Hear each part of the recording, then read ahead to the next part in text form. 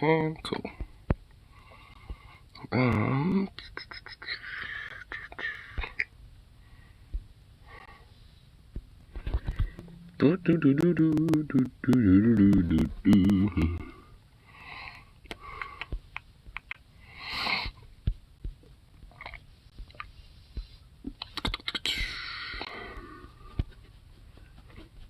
Do that so it's gonna be too fucking absurdly loud.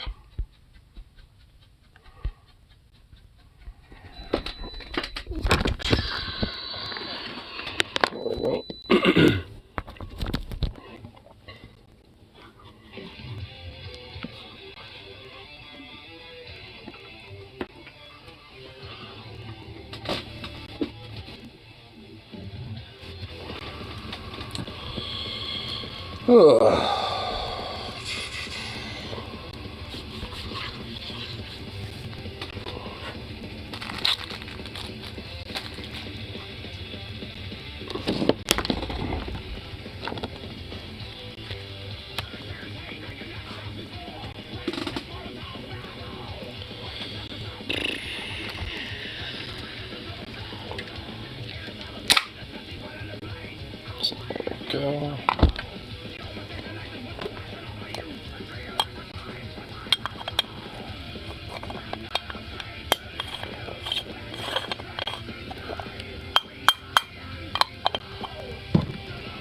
Alright, time to get a boat going and all that fun shit.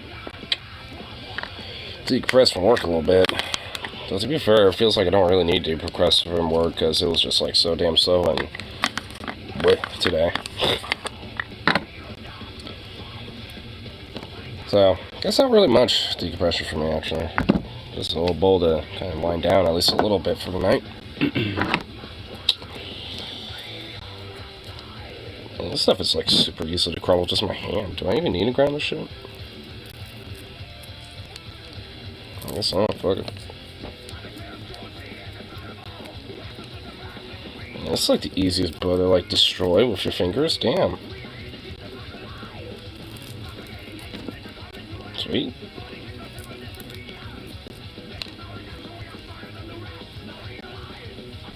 There we go, cool.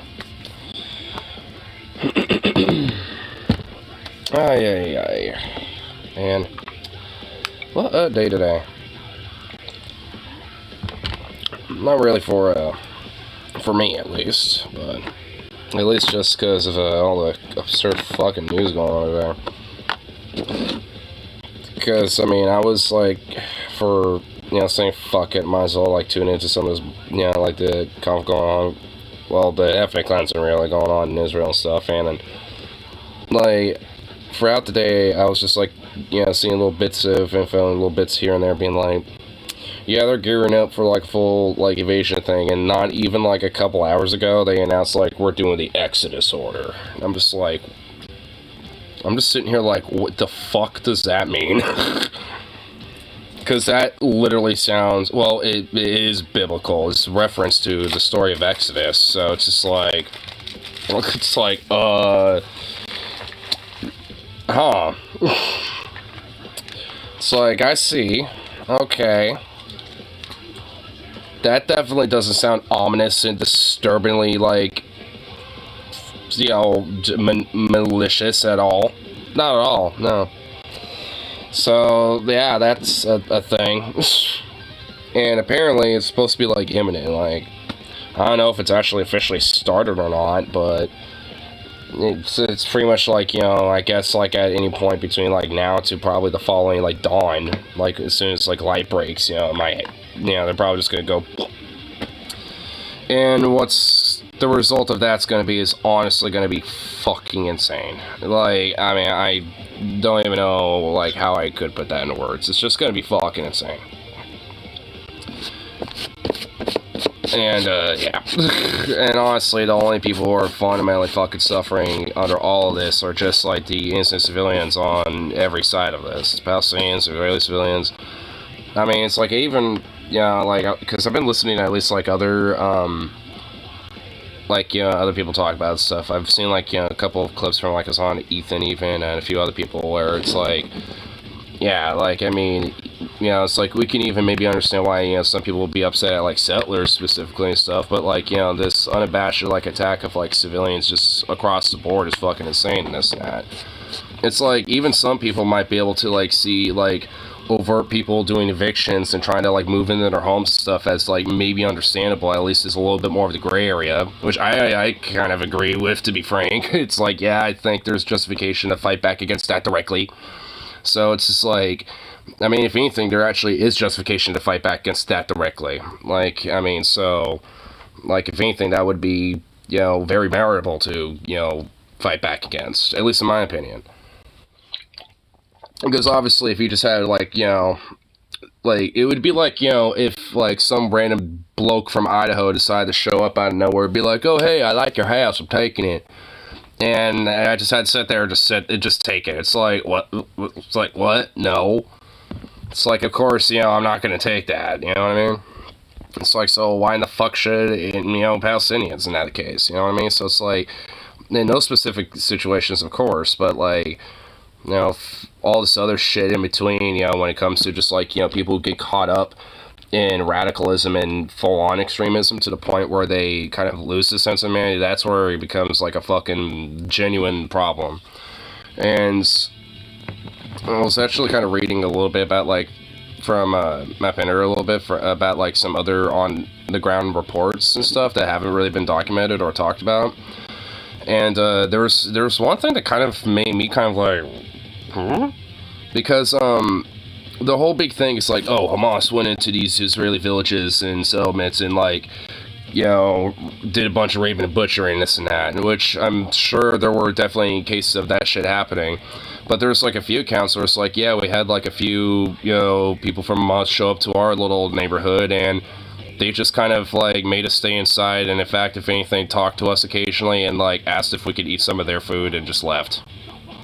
And it's like, so that's interesting. So it's like, not everybody who like partook in the initial wave of things wasn't even like a full-on like, you know, extremist militant types. Some of them were probably just like some kid just like, fuck it, you know, for Palestine, blah blah blah. And now they're at the town. They're like, well, there's no one here that is a threat, so fuck it. We're just gonna sit here for a while.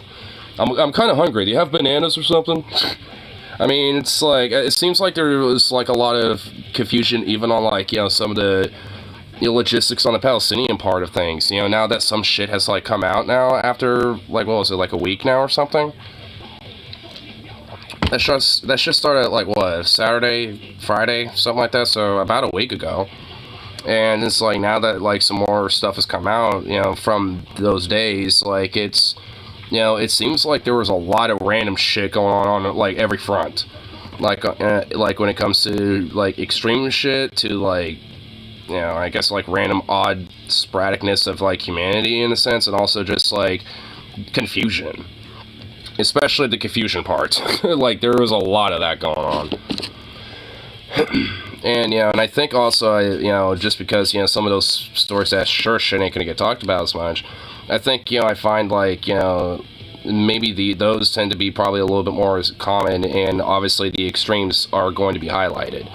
Because, I mean, when it comes to any extreme, they tend to be the most loudest minority, so to speak, when it comes to, like, politics and stuff. And in this case, it ain't really no different. I mean, and, you know, so at least in that case, it's just like, there's a major level of extremism on the sense of, you know, like Hamas part, but, like, there are definitely people within those ranks that aren't there for that, but are just looking for an outlet. And considering there's practically fuck all, you know, for Palestinians, I mean, it's like, what the fuck? Doesn't justify Hamas by any metric, because they're exploiting those people. Like, a lot of the leadership higher-ups of Hamas are seeing that as an opportunity to keep themselves in power, which, by proxy, the Israeli government's keeping them in power because it justifies the fucking effing cleansing in Palestine. So it's a reciprocal fucking cycle. They're part of this root problem. So fuck them either way. I mean, because, you know, they, like, are fundamentally, like, a part of the chain of exploitation to the Palestinian people. Which ostensibly is supposed to be Israeli too, officially, right? So it's like, I mean, if anything, they're like, you know, the Israeli government's literally just like, you know, for all arguable purposes, it's just doing full ethnic cleansing. They don't like a certain minority within their nation state, and they're just cleaning them out. That's literally what the fuck is going on. I mean, it's like, it's wild to me that it's just like there's like the Hitler particles are on fucking max to the extreme over this shit. It's insane.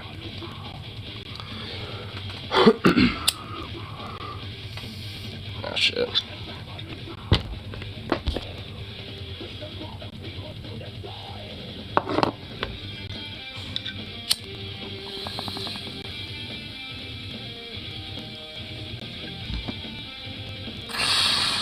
Fucking really? Fuck. Okay, I must have plugged this bitch real good. What the fuck? Okay, there we go. Hopefully I should fix it. A couple little flakes fell off. Yeah, there we go.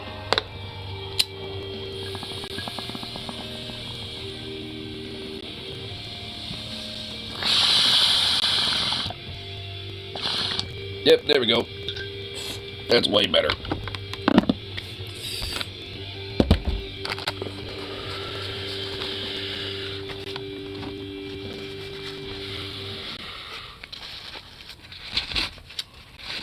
Alright.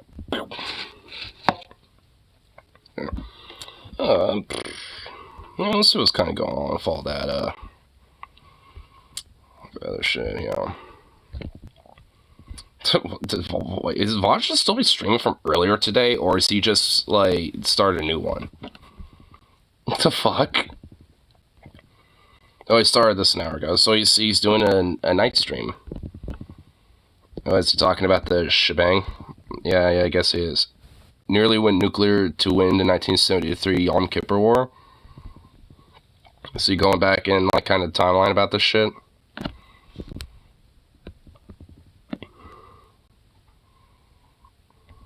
Say nothing. You be quiet. Man, I fucking hate Israel. Just crazy. That was loud and very out of context, but true. Agreeable. Yeah, chemical weapons are on the table, not really nuclear weapons. I mean, they're using them now. Like, it's been confirmed they've used white phosphorus, which is, it's, like, that shit's fucked. Like, that shit is fucking insane. Like, that shit is meant to literally, like, burn your lungs from the inside out. And, essentially, it's fucked. It's not good. It's bad voodoo. About nukes. Syria, they already bombed them. They're not going to invade Syria. Is Israel trying to claim Syrian territory would be more trouble than it's worth. Also, keep in mind, Israel does try to maintain good relations with Russia because they're both led by evil dictators. So, taking Syrian territory would anger Assad, and Assad is an ally of Putin's. So, it's unlikely they would do that. You think Egypt could get involved? Nah, I don't think so. I mean, they kind of tried a little bit, didn't they? Like, they tried to warn about this, like, well in advance, being like, hey, you know, there's something being planned, and Bibi was like, yeah, I know. Pretty much like that, like, you know, it's like, maybe not like, yeah, I know, but like, oh, yeah, we've heard about that, whatever. They just didn't do anything about it. So, essentially, like, they kind of are, at least as like a messenger, I suppose, but they're also not helping with the situation either. They're pretty complicit in this too, because they're keeping their border shut with Palestine. At least limited it to like 2,000 a day, basically, and I think only to like American citizens or Egyptian citizens, basically. But beyond that, like, they're just limited it to like 2,000 a day, period. Has saber rattled. They have threatened. I don't think they're going to follow through on it though. Like, that would be pretty wild. I mean, I want to put it past them. Reacting to this. I support Israel, basically. A large amount of fervent anti-Semitism, Islamophobia, and very little sane discussion. Yeah, pretty much. I honestly kind of feel like there's only, like, you know, some, like, a small segment of people that seem to, like, have a rational take about this shit. Like, I mean, and, if, it's like, pretty much it would be, like, you know, Vash or, like Mike Figueredo, like Matt Bender, fucking like David Dolan. Like there's honestly only a small like select few that I can name off the top of my head that have rational like positioning about this, being like, hey, here's like kind of the brass tacks of the whole situation and stuff. Like, I mean, even for like someone like David Beckham being progressive, like he's blinded by this type of shit because he's also a Zionist, so he's just like, oh no, they're bad, so fuck yeah, this is my blind spot. I mean, so he has like pretty ridiculous takes on this. Like some of the more, I guess, like radical left element or kind of like undermining Hamas in a sense, being like, oh well, they're just like freedom fighters though, and it's like, bitch, come on, it's like, I mean, for real, it's like, you can't be like that, blithe about it, it's like, or at least that coy about it. It's like, come on, it's like, I mean, serious. I mean, you could say that there's, more to it than, just simply, all one monolith, which, sure, but, I mean, arguably that's due to the leadership of Hamas exploiting the fucking people, like I was talking about from earlier. So it's like, it's still not good. So, I mean, it's like, what the fuck? Again, it's like, why be coy about it? So, I don't know. It's like, I mean, and also, at least when it comes to, like, the mainstream side of things, it's basically just like, oh, we stand with Israel. And just, like, leaves it at that. And, like, again, like, little nuance, and anything beyond that is, like, just Hitler particles just, like, ranging at 1,000 miles an hour, hitting everybody. Syria claims Israel attacked them today. I mean, yeah, they did. Whoa! They hit Damascus and Aleppo. Whoa! Wait, what? Israeli forces launched simultaneous missile attacks on the airports in Damascus and Aleppo? The fuck? Huh? Okay. That is like a full-on act of war. So are they like, so is this whole Exodus sort of thing like full-on like scorched earth shit, like genuinely? Because this is like how like a scorched earth fascist fuck acts like. I mean, where it's like, fuck it, we must like claim our holy land now, we must like commit to the Exodus and shit. Like, I mean, is that what's going on? Because I know there's a lot of, like, especially when it comes to Zionism, there's a lot of hyper-Abrahamic, like, religious fervor built around it. I mean, it's strictly built around that shit, pretty much. So, it's like, this is gonna get fucking insane, dude. Holy shit. And what he said was a bid to distract the world's attention from Israel's war with Hamas militants in Gaza? Huh? The Israeli military said it does not comment on such reports. You are beneath us. Israel has for years carried out strikes against what it has described as Iran-linked targets in Syria, including against the Aleppo and Damascus airports. Huh.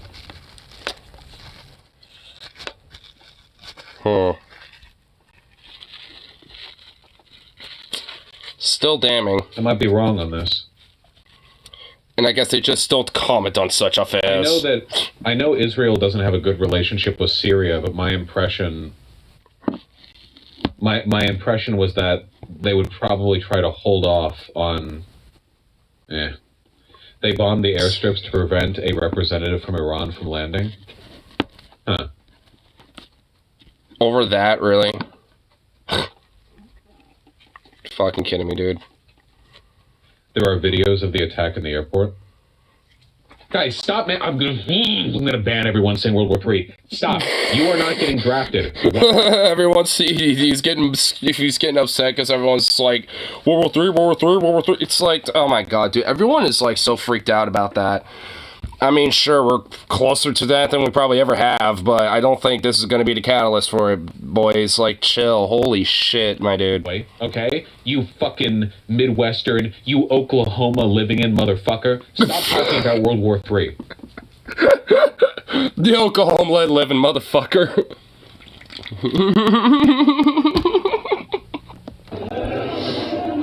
Oh, shit. That's an airport. And those are the mushroom clouds of strikes. This could be another boom boom.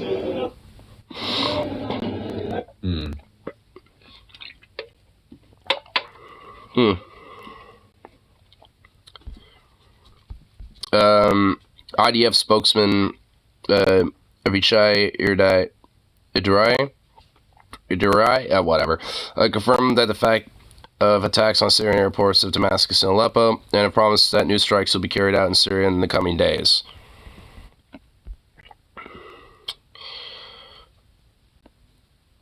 The Hitler particles have pretty much, like, consumed Israel's government. I mean, what the fuck, dude? It's like, you know, Poland, like, it's like, you know, God, like Palestine's their Poland, Syria's like their France, and, like, what would fucking, like, Egypt be? Like, their Britain? I guess, maybe, I don't know. I wonder if Israel might be engaging in what I would consider to be irrational foreign policy. Yeah. This is what scorched earth fascists do. It's irrational foreign policy where they just say, fuck it, YOLO. Like, this is what Hitler did, basically. This is how World War II started, in a sense. I'm not saying World War III is going to start because of this, but, I mean, this is, like, kind of the same tact of what's going on here, where they just are, like, saying, fuck it, you know? It's like, we got to find a way to, like, galvanize our people and distract them and maximize our own power and, like, unleash, like, this national pride, you know, of, like, the Israeli man, basically, or, you know, it's in this case. Like, you know, it's a fundamental fascist framework. Very rational, but it is. Especially when religion plays a very strong role in this shit, which it does.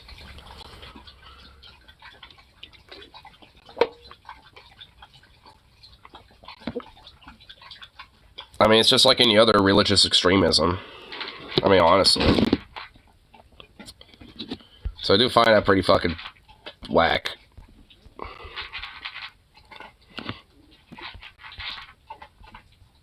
Wait, did he get frozen somehow? Oh shit, what did I do? Did I just fuck it up? I think I just fucked it up.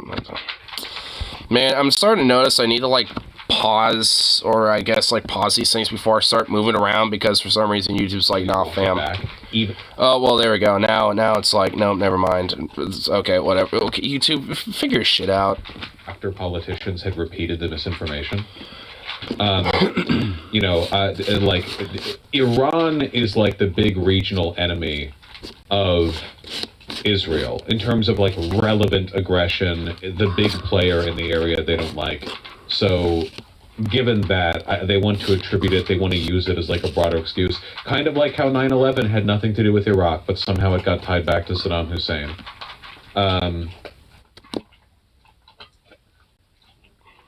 I mean, it's just kind of, in a sense, like, they're a miniature version of it. Have you considered telling your friend to not live in a shithole?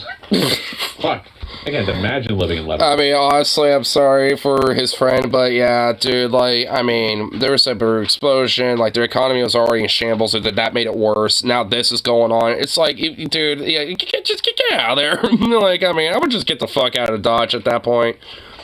You know, just, you know, make my gamble elsewhere. Fuck, Jesus. God.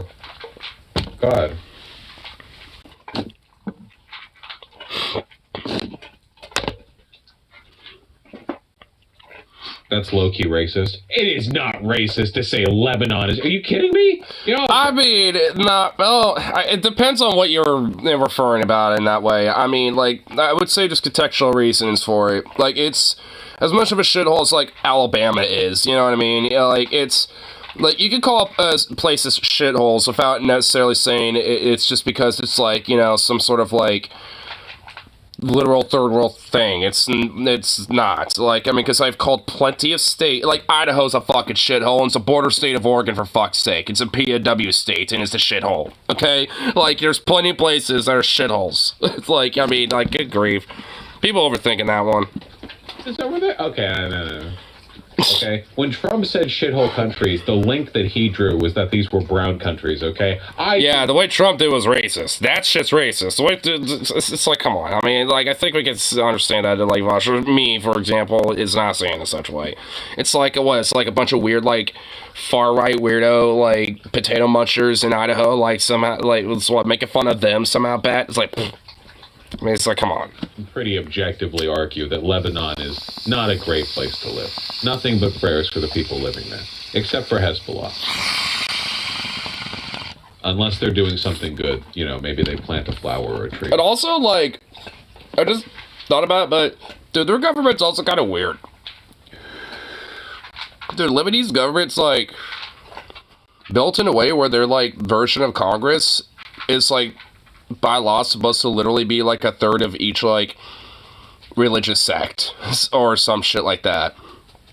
Or I think it was meant to be like there's supposed to be like, you know, some form of like equal representation of like religious law or some shit to kind of try to help minimize like, you know, like a religious group from having too much power over the other or some shit. It's like some weird quirky like thing like that, and I don't even know how that would work. It's just like just do separation of church and state. Like, come on, like, I mean, doing this like halfway, like, oh well, we're gonna like not have it separated, but we're gonna have it so they are in equal power. It's like it's not really gonna work. Blessings to the Hezbollah effort to plant trees. Clipped. Pigeon. It's like, hey. Except Mia Khalifa too. She's Lebanese. Really?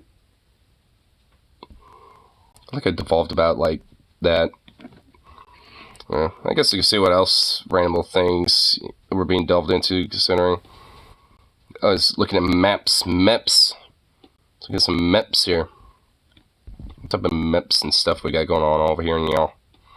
Let's see this map. Fuck that map. I want to see the other map. Yeah, this map. What's going on with this map?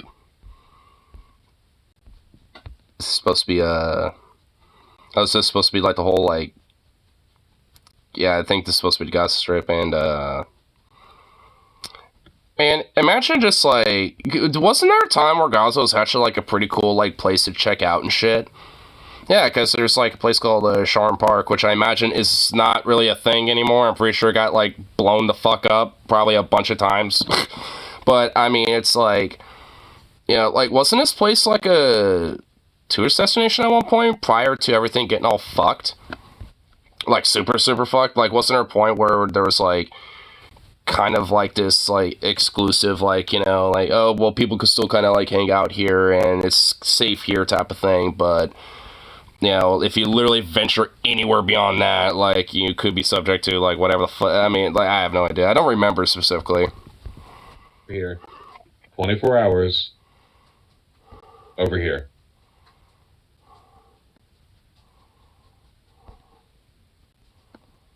So what? So I'm trying to figure out. It's not possible. So what are they trying to say? So what's he saying? You guys are running it into the ground real quick. So let's see what context is saying about it. Bring it Here. back. Bring it up. Yeah. Alejandro Caraballo drew the map. Oh, okay. I think it's here. For combat, Israeli wants 1.1 million people to evacuate south of this blue line in 24 hours. No mention how 2 million people are supposed to get sufficient shelter or whatever. Oh, okay. So they want, like, pretty much everybody here to be in this little small patch. The fuck? Well, at that point, like, that's pretty much like one of those, like, open air, like, animal husbandry farms. Like, I mean, with how, like, enclosed everyone would be in. That's, like, you know, even worse than an open air prison at this point. If that's, like, what they are fucking implying what is supposed to happen. Because, no. There ain't no fucking way in goddamn hell like that's gonna happen. That's absurd. That's the blue line. 1.1 million people over here. 24 hours. Over here. Yeah, not happening. That ain't gonna work. That's just gonna result in fucking chaos. Well, it already has, but I mean, fucking hell. Like, what should Israel do? Immediately cede an enormous portion of their territory back to the Palestinians, the settlers from the West Bank, destroy the fence surrounding the Gaza Strip, and give ungodly amounts of aid to the people in both the West Bank and the Gaza Strip. First by reconnecting power and water, and then yeah, pretty much. Like, literally, like, do the exact opposite of what they're fucking doing now. And just like, you know, just stop. You know, basically, it'd be pretty simple. Like, Israel could actually do something, you know, that would end a lot of this, and it's just simply called stop. Just stop. Like, at this point, like, just stop. Like, I mean, fuck, you know, like, holy shit. Not complicated. It's very simple. It's called just, like, don't do it anymore. And, like, reinstate their water, food, power, and yeah, that shit. So the economic materials they need to rebuild. And that's just the start. The campaign of penance Israel must engage in will last for decades and will probably bankrupt their economy. But that's okay. I think that's fine.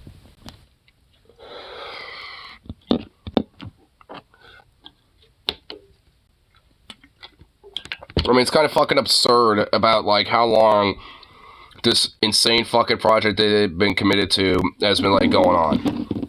So, like, honestly, the recompense and, like, you know, essentially just, like, you know, reparations that they would have to make, you know, in order to, you know, like, to, like, make up for, even for just all this fucking, like, you know, open-air prison, like, concentration camp and, like, fucking genocide that they've been doing. It is gonna take, like, multiple decades, probably, honestly, multiple fucking generations, to be fucking frank with you. I don't think 1.1 million people could even fit in there. Ah, you're wrong. Have you not seen The Cube? The Cube? I was about to say you could literally shove every human being on the planet into the state of Texas if you wanted to, but that sounds like a fucking nightmare. But now he's mentioning The Cube. The fuck is that? Do I want to know? Don't show The Cube. Perhaps somebody in Israel's government has seen The Cube. The Cube? The Cube. Oh god, is that The Cube?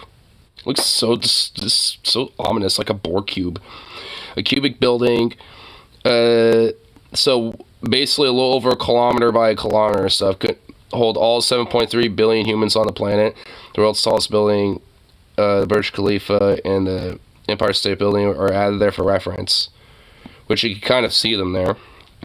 I like how this is in New York, so they just like put the cube right next to the Empire State Building here, and then just put the Burj Khalifa next to that.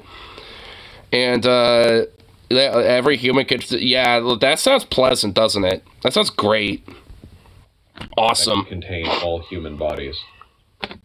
Sounds like a nightmare, honestly. The Cube. Oh, God. Just imagine just, like, you know, little regional cubes just dotted around the planet, and just, like, that's where like, that sounds a little worse. 50 Minute City stuff I'm actually good with, because that's actually...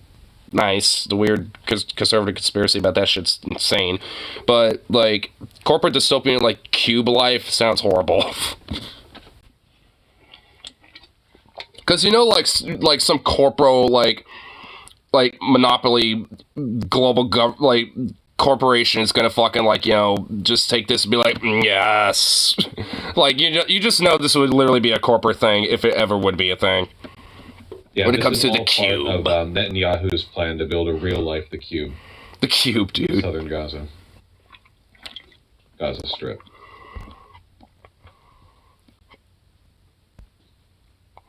Imagine how awesome this place could be. Have to be in Lower Manhattan specifically? No. I'm sure it can be built right down here at Kamel, or however that's pronounced.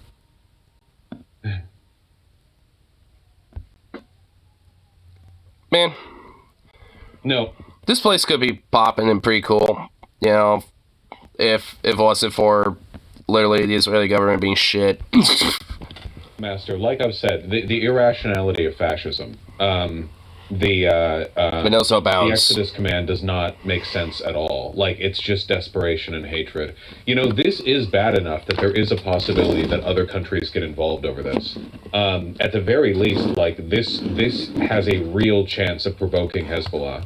I didn't think that Israel would do this because it's insane. But there's a real chance this provokes Hezbollah, and that would lead to real fighting. If this provoked Egypt or Iran in any capacity, or any of the, like, various backed militias in Syria, this could turn into an actual fight. But then again, like, the U.S. has a carrier strike group right off the water, so there's not really anything they can do. Yeah, because we would basically help with Israel pretty much right off the bat. So, isn't fucking England sending one too? Like, I'm pretty sure there was, like, you know, a British, like, carrier task force that was near the Mediterranean too, and they're just like, oh, we'll send one too. Like, they're just like, you know, like piggybacking up off of us, just being like, oh, okay, well, if Mark is doing it, we'll help them as well. You know, so they're out there, you know, showing up too, so that's just great.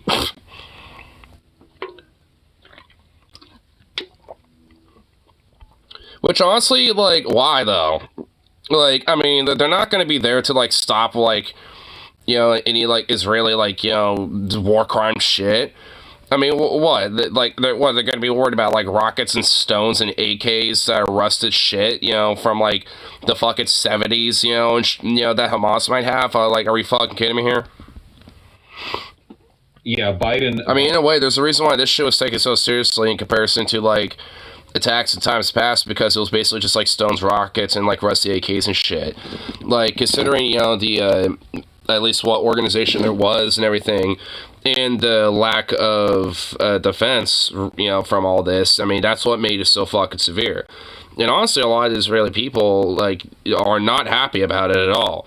They basically see this as an utter fucking failure on Bibi's part, and are not happy about this at all. Like, a lot of I think there's at least, you know, some poll that was actually from an Israeli paper, I think, that was saying that, like, 4 out of 5 Israelis are very pissed off about this shit. And basically the other 1/5, the pretty much like 20% of the population, are hardliners that are absolutely gun-ho about it. You know, like, you know, people that might be like settlers or part of the IDF, who are very willy-nilly willing to, you know, partake in this shit, you know, and all that. Like, but everyone else is not exactly happy about it. You know, at the very minimal, just at least at the minimal, because they see it as a failure of, you know, of protecting them, you know, that was supposedly promised. So they're pissed off for various different reasons, but nonetheless, you know, a lot of Israeli people are pissed. So it's also why, you know, it's like I feel bad for them, because, like, they didn't choose this bullshit. And honestly, a lot of them have been, you know, brainwashed and, like, you know, and kind of literally groomed into this, you know, crazy fucking extremist ideology. And, you know, and, like, and the hardliners go out of the way to participate in it. And then a lot of the people, you know, that, you know, don't, just are apathetic to it, or tacitly are okay with it. But, you know, just because they, I mean, it's like, just because they are, I mean, doesn't necessarily mean they have anything to do with it. I argue that sailors kind of do, you know, in a sense, you know, when they're just, like, literally going, you know, house to house, picking which one they want to fucking evict, you know, random people out of, like, that's different. But if they're just, like, you know, some random, you know, bloke, you know, from fucking, like, Jerusalem or Tel Aviv or some shit, like, I ain't gonna blame that motherfucker. And the United States presence there, basically, regardless of what their politics are, can get involved, because it's a carrier strike group. So, you know, like, that's that. There's no fighting that. The U.S. is literally being a referee to a genocide. Yeah, basically the role of the United States here is to watch Israel slaughter Palestinians and keep anyone else from stopping them. Basically. I don't think any of the other countries that would actually be able to do anything. I don't think Hezbollah or Egypt or Iran would be able to do anything, but they definitely can now.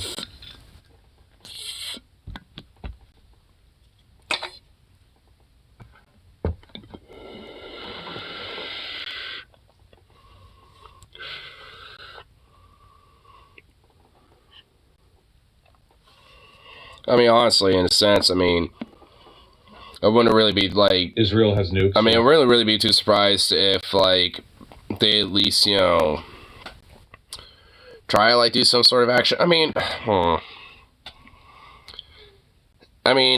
don't know what the relation is between Syria and Iran, but I imagine they will probably have, like, mutual relations to the point where they could probably, you know, I don't know. I don't know what the fuck would happen from something like this. Let's kind of skip up ahead, see what's going on. See who's doing more on the... over here. Yeah. Incredible. Cool. Q. Yeah. I like how it does not want to play. Oh, stream, duh.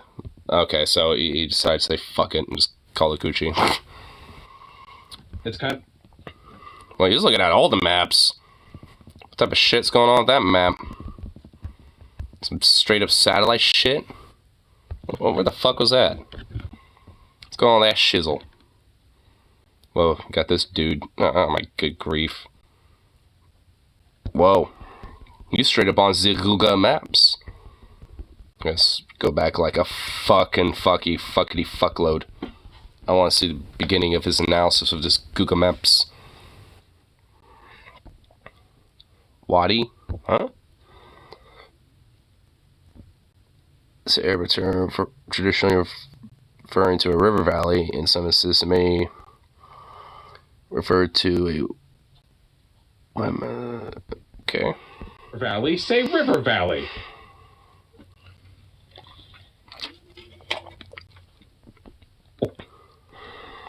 Was he even looking at?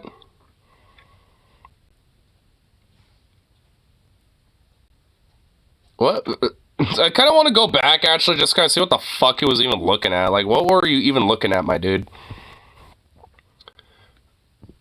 Why? What? Oh my god.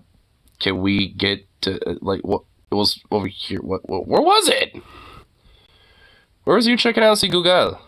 Or the Wiki, or wherever the fuck it was. Over here. Does he keep looking at that dude over and over again for some reason? Yeah, everything feels so fucking trivial right now.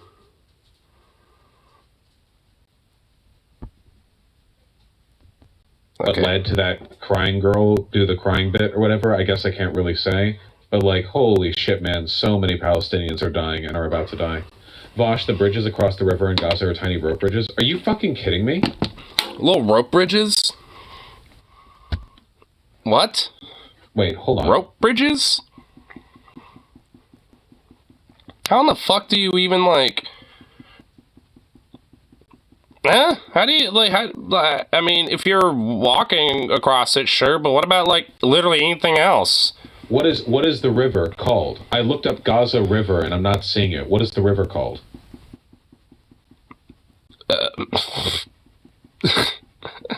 The fuck, dude? River. Bazor Stream is, I'm assuming it's a stream then?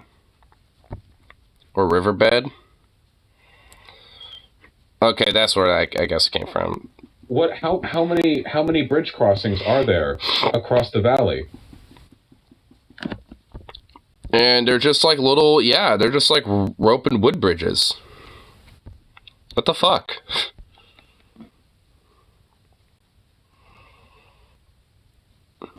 There have to be more. I figured it'd be like, you know, more than that? I guess not. Oh my god. Google Earth /maps to check? Fuck yeah, that might actually work. Hold on. Google Maps. I hope you have details. Why does this guy look like a fucking SS Gestapo fucking agent, bro? Well, he is an IDF fucking officer, so... Information on the Gaza Strip, because that's where we're going. It's the Google Maps. Where's the... Google Maps, yeah, baby. This? Fuck, what...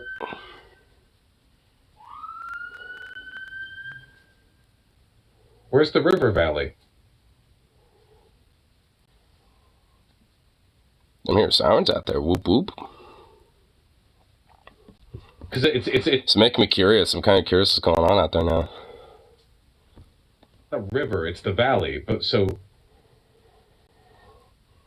Look at how dense this is.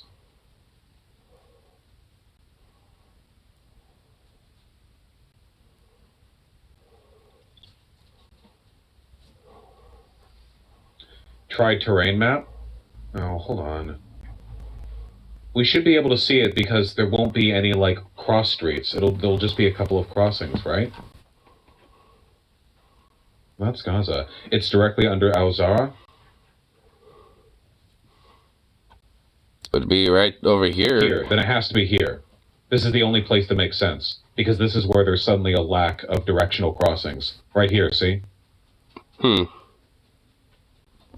That has to be a crossing. This has to be a crossing. This has to be a crossing. Okay. Yeah, there it is. Right here. See? Yeah. This is it. Okay. That's a full road. Yeah, really. that's a road bridge. That's a full road. Yeah. That's a small road. So there are, like, some road bridges. Small road. Small road. Full road. Okay, it's not just bridge crossings. Still, trying to move like 1 million people just across these small... Dude, I don't even know if the infrastructure would be able to, like, handle, like, that many people trying to, like, move over those bridges so quickly, dude. Like, it definitely wouldn't work. So, I mean, like, geez Louise. Like, how in the hell would that be able to even, like, be feasible? Like, I could maybe see within, like, maybe a couple days or some shit, but not like that. Like, what the fuck, dude? This is whack. Yeah, I'm a little curious. There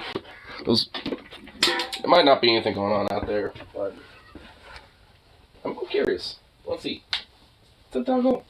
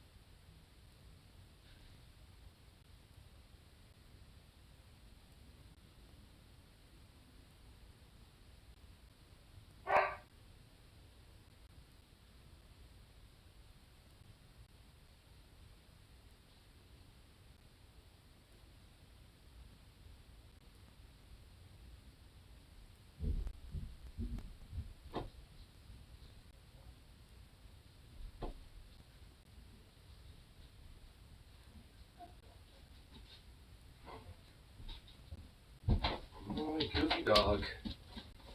Goofy little doggo. Yeah, there was nothing out there.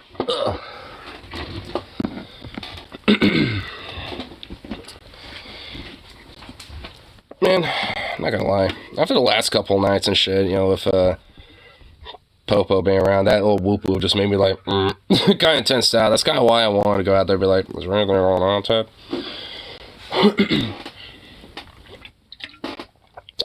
But, guess not. Whatever. But, at least, you know, hopefully, at least for all that stressful bullshit, it's kind of at least out of the way, so.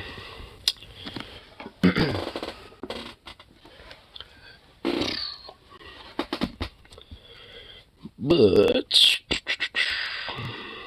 outside, you know, with all that, like, crazy bullshit going on, kind of want to see what else,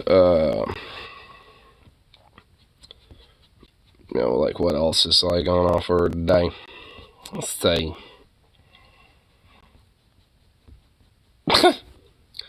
Man, do your mom still fucking streaming what is with people, like, streaming late tonight? What are you doing? 7 hours ago! So we persist, never give up, do everything we can, and do self-care, right? I'm getting concerned about what can happen here, what no longer seems impossible or even unlikely. I need a supply of resolve and endurance. Do you know what the chat... Bakamono Dragon, I feel like I've seen you here before, but do you know what the message of our... What's rule number 1? Chat, tell me what the rule number 1 of Demon Mama's community is. What is rule number 1? I mean, it's don't fucking die. I kind of like how I came in here with this person be like, hey, I need help and needs the support here because shit's crazy. And it's like, well, hey, if all else fails, just don't fucking die. There you go, boom. Let's hit it. Come on, everybody, get the fucking 1 rule. Do not fucking die. That is rule number 1 of the Demon Mama chat. And the reason is because it is the baseline by which you build a attitude of perseverance. You do not fucking die. Okay? That is my order. The one rule that I issue unequivocally. I do not order my imps around generally. Okay? I do not tell people how to live their lives, but there is one rule that I am perfectly comfortable with issuing to every single imp. Do not fucking die. And true. Like it. It says Dark Souls after, and it's like a 7-hour stream. Has she even done any Dark Souls? No. Though she is reacting to a weird thing. What is this? Is this a... Who... Is this a Christian dude?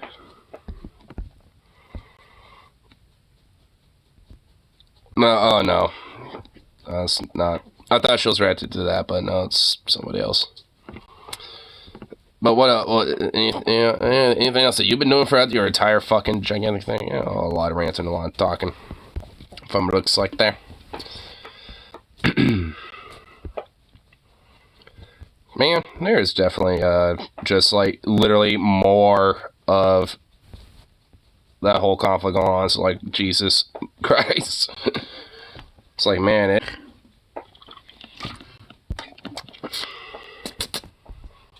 Boo boo. Hey.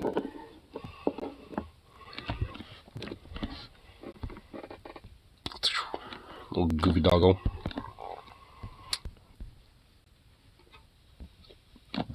Here.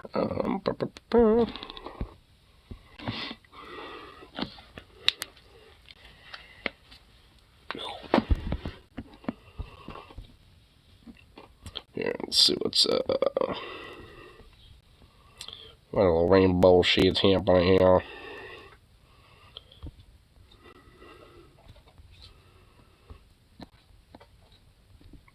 So what is this? This is actually kind of new. 30 minutes ago, someone was about the Day of Jihad?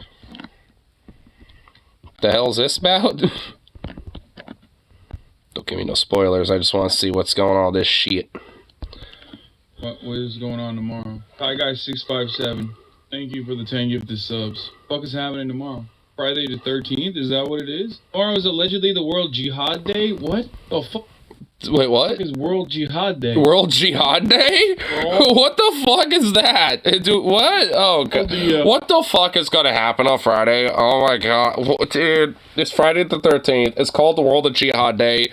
This shit in Israel is going down. What the dude, are the stars aligned for the chaos to just be unleashed on Friday? Oh, God.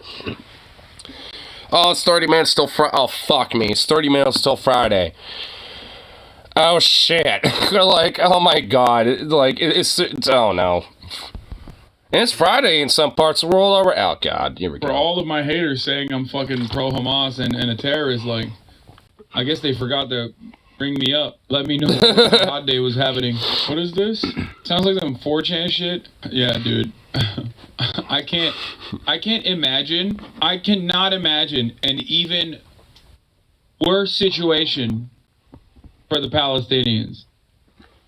I heavily doubt that they are predisposed with doing jihad globally when, you know, they're being mercilessly and ruthlessly cleansed in Gaza at this time. A former head of the church... I'm pretty sure, like, the last thing you're thinking about is, like, global jihad. I think the first thing you're thinking about is just not dying and, like, having their own place to call home and not worry about getting evicted or blasted out with a fucking bomb. Hamas. Probably. Oh. Man, get the fuck out of here. A former head of the... A former Hamas leader? Okay. Dude, alright, get the... Former... Deliver a message to the squares and the streets, a message of anger that we are with Palestine, said Khaled Mashal, a former Hamas leader, in a recorded message. He also urged Muslims in neighbor countries like Jordan, Syria, Lebanon, and Egypt to join the fight against Israel. Wait, why didn't he mention Iran? Huh. They're Shia. That's why. Religious, like, sectarian beef basically. That's interesting. A former Hamas best friend's baby sister said it's World Jihad Day. We're also worried about jihadist groups like Syria. We have Iran-backed Shia militia groups in Iraq. We have all sorts of jihadist groups that are our worst nightmare. Representative Michael McCall said CNN on Thursday. The reports say the massacre in Israel was apparently planned for 2 years. Another Hamas leader admitted in an interview with Russia TV that Hamas was actually planning for warfare under the guise of providing welfare.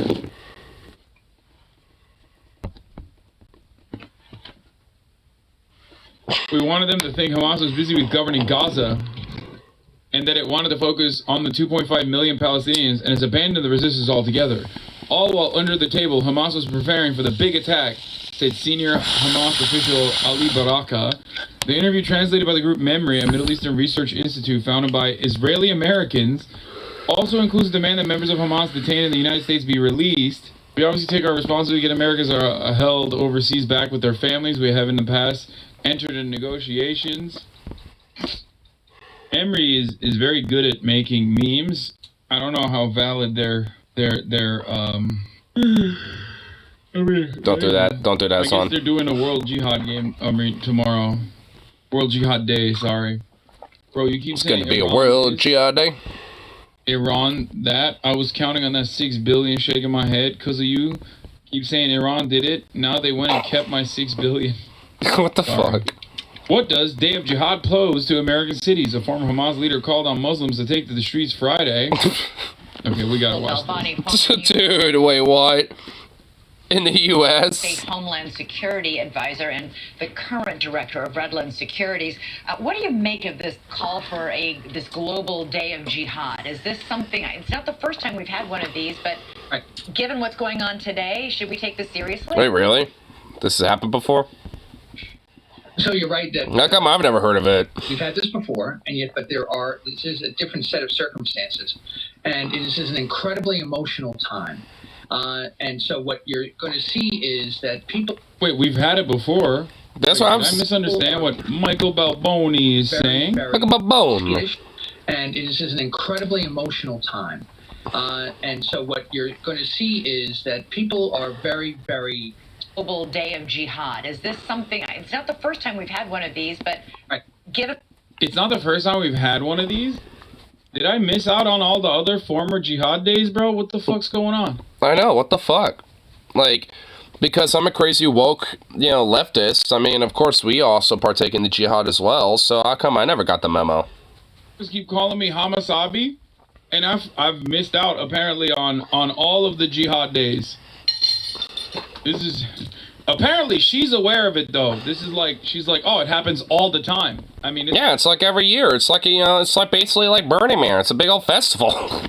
the last week, she's like, it was wild the last time it happened. Remember? And he's like, yeah, it was really fun. Yeah, it was a crazy time, I tell you what. Planet is it this happening on? Did you guys know about the World Jihad Days? No. given what's going I've on never even today, heard of should we it. take this seriously? So you're right that we've had this before, and yet, but this is a different. Like, what do they mean? Like, was 9/11 a global jihad day? What the fuck? What? I don't want to make jokes about this. I want to take it very seriously. Because I genuinely have no fucking idea what they're talking about. But, like, I feel like I'm living in a different planet. Like, they keep bringing stuff up that is very confusing. For real, though. And it is I've never heard of this. This is new to me. And so what you're going to see is that people are very, very skittish about this, and they're nervous. And so what you have to do is you have to produce calm. New York City has been the place of protests for decades. And New York City Police Department is probably one of the most experienced police forces in the world in separating groups with different types of opinions, making sure that you don't have this type of on-the-street violence.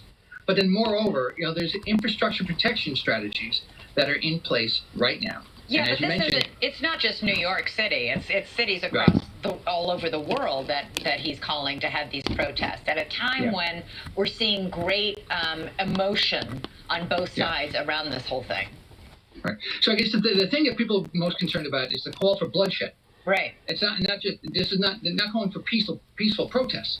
But yet if you study in the past, types of terrorist attacks, what you realize is that it just doesn't happen overnight. And typically, somebody from around the world calling for this type of action doesn't usually resonate and doesn't result in a concerted attack anywhere in the world itself. That takes planning, that takes preparation, and you don't really have that. However, having said that, there's no way that... Okay, what is he saying? I'm still confused as to what this... I know, I am too. Is he like saying that this is like some sort of like organized thing, or is it not? Or what? Like, what is he even talking about? Global Day of Jihad is. And I feel like, pretty sure they just mean that people have called for a jihad any before. police force around the world is going to step back and say, well, we're not going to pay attention. So Right. they are telling folks, be aware and take certain steps. Know who's coming to your building, Of what? Like other things to make sure a brown that you person limit the ability of walking people around because there might be a World Jihad Day? What? What? But yeah, wait, what? building and do other things to make sure that you can limit the ability of people to perpetrate an attack. What? What? What the fuck? What? Bro. He's talking about it like it's a certainty, you know what I'm saying? Like, I don't understand this at all. Yeah, like randomly out of nowhere, just dudes in balaclavas and AKs are just gonna start, you know, running around just doing jihad. Yeah, that's what's gonna happen, buddy. People might be unnerved. My son called me from college because he saw it on Yeah. social media, and he was like, is Right. something going to happen? That's awesome. I love that is news coverage. Oh my god. Called me from college.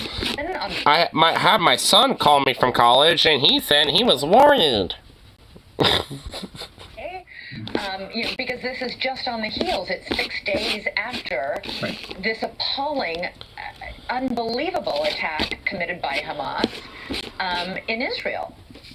Yeah. So intelligence experts are talking about that this is just another part of the campaign. You know, it's not just enough to create this horrific situation. You have to expand on it. You have to use social media. You have to get out there and you have... Yeah, what does this mean? Hamas sleeper agent saying a prayer before detonating a suicide vest in a Texas mall. MAGA boomer who is about to be on the cover of American Rifleman magazine. Imagine thinking that Hamas is going to secret dozens of zealous sleeper agents out. Is going to sneak secret dozens of zealous sleeper agents out of Gaza and into America for decades, just so they can blow themselves up at a Dillard's clearance center or a vape shop at a dead mall in the Fort Worth metro area. Americans are so cool, man. Dude, Americans are just like beyond dumb as fuck if they think that this is like what's gonna happen. I mean, honestly. I mean, this is the most American opinion you can have. What is America, going on? baby. How many Hamas sleeper cells have crossed our southern border under Biden's administration's policies? We're not prepared. What the fuck? Do these people think there are Hamas sleeper cells in America right now? They can't even leave Gaza and shit, you fuck. And what? They're supposed to somehow secretly, like, make their way to America?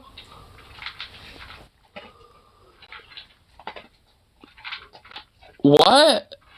I mean, they can't even leave their own waters. So, what are they? What, they got like submarines now that just can like sneak by or some shit? Huh? Bruh, America, baby. Gotta love it. Holy shit. Bruh. Dude, I don't know what the fuck is going on. All I know is that we're cooked. We're cooked.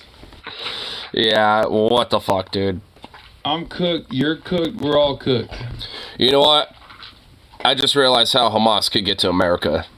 They'll just paraglide their way over here, bro. They'll just paraglide over the goddamn Atlantic Ocean and just land over here in, like, goddamn, like, Tulsa, bro. Dude, they're coming, bro. They're just gonna paraglide their way. All of a sudden you hear, like, the... You know, that little hum of that little, like, you know, wind boat fucking, you know, engine just, like, roaring off in the air, and then just, like, a paraglider just, like, lands on your street. But then it got like two Hamas warriors of an RPG and AK, just like, alright, We hear that there's a jihad. It's like, come on, bro. Give me a fucking break. Especially Muslims, though. Put fear in people's homes to spread their message of hate. And so one of the things that's... I'm pretty sure you're doing that, Medium, more so than these guys are. And yeah, the message of hate, like, you know, Free Palestine. Yeah, wow, what a message of hate. In New York, and I think around the country as well, they're reminding parents that letting children watch these types of videos is a really bad idea.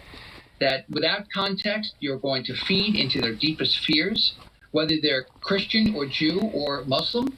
You have to make sure that people understand that these violent images can have an impact, especially on younger individuals. Is he talking about the day of jihad? Like, what the fuck's he talking about? I don't even know anymore. He's still saying, like, the day of jihad is a certainty, as certain as the air I breathe. Like, He's got to do the whole, if it bleeds, it leads. I mean, it's like, hey, you know, this is going to happen, it will happen, and I got to scaremonger you all into, like, thinking blood's going to be on the streets, baby. I get paid, and this gets ratings, and thus, you know, makes it so it's a certainty that I get a little bit of a cut out of this. So, fuck yeah, baby, let's go. Let's fearmonger. That's what this, you know, fuck is doing. So, I guarantee you, like, there probably will just be some protests and stuff, maybe, but I guarantee you there's not going to be any violence in the United States. So, I mean, like, there might be, like, a one-off thing, and I guarantee you it won't even really be that significant to where it's going to make a lot of news. If. Globalized. You do not understand. Allah will guide us. And do not show the children what we will do.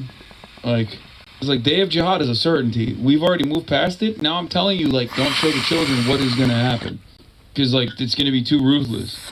Also, make sure that you check your apartment, which is a very specific way to stop the global jihad.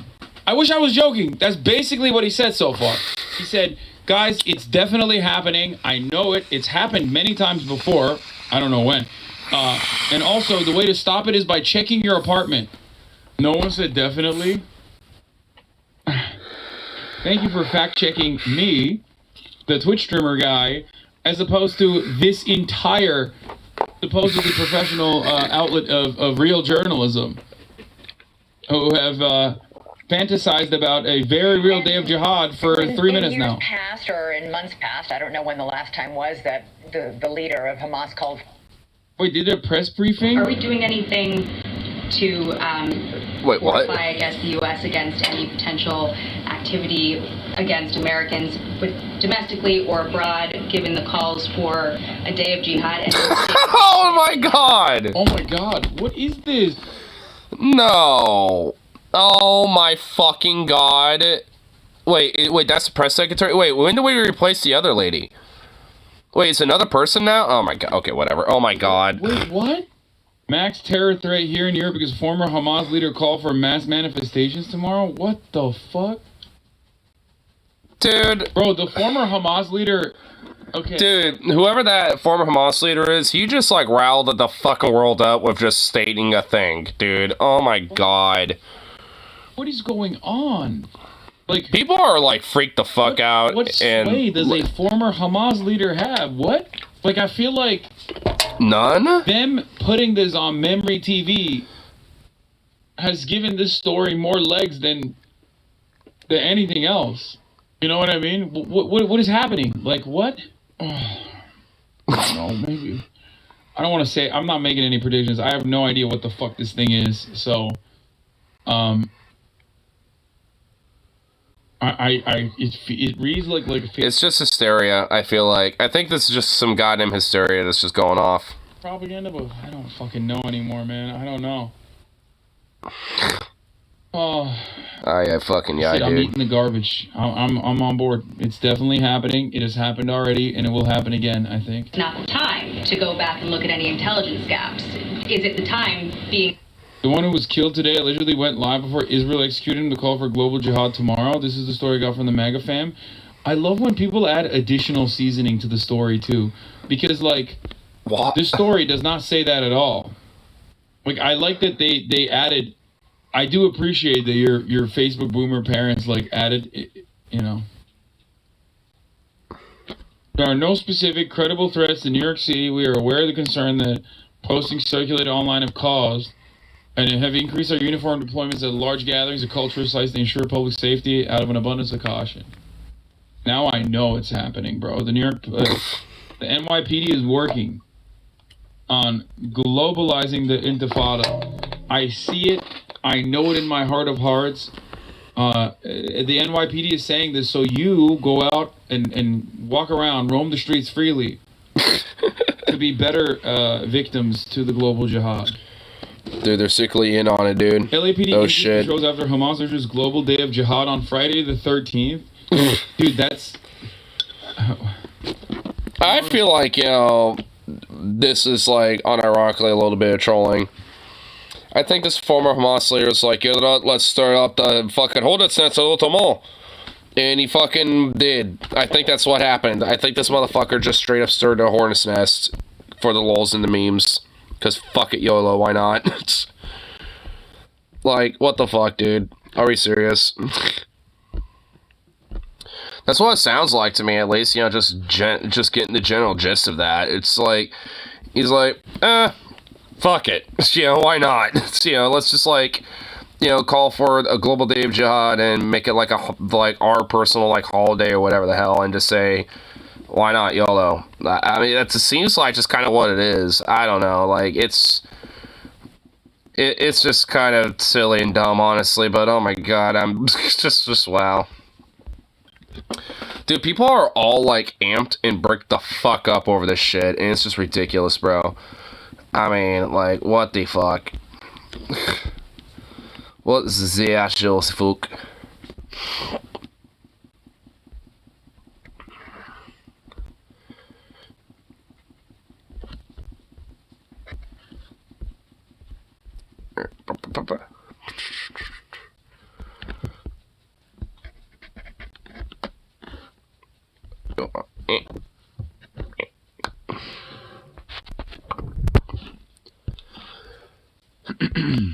There. Let's see what little thing's going on. The angriest Redditor. Whoa, this is a long one. Oh shit. I've seen a lot of people say that I look and sound like a Redditor, which is one of the most insulting things you can ever say about another human being. What if I force-fed you a hard truth? What if I told you I don't really use Reddit? My narwhal doesn't bacon at midnight. I'll occasionally go on there just to see if there's any breaking news that I might be unaware of, but it's very infrequent. And I never, you know, go into the swamp of a comment section on the platform. Until today.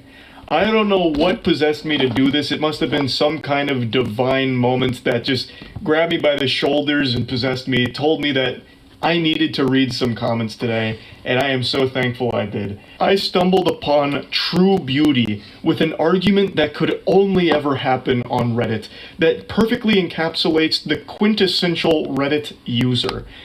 In this moment, I am euphoric, thanks to finding this fucking angry Redditor and everyone who engaged with him on this day. It started in the most unsuspecting location, but then again, that's where all good fairy tales begin. Okay, so this is on the, there was an attempt subreddit. I think I'm following that one. To get a woman on TV for the wrong reason. Place you least expect them. So, there was a clip posted from this podcast. Now, the clip doesn't matter. I'm not going to play the clip. I'm sure you probably already recognize the person here. Her name is Bobby. She runs a podcast where she interviews famous celebrities.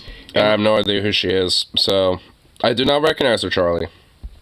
Shtick is she makes things awkward, which is a very hit or miss format, so it's led to a lot of debate on why is she so popular. Also, is she an industry plant because she seemingly blew up overnight? She landed an interview with Drake while she was still relatively new and not massive, so it just started raising a lot of red flags, and a lot of people started saying it must be an industry plant. And then she started getting even more superstar celebrities. Like, this clip is from an interview she did with Lil Yachty, and it's just been a lot of hoopla around her and her content. The only reason I'm even giving you this lore... I don't know anything about her, but I can probably suspect that might be the case, if that's possible. I don't know how new she was, you know, to podcasting when that happened. I guess I could see her maybe being like someone who probably got like VIP like meet and greet tickets to see Drake, and she's like, hey, would you like to be on my podcast? Because I do a podcast, and gave a business card or something like that. You know, and it's like, hey, if you got free time when you're not doing a tour anymore and this and that and blah, blah, blah.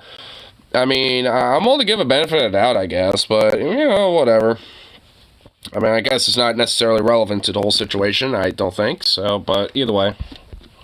Is because it is necessary to put into context what started this argument. And it's the entire reason I went into the comment section, really, of this video. You see, Bobby's content is very polarizing. On TikTok, people love Bobby. They're cheering her on, pumping their fist. Go, Bobby! Let's get it! Fuck yeah! And then go, on Bobby, Twitter, go, Bobby, go! Boop, boop! it's boo! Oh, brother, she stinks. Get out of town. Scram, this is garbage. So two very different responses to her content on two different platforms, but I've never really seen Reddit's opinion on it. I've never seen them weigh in, and curiosity got the best of me. I marched into Mordor, went to the comments in order to get an answer to the question, and most of the comments were pretty negative towards the interview. But there was one comment that spawned a whole series of dominoes to fall. So let's begin our journey. I'm going to blank out their name here. I don't want anyone to go harass anyone involved in this situation. So this individual comes forth and says, what grown man sits down and watches this bullshit, then have the nerves to repost this garbage to Reddit? Now this comment received a lot of love, over 400 upvotes, which is nothing to scoff at. That's a pretty good quality amount, and I've had my fair share of nice juicy upvotes myself. High quality karma. Nothing like that. Nothing like that, though. Unfortunately, no Reddit Gold, Reddit Platinum, or Reddit Silver was gifted to it, so we weren't blessed with the edit, thanks for the gold, stranger, or anything like that. But still, the community responded very positively to this comment, and most of the comment section here echoed the same sentiment that they didn't really understand the appeal of the clip. Now, all of this doesn't matter. You can wipe your ass with all of this now, because going forward, this comment spiraled into something that had nothing to do with the original post anymore. And it went fucking insano style. Oh, shit. Now we're introduced to our primary antagonist of Season 1. So, oh, wait, there's Season 1? Oh, no. Nowhere, our main character gets challenged. Someone steps in and says, lol, you're on the Hot Wheels sub, dude. Weird to take shots at what grown men should be into when your interests include Hot Wheels. Different people like different things. Leave it be. So he goes into the post history of this individual and notices that they are a frequent poster on the Hot Wheels subreddit. And he's using it to take some shots at him to try and showcase, like, hey man, you're being kind of a hypocrite, so shut up. You know, like, you know, fair enough. You know, that I think that's like, okay. You know, like, I mean, yeah, like, so, like, I would should kind of like that comment personally. I would agree with that. Grown men shouldn't be into that, but I could also say grown men shouldn't be into Hot Wheels. You see how that works? And he's not wrong. He's coming for the throat here. You could absolutely say the same thing. What grown men would be so into Hot Wheels that they'd go on to Reddit and talk about it all the time? I personally have no problem with that at all, and I don't think this poster does either. He's just using it to make a point.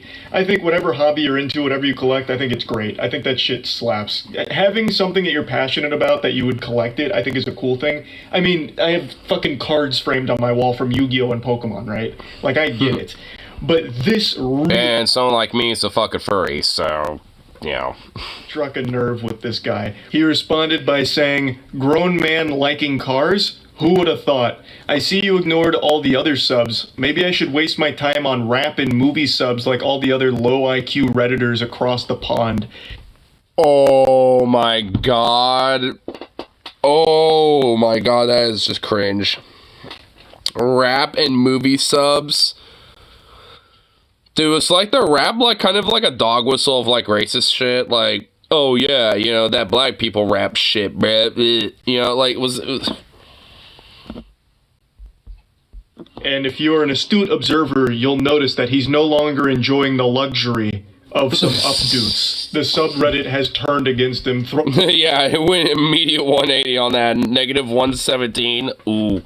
For the wolves, he is now being flooded with downvotes, and a downvote is a fate worse than death to a Redditor. It's kryptonite to Superman. I mean, I like to partake in Reddit sometimes, but I could not give a fuck about upvotes or downvotes, or even responses half the time. The downvotes start hitting him, over 100 downvotes. And I can see why. This feels very insecure to come at him like this. His point was pretty clear, but then he, tries to, I don't know, explain away why it's, really in line with being a grown-ass man. Which, honestly, a better response would have been like, fair enough, I just personally think that this is dumb. You could think that me liking Hot Wheels is dumb, but I just personally think this is dumb. Whatever. Honestly, I bet he would have gotten some upvotes, nowhere near as much as his initial post, but I think he probably would have gotten some upvotes, maybe 100 or something. You know, maybe the equivocal of what he got downvotes on. Because honestly, I mean, it's come on, dude. You could have had a way better response on that, man. He likes cars. He's like, oh, well, yeah. Grown men like cars. Hot Wheels are cars. Duh. I mean, maybe I should just go to rap and movie subreddits like you low IQ plebeians. It's really, really cringy Reddit behavior now. It's no, yes, you low IQ plebeians if you're rapping movies. It's literal Reddit shit. Oh, God. Ugh. This is why I don't go on Reddit that often. I'll partake occasionally, but like I said, I don't I'll say some stuff here and there, and I just leave it at that. I don't really bother with looking at what the upvotes, downvotes, and shit like that are. I'll post some stuff here and there on some subreddits and shit occasionally, but beyond that, I don't give a fuck. I don't respond to really hardly anything. I might here and there, but not that often. Because one, it's not worth my time, and two, it's Reddit, and three, who cares? Whatever. I'll say what I want, I'll just leave it at that, big deal. If you got a problem with it, fuck off, I guess, I don't know, your chances are, it's I can respond to it, because it's not a big deal to me. I'm not some social media fiend, outside of this, basically. Boy comes back with a tough-to-swallow pill. Hot Wheels aren't cars, mate, they're toys. Talk about low IQ, haha. You're not better than anybody else, sorry to tell you. To which he responds, the fact you had to come back and edit that pathetic response, LMAO. And then he just says, go play with your vroom vrooms. Go play with your vroom vrooms. Okay, that's savage. That was... Okay, that's funny. That's good. His collection of downvotes is starting to eclipse his collection of Hot Wheels cars at this point. They just keep pouring in. As you can see, most people are rallying behind the other guy who's just saying, brother, they're toys, not real cars. And he's right. He is fluent in facts. He is spitting. They are not real cars. They are toys. There's nothing wrong with collecting them or liking them, but I don't understand why this goofball is talking about it as if they are real vehicles. He's got this bravado going on, this machismo, oh yeah, grown men liking cars, who would have thought? It's Hot Wheels, man. They're still collectible toys that you can play with, and they are made for kids, but there's nothing wrong with liking them or collecting them as an adult. In fact, I actually used to know a coworker who moved out to Eugene, where he collected them. Where it's every now and then when he'll get off work, he'll be like, hey, you mind checking these out? He'll have between 2 to 4 little Hot Wheels and stuff that you'll collect. And I mean, so people got their little things that they like to collect and stuff. There ain't nothing wrong with that. I mean, and I never judged it. I was just I actually asked, oh, I'm just, so somebody you just collect? It's oh yeah, I used to just have him as a kid and just always kind of collected them and stuff like that. And I'm just cool. Because, I'm, like I said, I collect stuff before and still, collect some things here and there and shit. One thing I like to collect is, military memorabilia shit. So, I mean, we all got our little things that we like to collect, so. Pokemon cards are made for kids, too. I collect them. There's no shame in it, but you're acting so insecure about it and, pretending that it's something. I mean, hell, I'll even admit that, I like to collect plushies every now and then. I mean, nowhere near as much in comparison to, like, military memorabilia, but, yeah, I have, like, you know, some of those, like, you know, like Wolf or Husky plushes and shit like that. You know, so, I mean, you know, obviously, so those aren't necessarily meant for adults either, but, hey, you know, people got things to collect. But to be fair, that's kind of a common thing for furries to kind of collect anyway, so whatever. It's not. And he does the classic Reddit 101 when it comes to argument, where he doesn't actually address what was said. He just says, LMAO, edited your pathetic response, big L, basically. Like, his response wasn't pathetic, it was totally fine. You didn't counter it or anything at all. He just made you look foolish, and you continue to make yourself look like even more of a clown here. In response to the vroom vroom comment, he says, I'm changing spark plugs on my 700 horsepower F-150 right now. I will when I get done, though. And now, here enters the sidekick to our main supervillain here, who chimes in and says, you're trying too hard. To which this guy responds... So, I mean, he really is trying too hard. Like, he's using, like, 99% of his power and being like, bruh. This is like, you're trying way too hard, dude. Actually, I'm low on boost. Oh my god, he actually, Tim. I didn't even read that far yet. Oh god, he actually, Tim. Actually. It's like, oh my fucking god, bro. Gee, dude. I'm imagining the most stereotypical Redditor right now for this person. Trying too hard, I'd be at 950 horsepower range. It doesn't get more Redditor than that. Oh my fucking god, I could feel the fedora tip through the computer screen here. Milady? Oh my god, the milady, dude. Oh my god. Oh, dude, this is making me just like, dude, the Reddit cringe is way too fucking strong, and I've delved into some Reddit cringe before, brother. Like, this is bad. Oh my god. Quite low, actually.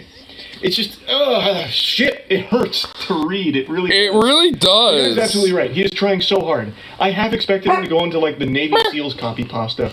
What'd you say to me, you little bitch? I've got 500 confirmed Hot Wheels with 6,000 horsepower and 400 RPM turbo booster NOS accelerators. Like, brother, it's Reddit. You're not Dominic Toretto. You're talking about Hot Wheels. It's not that deep. Even if he was being honest and was changing the spark plugs in his F-150, why would you say that? It just makes you look like such a fucking loser to say that during your heated little scuffle online. It's so cringy. If that's what you were actually doing, keep it to yourself. You don't need to try and, like, prove that you're a man to a stranger on Reddit. All hell breaks loose right now, and the cringe is rated E for everyone. Rated E for everyone. Lashing out at anybody in the thread. So WWE isn't real, bro. Sorry to tell you. Maybe you should go pick up a real hobby like learning about cars. Toys. Edit. Trying to point out that wrestling isn't a real life while pretending that Hot Wheels are real cars. Absolutely hilarious to me. Oh, yeah. I'm not delusional, unlike you, Mr. SmackDown versus Raw. Oh my god. What?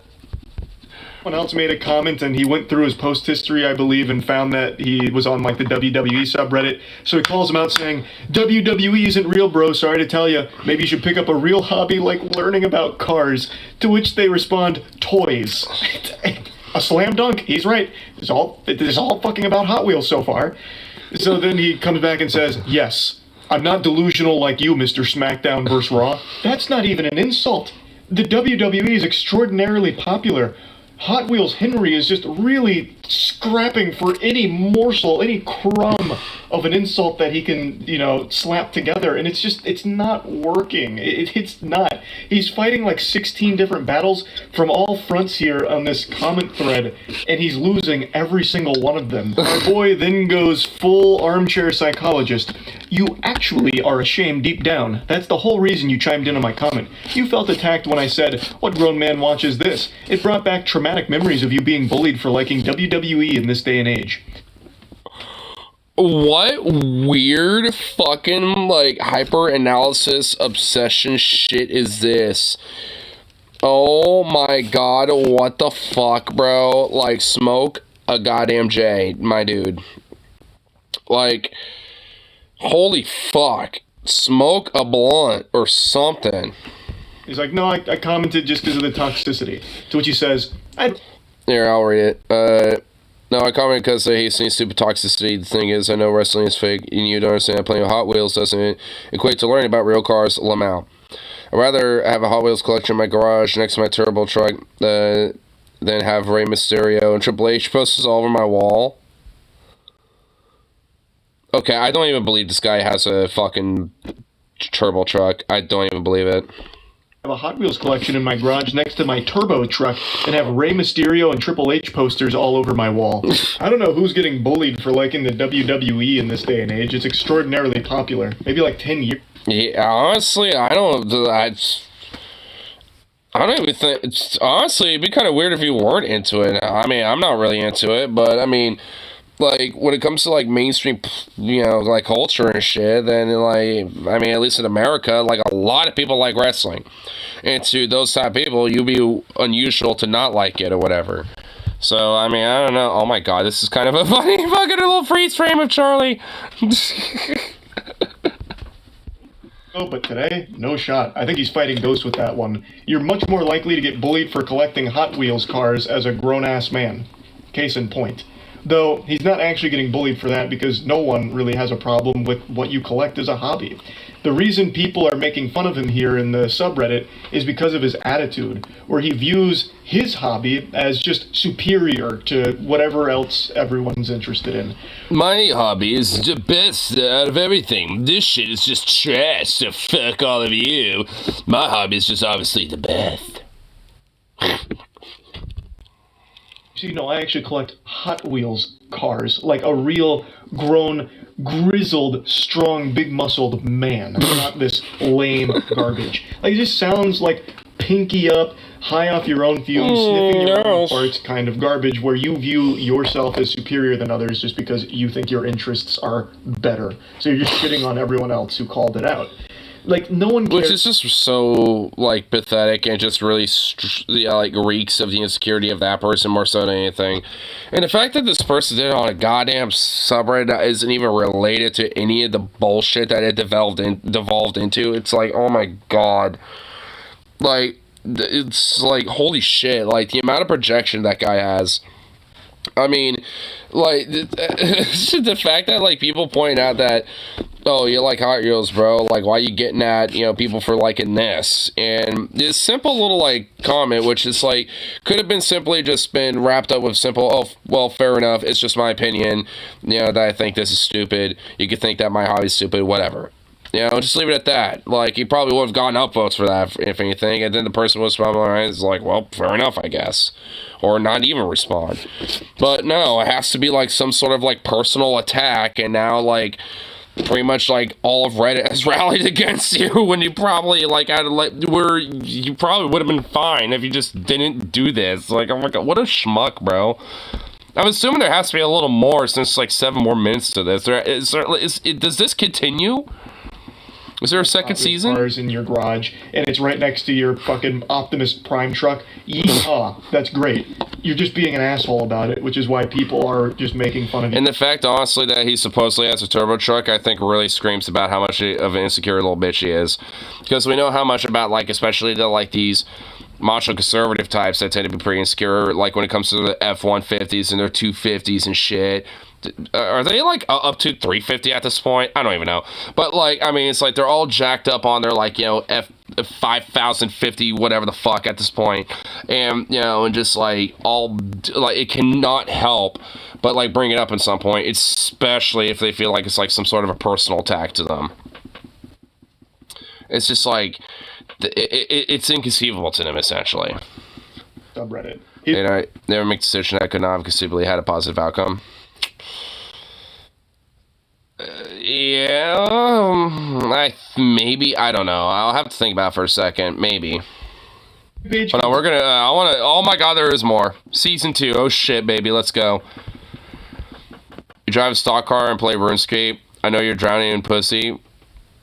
Oh my god, that is projection. Oh my god. Really? Oh, dude, if you're saying that, oh my god, we know that someone is dry as a fucking riverbed.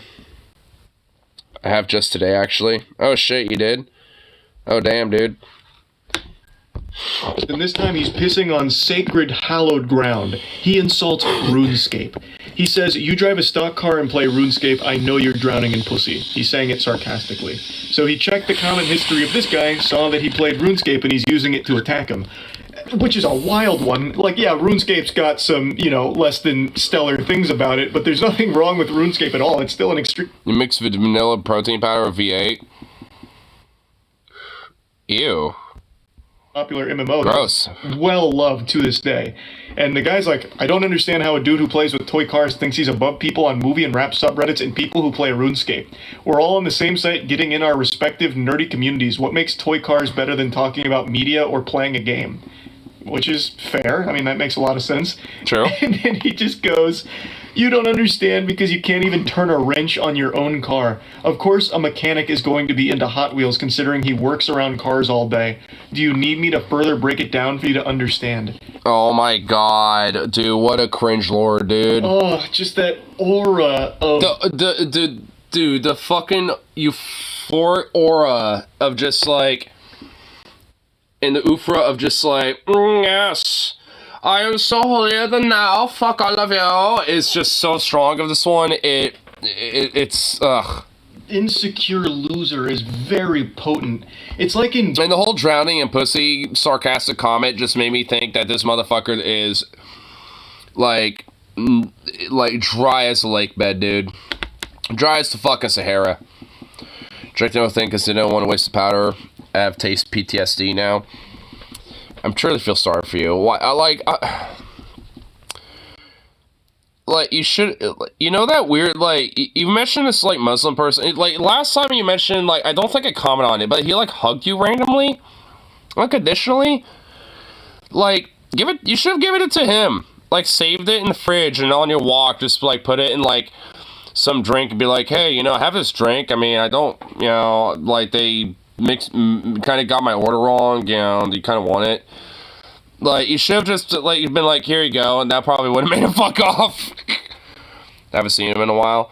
Wait, so he hugged you? Wait, was the last time you saw him when he hugged you? Which, by the way, explain that, actually. I kind of saw that as, a quick little thing, I think, at some point on one stream, but I never actually got a chance to, say anything about it.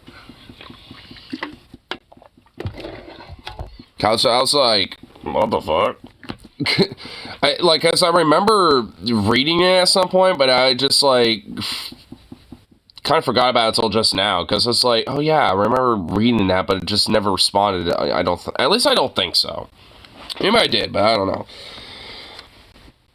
Yeah, but yeah, I mean, it's a little weird, I mean, I will admit. I suppose. I mean, yeah, I don't know. Maybe he was just wanting a friend. But, but who knows? I mean, it seems like a strange fella.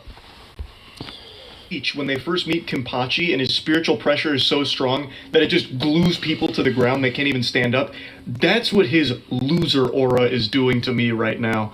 It's rough. Why do you feel the need to defend your hobby when no one's actually attacking that? They're attacking your behavior. Where you think what you do is better than everyone else and can't understand that different people are going to like different things and there's nothing wrong with that. That's the only the whole thing for different folks for different strokes for different folks. People are picking apart. That's what started this whole thing. You were saying, who watches this garbage? What grown man would do this? And one other guy was like, hey, you're a grown man who plays with Hot Wheels. You understand? Different people like different things. It could have been so easy to just meet in the middle, shake hands, and be like, oh, okay, I get it. Yeah, this wasn't for me. Just like Hot Wheels collecting, maybe not for you. No shit. Yeah, that's what I was saying from earlier. But he just refuses to accept that reality. Instead, he's just going, no, you don't understand because you can't turn a wrench in your own car. He just keeps diving in on... Wait, what? Did you really just call RuneScape a fun multiplayer game? Because it is. Maybe, not for everybody. I mean, I only remember playing it, for a little bit when I was a kid, but never really extensively. But, I mean, if I actually got into it, I'm sure it'd be pretty fun to me. Oh my god, this guy is so insecure about sexuality. Holy shit. Dude, there's another little mention of it right here. Hold on, I want to read up here. You're not playing COD, dude. You're playing a game that's synonymous with virgin weirdos like yourself. Definitely embarrassing. What is he talking about? Dude, like, a lot of people think, like, a bunch of weird, like, dorky nerd teenagers playing COD are virgin. Like, what are you talking? Oh, my God. Dude, this guy's so insecure, bro. Oh, my God, dude. It reeks. I smell from here. I need to back up for a second. It's like, holy shit, my dude. Women think they have a thing hard. They have things hard. They don't got random people trying to hug them. Well, they do, but it's worse for me somehow. Dude, I've had that happen to me before a few times. I mean, not really super bad. Like, I mean, luckily, I mean, whatever, like, you know, random touches that have happened to me, or at least people I'm like, oh, okay, I'm comfortable with. Like, you know, because there's actually this, like, gay dudes at dispensary and stuff, and then, yeah, that, like, I actually saw that because I was mentioning karaoke last week, when I was, talking about how I do karaoke over there, and of course, on Friday, when I went there the very next day, when I, re-upped, he was over there, chilling out. And he gave me a quick little, hug and a little, like, script on my back. It's like, oh, I'm gonna be heading out, and, you know, left and stuff. So it's like, you know, I mean, but the thing is, stuff like that's fine. You know what I mean? It's like, you know, to me, especially when I got a rapport, I already know the person, shit like that's okay. But it's like, if you, even if there's like a basic, you know, rapport and you don't really know the person, though, it's like, you know, some random hug or some shit's gonna be like, like, what? I mean, you know, it's like, that would be a little odd, and I've you know, and there's been times in the past where I've definitely had, like, maybe not full-on, like, I guess not necessarily, like, full-on a consensual of, like, oh, God, how dare you, you know, type of shit, like, you know, where it's, like, utterly, like, way too personal, but, like, in a sense of just, like, okay, you know, a little awkward, but I'll do it, I guess, you know, but it's, like, awkward as fuck, and I don't really want to be in a position like that. Like, I've definitely been in plenty of situations like that where it's like, alright, I don't really want to, but alright, fine, just for now. You know, like, you know, like, I think we all been in those types of situations where it's like, I kinda wanna do this, but fine, I give you a hug really quick or whatever, and all that other shit. You know, it's like, I mean, you know, like, we all kinda have those moments, so it's like, I mean, to me, stuff like that isn't really, like, that bad, but it's, like, it definitely, you know, like, there definitely needs to be a line where it's, like, you know, when it comes to just, like, you know, like, things like hugs and stuff versus, like, the extra level, and obviously knowing when it's chill, like, you know, when it comes to knowing somebody, when it comes to things like that. Because if not, then that wouldn't be cool. And that would be weird and bad, and don't want that. Other people like, do you just really call RuneScape a fun multiplayer game? Responding to someone saying that it was a fun game, there's nothing wrong with it. You're not. Whatever happened to simple high five or a handshake? I don't know. Or like a side hug, you know, or some shit, you know, and stuff like that. I mean, you know, like, I mean, there's, or like, you know, the kind of the handshake, you know, hug thing where it's like, you know, I kind of do this and then, you know, kind of bring it in a little bit. You know, it's like, you know, like, there's basic, you know, rapport that people could do, but, like, every now and then, some people just kind of take it a little too far, or do it a little longer than they probably should. Actually, a little side tangent, but remember, like, when Biden was hugging Hillary at one point, and they were just like, you know, they hugged for a second, and Hillary was, like, literally, like, doing this, like, okay. Okay. You know, it's like literally the rare time I think I might have felt like a slight moment of empathy for her. The only time. It's when she was like being hugged for way too long by Biden, bro. Like literally the only time I think I probably felt empathy for her. It was like, oh God. Oh no. Or just like the, yeah. Or just even like a good old like this, or like the nod, or like doing that sometime. You know, just I mean, we can go on about that one. Dude, you're playing a game that's synonymous with virgin weirdos like yourself. Yeah, we heard that one, yeah. Hard. I can feel the tears in his eyes as he types these comebacks. Now, up until this point, I had a big smile on my face reading these for the first time, but when I read his next response here, I let out an audible gasp. Okay, hold on.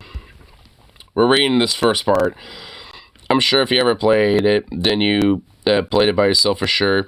You know what an MMO is, right? Remember, this sort of started because you're a judgmental prick, but can't handle it when people roast you back, so you start combing common histories. Massive writer mindset, Limphal.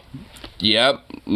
Dude, people are nailing this motherfucker to a T, because honestly, these insecure weirdos, regardless if they're on Reddit or really anywhere else, dude, they're so easy to nail down and pinpoint. Like, it really isn't, like, that hard once you poke them enough, because they just kind of let it out for you. It's like, man, it's too easy almost.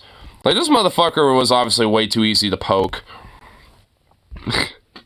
So the guy, once again, is still going in about RuneScape, like, you know, it's just an MMO, you know, whatever, you're being a judgmental prick, and can't handle it. Oh, by the way, I put those links as a little pin, we'll look at those in a sec. Roast you back. So you start combing through comment histories, Watch like it be Venom. Well, I don't think this would be him, though. Mindset. And his response is, I can definitely handle it, LMAO. I just shit on 10 different no-lifes, including you, that wanted to be relevant. There's what? multiple comments saying who watches this, but of course you want to reply to mine for the free clout and upvotes from the Fim girls. Oh my god. What? Dude, this guy's an Andrew Tate fan. I bet. Dude, this guy's a weird manosphere fucking nerd, bro. Oh my god. Holy shit. I don't even know what fantasy land this guy's in. He just went... Dude, he's just... Dude, it's... It's just... It's kind of left me a little speechless. Like, holy shit. Narnia. And he's not coming back, I guess. He's in Narnia! We lost him for good in Delusion. Farming the free clout from a... No, he's in the epic movie version of Narnia. Where instead of, like, you know, like the White Witch, it's like the White Bitch, bro. I mean, you know, it's like, that's who it is.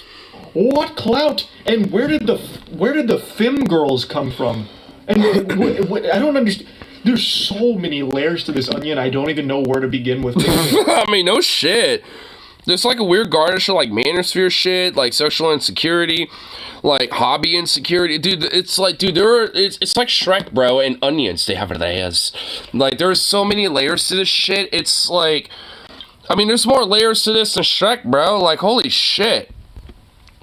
And there's a lot of layers to Shrek, especially when we consider the meme layers of it all. First of all, he can't handle anyone roasting him back. Happy Friday the 13th. In October, apparently October 13th is National Creepypasta Day. Oh, by the way, it's also going to be the Global Day of Jihad. Just to let you know. Apparently some former Hamas guy who is a leader is called for, you know, the Global Day of Jihad on the Friday the 13th. So apparently there's also going to be that, which I think that guy decided to literally just stir a hornet's nest because fuck it, YOLO. Because honestly, like, everything about it so far literally looks like a media frenzy more so than like an actual thing that's going to happen. But yeah, just to let you know, the Day of Jihad is, you know, today as well. So, inshallah, Allah, I don't know. So, yeah. Lots of luck going on. Yeah, lots of crazy shit. Yeah. Lots of fun stuff. Did you know that today is now officially the Day of Jihad?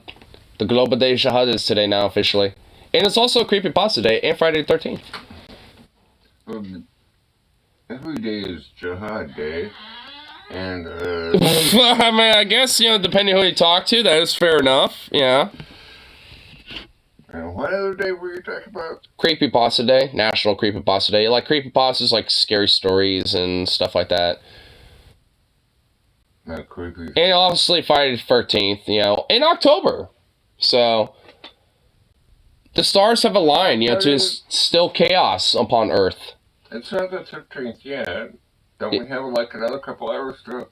No, it's 12:30 now. It's officially, yeah, no, it's Friday. Oh, He's checking his phone and being like, oh shit, really? Did I sleep for that long? No, I just... Oh, yeah, I guess it is. Yeah, you're right. Yeah.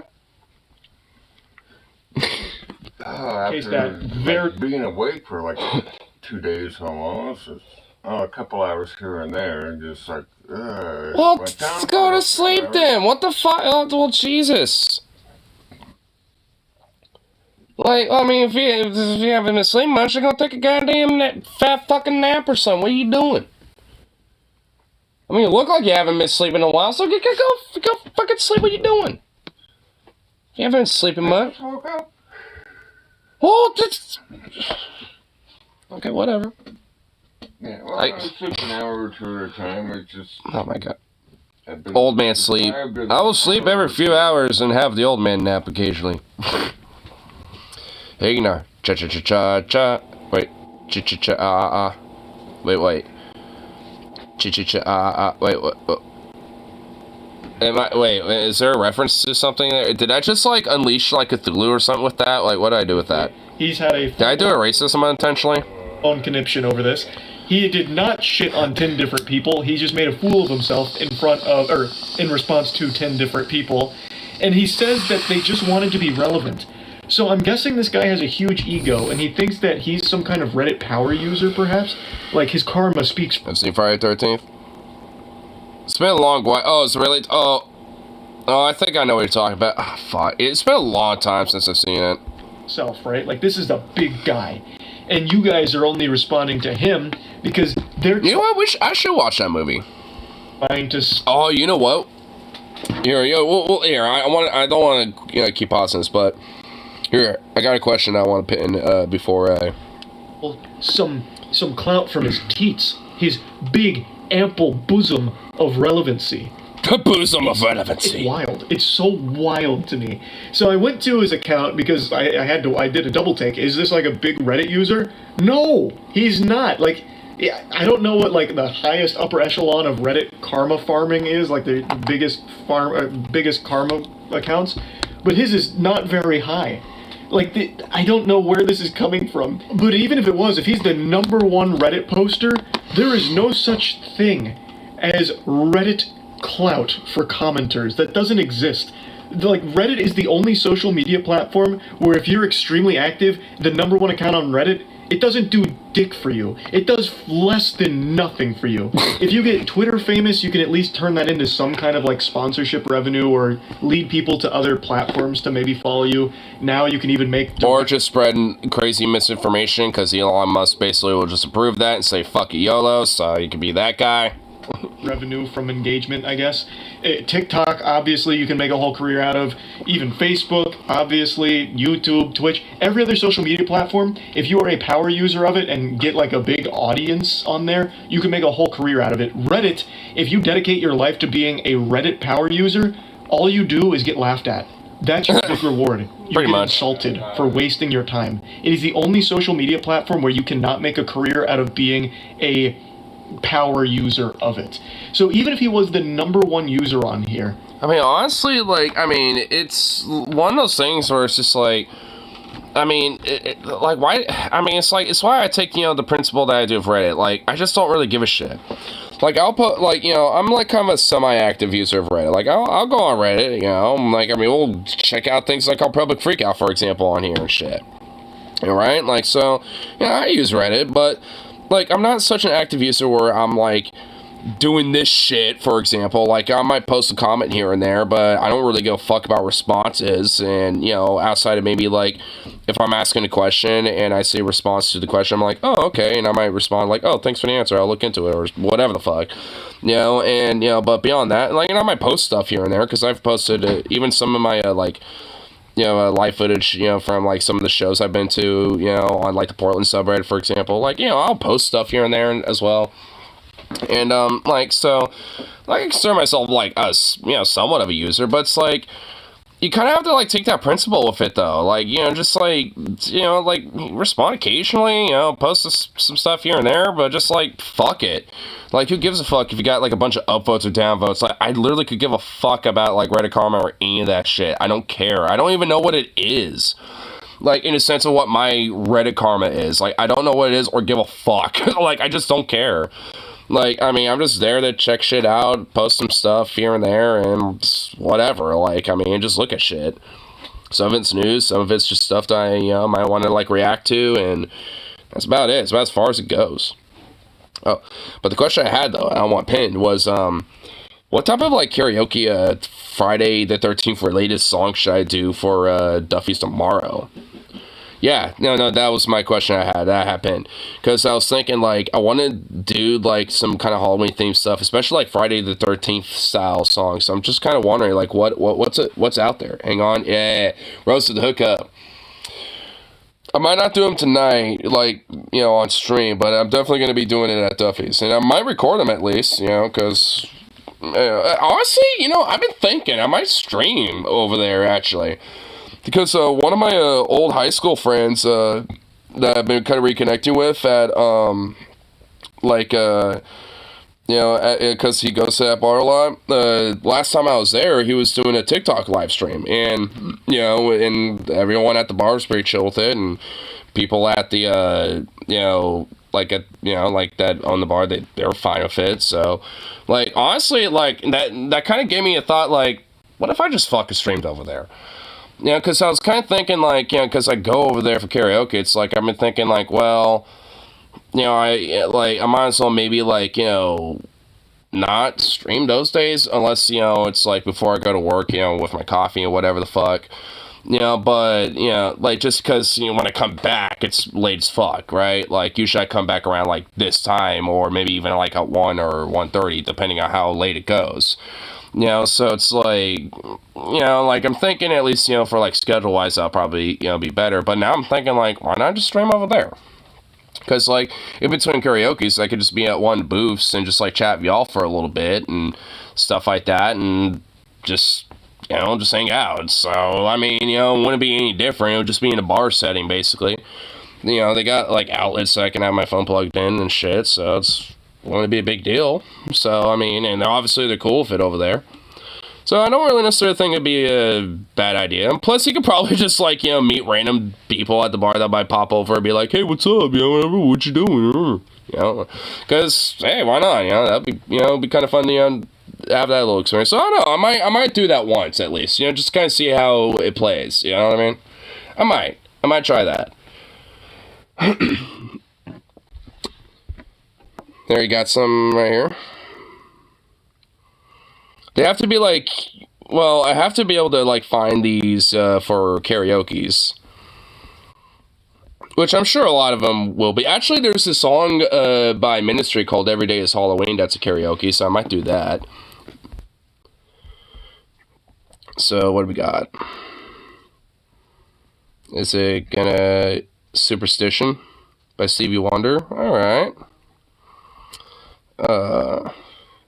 Freaks Come Out at Night. I mean, there's Bury a Friend, Billie Eilish. I don't know Billie Eilish, though, so yeah. Red Right Hands, Nick Cave and the Bad Seeds. Boogie Monster. Okay. Haunted by Beyonce. Psycho Killer. Okay. Dragula by the Gorillaz. Vampire, Really Rodrigo. Phoebe Bridgers. Honestly, if I don't see, like, Every Day's Halloween by fucking Ministry, I'm gonna be a little upset. Bad Guy by Billie Eilish. Haunted, Taylor Swift. Heads Will Roll, Yeah Yeah Yeahs. Creep, Radiohead. That's not really a Halloween song. Nah, I don't know. Because I'm a creep. Dude, that song is about, like... Dude, this isn't a Halloween song. It's about, like, you know, how someone feels out of place because, you know, of, like... You know, being considered, like, the social outcast because they don't fit in with, like, the normative, like, culture. Dude, I mean, come on. Really? That's, okay. I'm starting to, like, question this list. Zombie by the Cranberries. Okay. Which is Phoebe Lou. I have no idea who that is. Surfing Dead, The Cramps. Monster, Lady Gaga. Pet Sematary, The Ramones. Okay, some punk in there. I Put a Spell on You. Monster Mash, Bobby, Boris, and Pickett and Crypt Keepers. Season of the Witch, Scary Monsters, David Bowie. Ooh, some David Bowie. Okay. Somebody's Watching Me. Oh, I know that one. Yeah, that's not too bad. Spooky Scary Skeletons.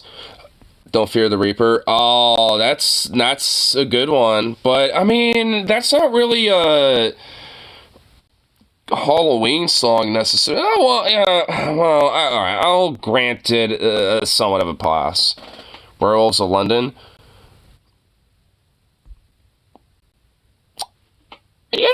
Okay. All right. I mean, werewolves are kind of like a theme of Halloween and stuff. Okay. Yeah, I'm willing to give it. Evil Woman.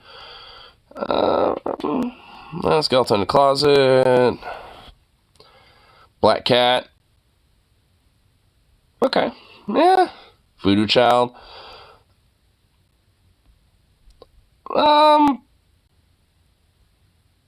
Yeah, I guess. This is Halloween. The Addams Family theme. Well, yeah, Time Warp. Wait, the Time Warp? What? Really? I mean, yeah, you know what? Okay, I mean, for like a fun little thing. Let's do the Time Warp again. Dude, it's a fun song, dude. Halloween's main theme. Well, that's not a lyrical one, so. I'm in love with a monster. Oh, this is a Hotel Transylvania. Oh, it's an upbeat one. Nah. Obituaries and some Beetlejuice. Ooh, okay. Ooh, you know what? Okay, hold on. You know what? Hold up. Here, I want to see. Is there a karaoke version of that? Because I might do it if I like it. Here, let's look it up real quick. Obituaries song. Yeah. No, not the band Obituary. Obituaries. Beetlejuice.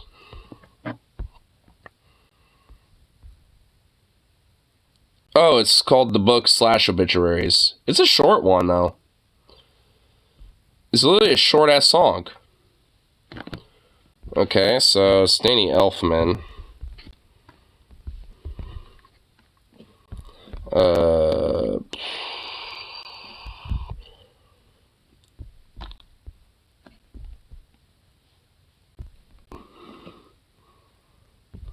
Okay, let's see here.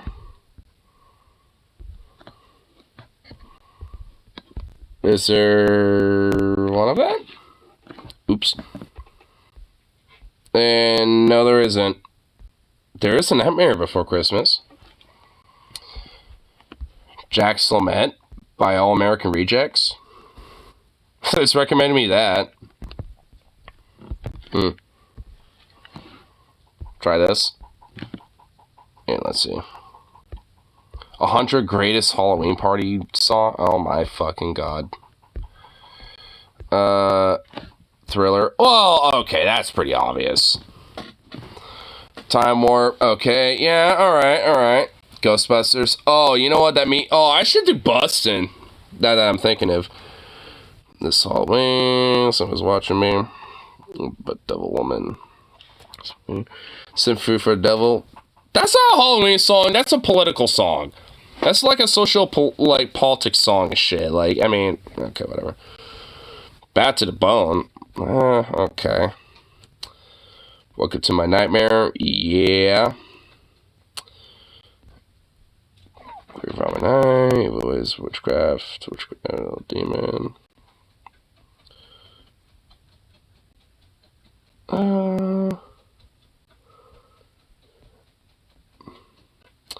Flying Saucers, Rock and Roll. Oh, I just saw a pretty good one I can think of. It's called what's it called? It's a Mojo Nixon song. I don't think it'll be in here, but it's a fun one. Feed My Frankenstein. Yeah, that's a good one. Feed my Frankenstein. Attack and Kill Tomatoes. Oh, dude, hell yeah. Yeah, I don't know if any of them would be, I know some of these would definitely be karaoke's. But, Oh, what was the one I was just thinking of? Fuck, what was it? It was, I know there was everything else on me, because I already know that was one. Fuck, there was one I was just thinking of. Oh, shit! Hey, Every Day is Halloween is at the bottom, so Ministry's there. Alright. And I know that one's a karaoke, so I definitely think I'll do that one. What was the one I was just thinking of?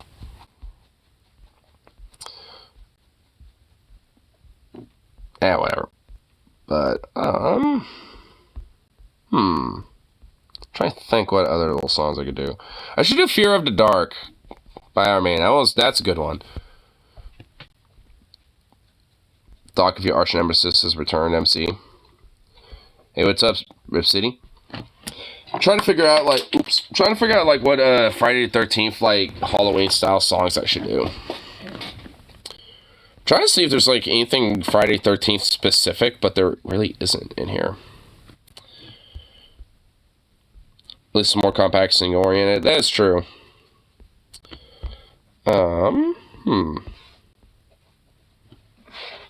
Oh, yeah, I remember what I was thinking of. I was trying to think of the name of the, what was it? It's like, UFO, oh, yeah, it was the Mojo Nix song I was thinking of. It's called, literally, UFO Big Rigs and Barbecue.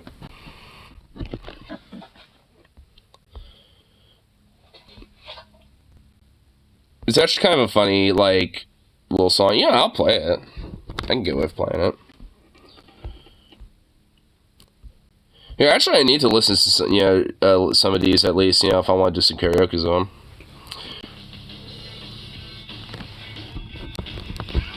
We need more Halloween-specific bangers, so I have an idea. We need to kidnap Marshall Manson, force him to sing a bunch of good shit at gunpoint. Oh, Rose, speaking of which, dude, I should have screen capped it, but Marshall did a live stream, and I was trying to see if he still had it up, and he removed it, unfortunately. But, like, dude, he kind of popped up out of nowhere after a long fucking time. I don't know what, he was talking about, because by the time, I saw that notification, he was long done streaming. But, yeah, apparently popped back up for a minute. And, at least from what Paul said, he met somebody that knows him at the meetup, in Vegas, and didn't get any real information, but said that he is at least doing good and better than how he was in the past. Did he have a beer like in Castaway? I don't know. I didn't see the stream. I mean, by the time I clicked the notification, he removed it completely, and it just wasn't there. So, I don't know what happened on stream. He just streamed for a little bit, apparently. Which, I'm kind of sad about. It's like, I kind of wish it would keep him up, because I kind of want to, see what's been up with him, dude. Because I kind of like Marshall. Because if I would, because eventually at some point when I was, getting into music, I've always wanted to be hit him up and be like, hey, you want to help, produce and mix some stuff and shit, and, maybe collab on a song or two or something, but, and he eventually just kind of moved on to his own thing, after that, before any of that ever got close to being a possibility, so, I mean, it's unfortunate, but, I mean, I'm also just kind of glad that he's doing, pretty good, all things considered. I mean, from what at least, I've heard from the grapevine, at least from Paul's ego. I had this idea in my head of Marshall going out in the woods to becoming a hermit survivalist and enlightenment. And define enlightenment. Well, from what I understand, he, at least in some part as to why he retired, I think he was kind of struggling with the risk of homelessness. I don't think he was, at least from what I understand, but he was just at risk at it, for something like that, so I think a lot of the reason why he kind of, retired his whole, thing was because he just needed to get his shit together a little bit and just kind of decided to move on with his music ventures and wanted to do something different from that anyway, and decided to kind of use that as an opportunity to kind of get a fresh start. At least from what I can get from what I know with what happened with him and all that, for what little information I do know, and from what it sounds like now, since then, it seems like he's kind of gotten back on his feet, is doing his own thing. From, I guess, still kind of, lurking, so to speak, but, he's not really an active face anymore. But he did kind of pop back again, at some point, and he doesn't save his streams, he takes them down, so, I don't know if, just saying oh yeah, things are all good, how's everyone doing, blah blah blah, just want to say hi and let everyone know that I'm all good, and, just want to kind of give some extra deets about what's happening and this and that. you know, I don't know. I really don't know what happened in that stream. But I do kind of wish that, it's kind of stayed up a little bit, because, it'd be kind of cool to see what's been going on with him, dude. Because I always thought he was a cool cat. And his music fucking slapped, honestly. I always liked it. Like, there's only, maybe, 1 or 2 songs that I thought were kind of a little more mid, but pretty much everything else was really good. I loved a lot of his music. So, part of me really hopes that eventually, kind of comes back out and, makes some, more music and stuff, or at least, maybe, pops himself back up as, a new identity, I guess, in a sense, instead of as Marshall Manson, but, maybe as something different, so, but I don't know. Because I always thought he was a pretty cool cat. So, and especially when it comes to his music, he definitely, should get that shit out there more. And, I think that's kind of, at least in some part, why he's trying to do, a little bit more of a, change of face. Because from what I understand with his whole Marshall Manson project, he was really trying to, genuinely get that out there, but pretty much no one would take it because of things like the themes of the lyrics and the, music videos that he had released and stuff. No one was like, oh, this is too, graphic. It was just, it just couldn't work out. So he was like, well, fuck it, I'll just kind of, lay low for a while, I guess, and, just kind of pop back up as a different thing and just go from there.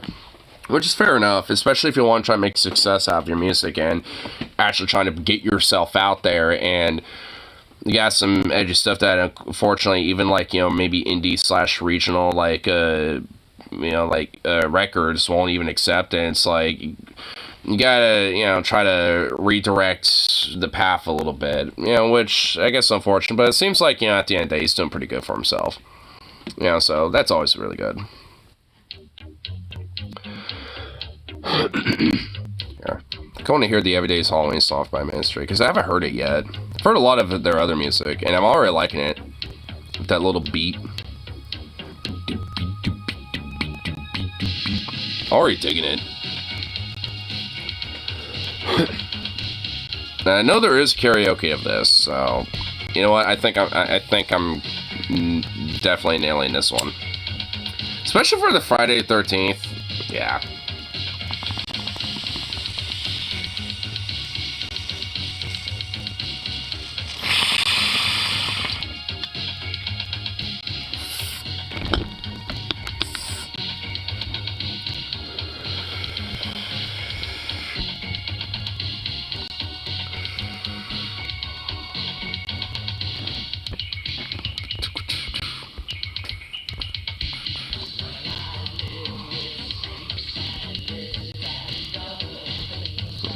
See what other little things are out for today.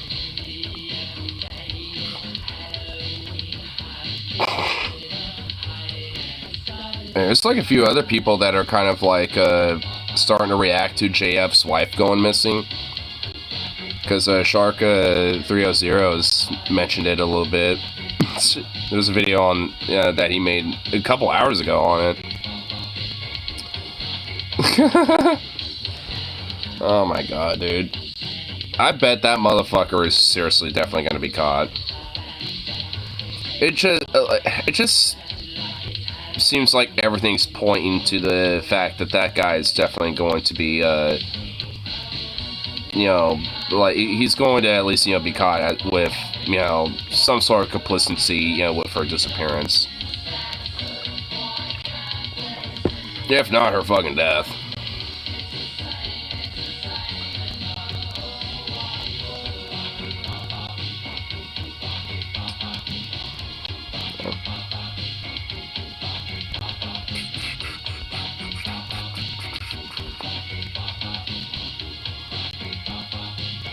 Ability for should banish to Garbage Island.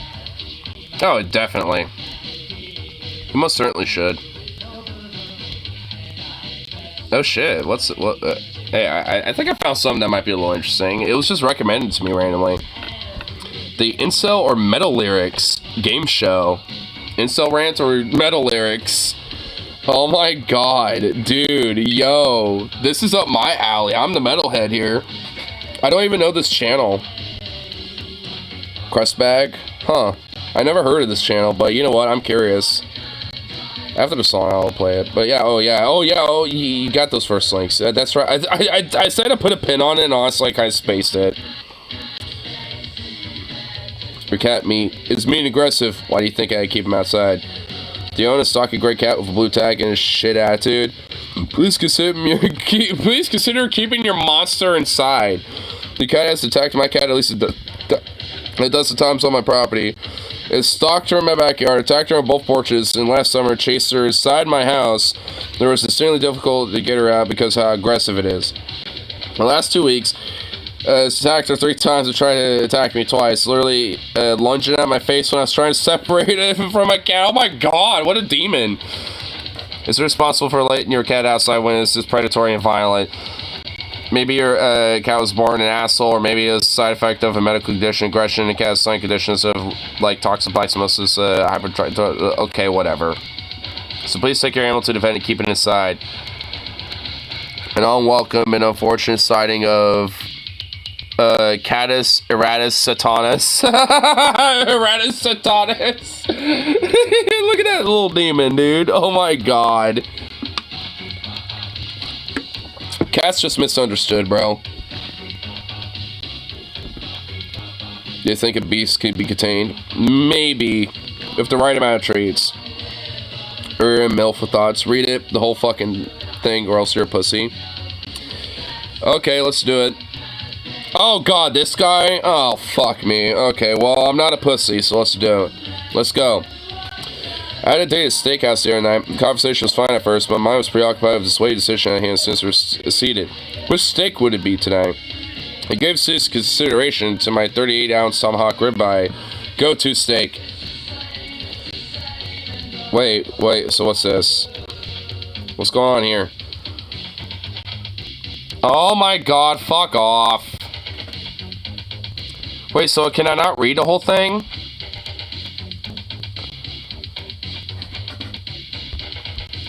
Wait.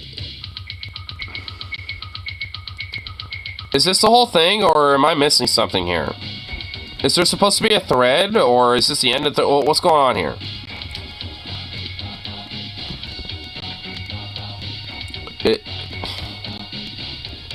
Because evidently this link just wants me to literally, like, fucking log in, and I'm banned, so that ain't working. Did you know Stephen King loved cats? In fact, I watched a movie he wrote about one called Cat's Eye. Huh.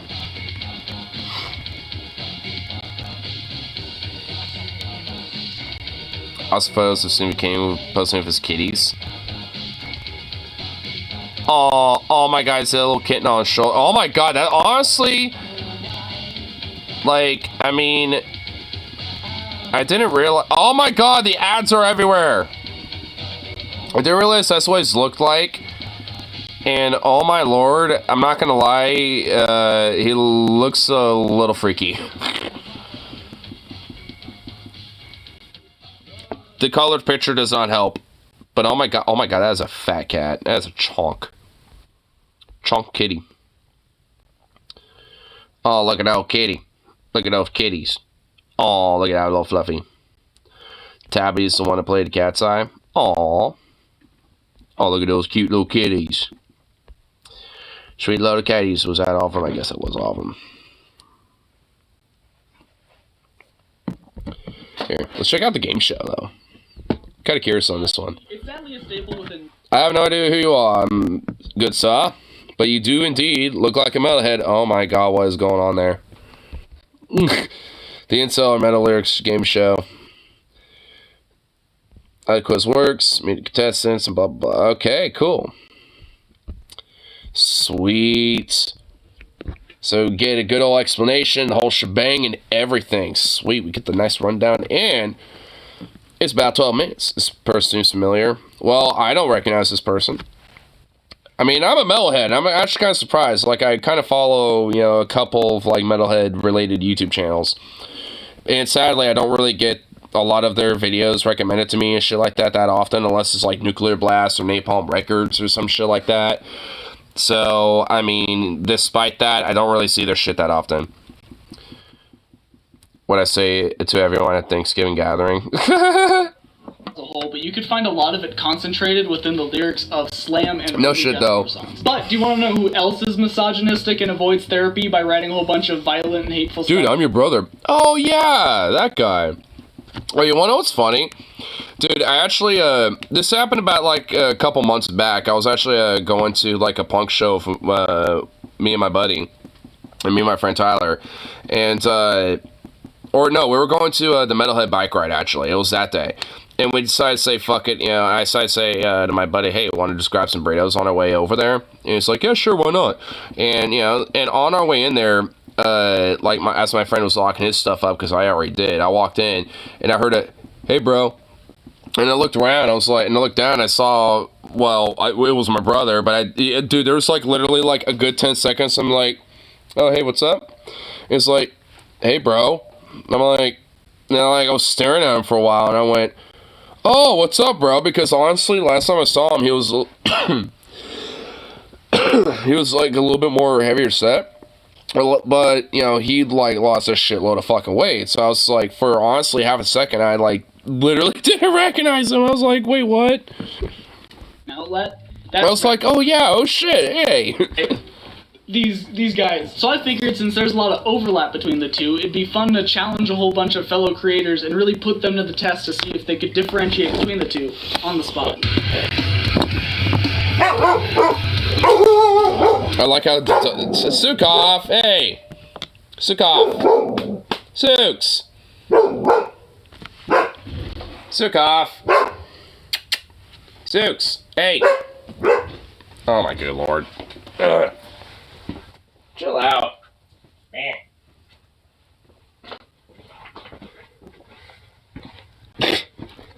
Well, since I stand up and look at you, you're just like, all right, I'll shut up. Yeah, it's probably the cat that's outside. There's neighborhood cats, and I guarantee you it's probably one of them.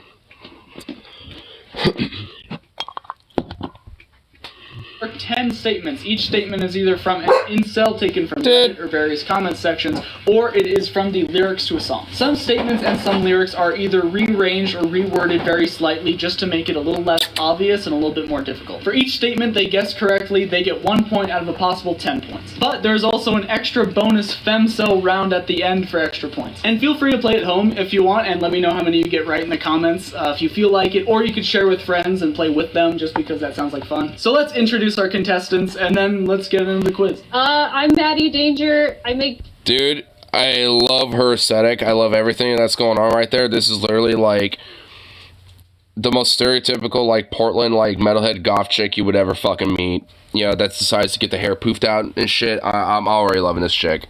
Videos on the internet and people seem to like it. My name is Mamie. I go by Mamie Hades. I'm on TikTok. I'm on Instagram. I'm a published model. My name is Doran. Yeah, that's it. I'm a musician. Hi. Hi. Who are you? I'm Molly. I am Tyler's friend. My name is Ellie. I do like horror movie reviews / makeup. Hey, I am Trash Pile Punk. I do Instagram and I... Honestly, like, so many of these people literally look like stereotypical, like, you know, people that I would meet at, like, metal or punk shows. I'm just gonna be really honest with you. I've been to so many of these lately in this past year that I'm just like, every single one of these people, I'm like, dude, I would meet them at, like, I swear to God, like, I would see these people at, like, a show or something, bro.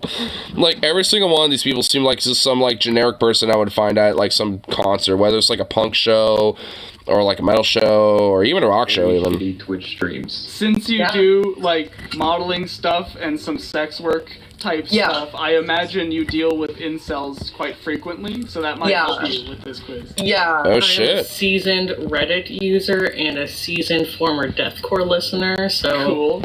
I'm curious how this will go. Okay. Is this an incel, or is it metal lyrics? Fuck you, fuck you, fuck you. I'm sick of this goddamn shit. I'm a grown-ass man, motherfucker. I'm gonna kill you. Okay, I'm partaking in this. I'm gonna play the game. Like, I'm going... Oh my god, dude, this seems like some, like, edgy, like, emo core shit, dude. Like... Fuck you, fuck you, fuck you. I'm sick of this shit. I'm going to ask me, motherfucker. I'm gonna kill you. It literally sounds like some shit like that. I mean, oh, dude. I'm gonna say it's lyrics. Like, it feels like thinks more metal. Yeah, I'm a grown ass man, motherfucker. Yeah, see, I feel like this is some lyrics. I'm gonna say lyrics. Yeah, like someone cussing out. Yeah, like some angsty, like emo core, like cussing your parents out lyrics and shit. Like, you know, because your parents are fucking, like, you know, oppressive and you hate them and this and that. Yeah, dude. I'm sold on lyrics. Like some deathcore, emo core style shit. Yeah. This has to be a song. No, that's gotta be an incel rant. There's no way. I could also say it again if you need. Can you say it, like, sing it? No. I'm a predator. Well, I mean, I've had guys say that to me, so I'm gonna go with incel. Interesting. You are correct. Yay! What? No way. That was an incel rant? Oh, fuck. I might be bad at that. We might. Oh, shit. We might be bad at this. Oh, no. Bruh. Bruh. I know, dude. Bruh. Like, what the fuck? We might not be good at this. Dude, I would think that would be lyrics.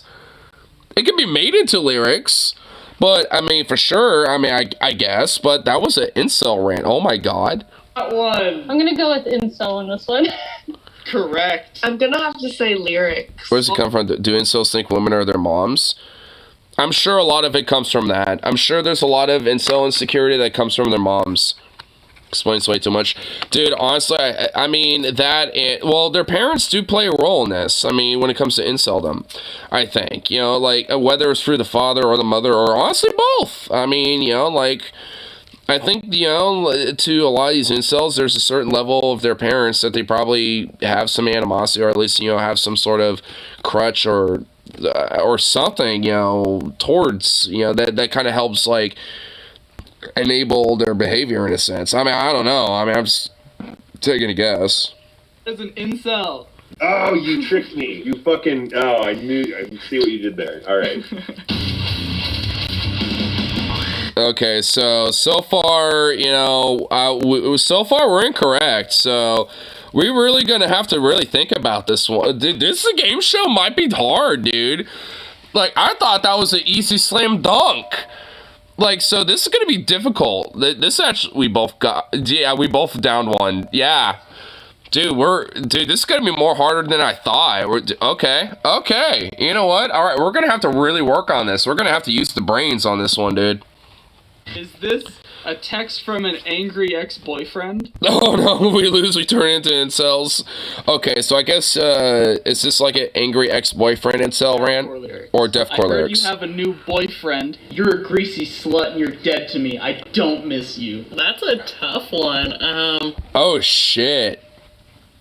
I've heard he got a new boyfriend. You're a greasy slut and you're fucking dead to me. I don't miss you. Oh, dude, this one's tough. Oh my god, I don't want to be an incel. Me neither, bro. If we lose, we literally turn into incels. Oh shit. Dude, okay. So, I've heard you got a new boyfriend. You're a greasy slut and you're fucking dead to me. I don't miss you. Okay, this feels like an incel rant, but because of the trick oh, dude, okay. This could be a verse in a song. Who used the words greasy? Yeah, oh yeah, you don't really hear greasy in a song. Okay, fuck. It is deathcore though.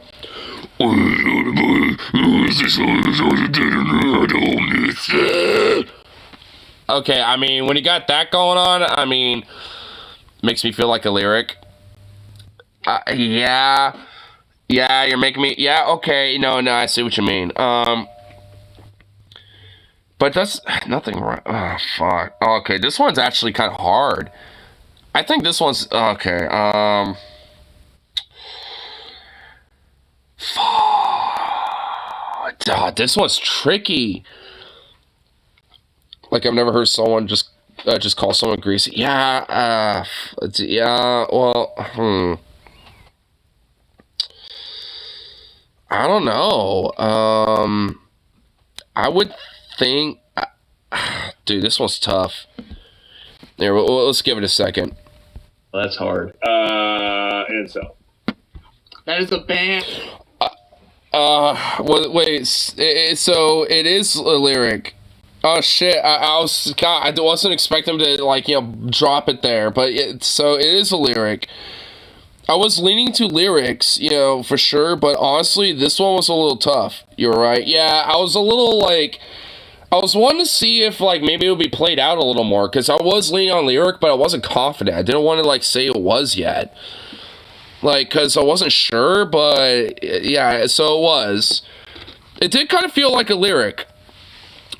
You're looking pretty incel. I didn't confirm that was an incel rant. I just said it sounds like a lyric. I want to, analyze it a little more. But, there wasn't really much besides him just answering it. So it's from a band, but, okay, so it is a lyric. But, I mean, fuck. I mean, so... I didn't really give a full answer though, so I mean, whatever. Fuck. Lyrics? Fuck. Yeah, you're right. I'm gonna say lyrics again. Correct. I'm gonna go deathcore. I'm gonna take a chance and say deathcore lyrics. Ooh, you are correct. I'm gonna go with lyrics. Correct. Ooh, you're on a roll. Fuck yeah. Are you gonna tell me what band? Oh, that is Gift Giver. They make more than one entry onto this list. Just Gift Giver? Oh my god, it's like an incel deathcore band. Oh, Jesus Christ. Is this an incel comment on a porn video? Or is it deathcore lyrics? An incel comment on a porn video? Just one less slut to walk this earth. I'll seal the lips below your waist, you will never fuck again. Just one less slut to walk the earth. I'll skill lips below your waist, you'll never walk again. Comments on porn videos, surprisingly a lot of people.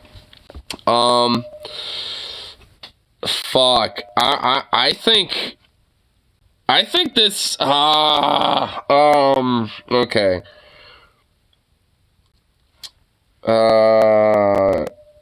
I need to make a good goddamn, what's the line again? Just one less slut to walk this earth. I'll scale the lips below your waist. You'll never fuck again.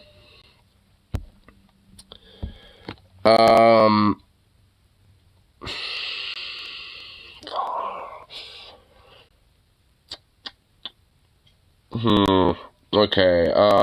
So far the pattern was. I'm trying to think of the pattern here. So the first one was incel. Second one's a band. Is there gonna be a pattern or? I'm trying to think if there's gonna be a pattern going on here on top of this. So I'm trying to think. I'm going. Fuck. Okay. So. I said lyrics twice, essentially. The second time I was a little but, I mean, this is, to me, kind of feels like it would be on a porn comment, a porn video, you know what I mean? As a comment. Because I've seen some weird-ass comments on porn videos before, so, but at the same time, it does seem like lyrics. Fuck, this one's hard. Dude, this is actually harder than I thought. Okay, I'm just gonna say fuck it. Incel. Yeah, okay, that's hard because it does sound... Someone clipping out of context. Wait, what'd I say? What'd I say out of context? Particularly metal. I'm gonna go Pornhub comment. My guys tell me porn video. Yeah, same here. No, that is Whitechapel. Oh, that's Whitechapel? No, wait, those are okay, what the fuck? I'm not good at this. I'm 2 for 1? Oh, I'm 0 and 3 right now. This is hard. Dude, this is hard. Holy shit. I mean, it's a porn comment. Ooh, that was one of the easy. That was Whitechapel. Are you fucking... Okay, to be fair, I was never a Whitechapel kid. I mean, that's gotta be a deathcore song. I kind of hope those are lyrics. Yes, they are. Okay. I genuinely think that could be a song. What did women do? These are lyrics.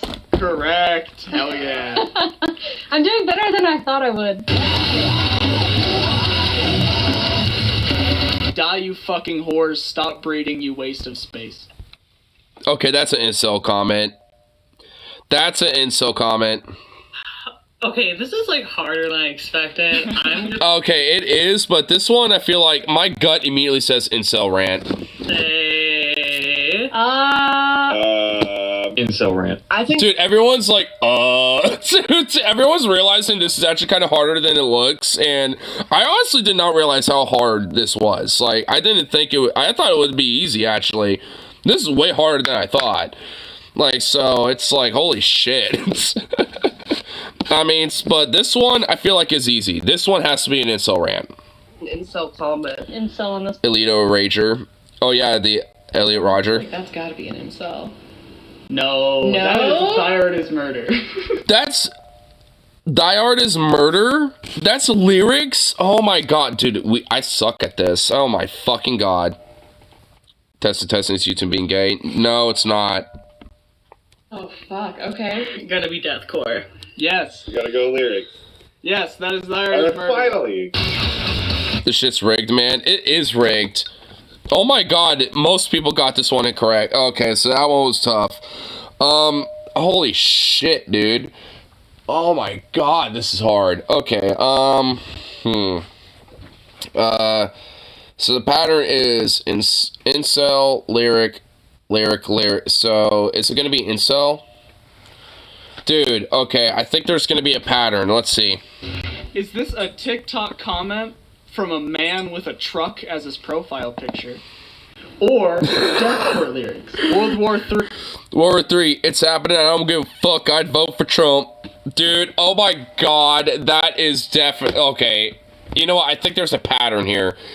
For every one incel comment, there's going to be 4 lyrics. I think that's the pattern because that has to be an incel Trump MAGA chud, dude.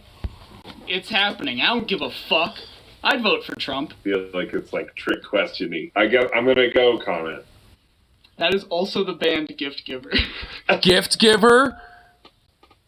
Dude, what the fuck? Oh my god, wait, so, what is this? This is rigged. You know what, fuck it, I'm just gonna start saying lyrics at this point. The comment, but... That is the band Gift Giver.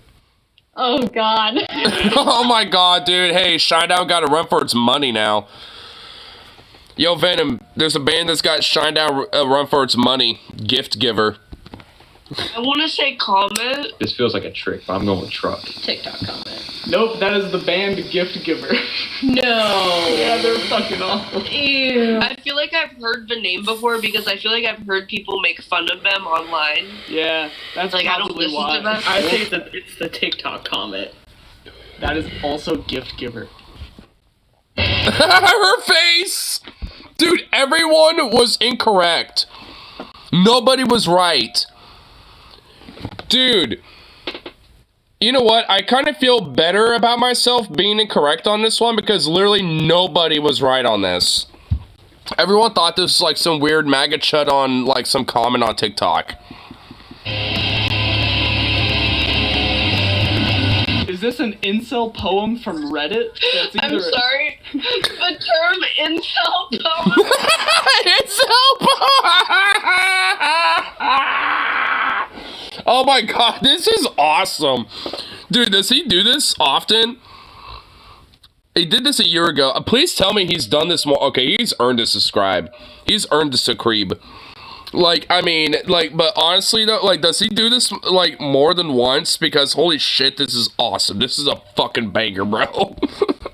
This is great. Deathcore lyrics. Love is dead. Instead, you'd rather give head. Jesus, that's fucking hard. Love is dead. Instead, you'd rather go ahead.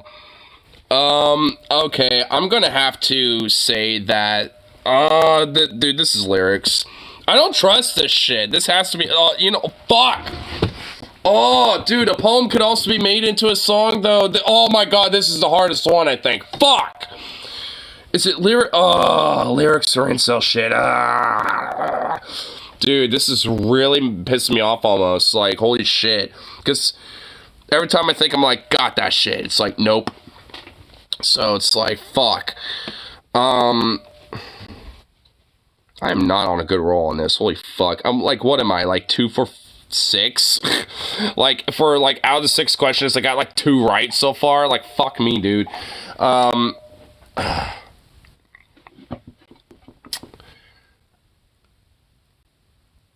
Man, okay, this one's tough.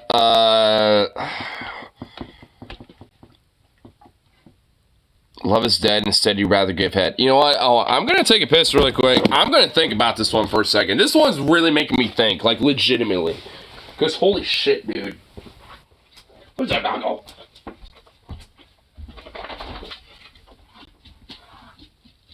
Love is dead. Instead, you'd rather give head. That sounds like a lyric.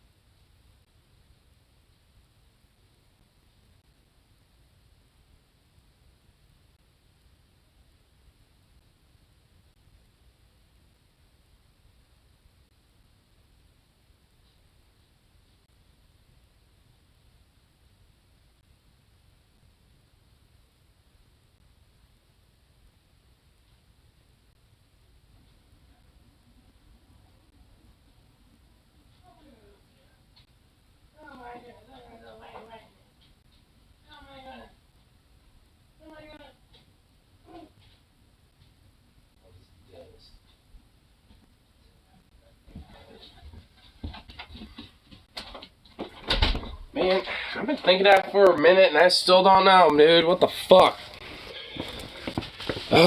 You know what?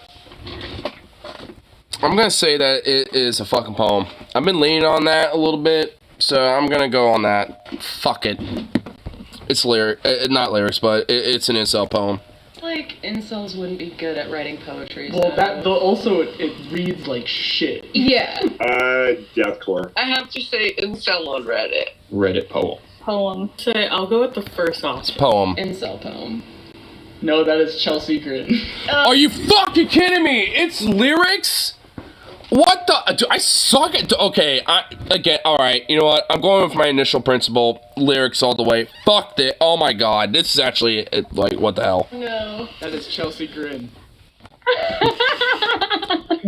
We have a relevant link. Make tap. Oh god. Julian, man, we'll have to wear these now, dude. Yeah, we're gonna have to wear those now. Fuck.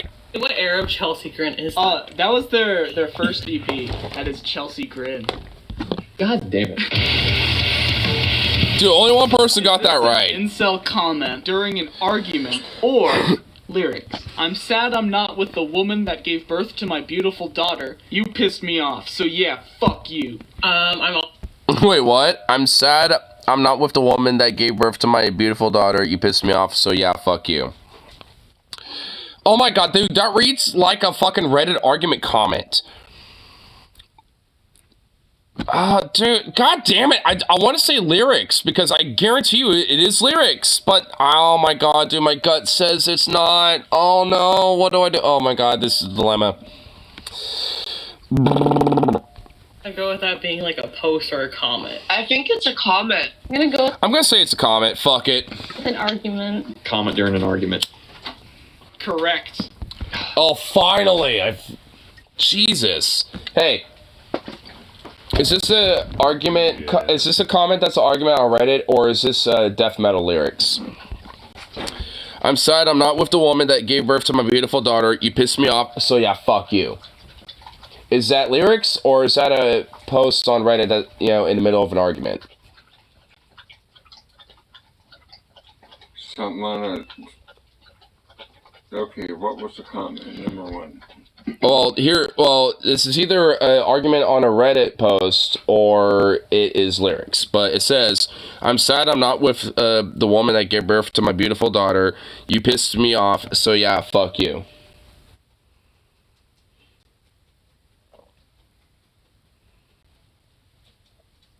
Even my dad's thinking about this. Nope, it's an argument on a Reddit post. You know, honestly, because, dude, that's like the first one I gotten right in a long time on this fucking, like, incel or lyrics game show that I found. Just like, dude, there are, honestly, I have only gotten, like, this is like the third one. 50-50. Out of, like, the 8 questions so far, I've only gotten 3 right, and this is like the third one I've gotten right. So it's like, I mean, I suck at this. This is way harder than I thought, and I'm a metalhead, for fuck's sake. It's like, holy shit, this is actually genuinely, like, harder than I thought. Lyrics? That is an incel. Lyrics? No, that is an incel. Ew. Yeah. That is a thing that a man said to a woman immediately after bragging about how often he has sex. Oh my god! Holy shit, dude! Ouch, my balls! Dude, there is... Oh my god, this rant is like a goddamn essay. This is an essay. Oh my god. Dude, you won't even believe... Dude, he found the context of the whole thing. Oh my god, dude, this thing is insane. Holy shit. That's real. Okay, that sounds about right. That's so hard. My thought for this is like, this could sort of maybe be Attila. I'm sort of getting Attila vibes, so that's why I put it in. Question 8. Comment from a porn site or slam lyrics. Slam lyrics. See, now it's difficult when it comes down to slam. You will listen to my orders. Your name is slave. You will listen to your master. I could see something like that being on Pornhub. I feel like it'd be like... So, here it is again. So, is it like a Pornhub comment, or is it some, like, slam music lyrics, which is like another random subgenre of metal? But it says, you will listen to my orders. Your name is slave. You will listen to your master. Lyrics or a porn comment?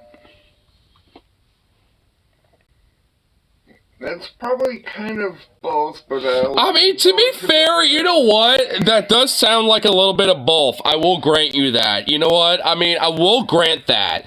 But, I mean, if it had to be one or the other, which one would it be first? I'd go with lyrics. Well, all right, here, okay, yeah, because honestly, I'm kind of thinking lyrics too, but I mean, I've seen some weird, fishy I have heard that comments. when I was at the S&M Palace. Wait, I never knew this. I don't even know if I want to know, but, okay, that's information that you just unveiled to me. I'm going, okay. Graphic if it's slam? I think that has to be slam. Lyrics. I'm gonna go with lyrics. You know what? I am gonna go with lyrics too. I mean, you know, now that I'm thinking about it, it feels more like lyrics, though. Trying to, like, visualize that coming as pig squeals, and it fits. Yeah.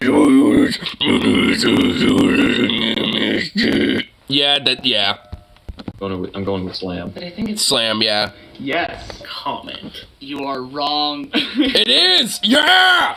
Okay, I think we're starting to get the mojo. Oh, okay. Two in a row, I think we're getting the mojo. Oh shit, I'm starting to get good. Huh? It is lyrics. Yeah, so it was, yeah. We're getting it.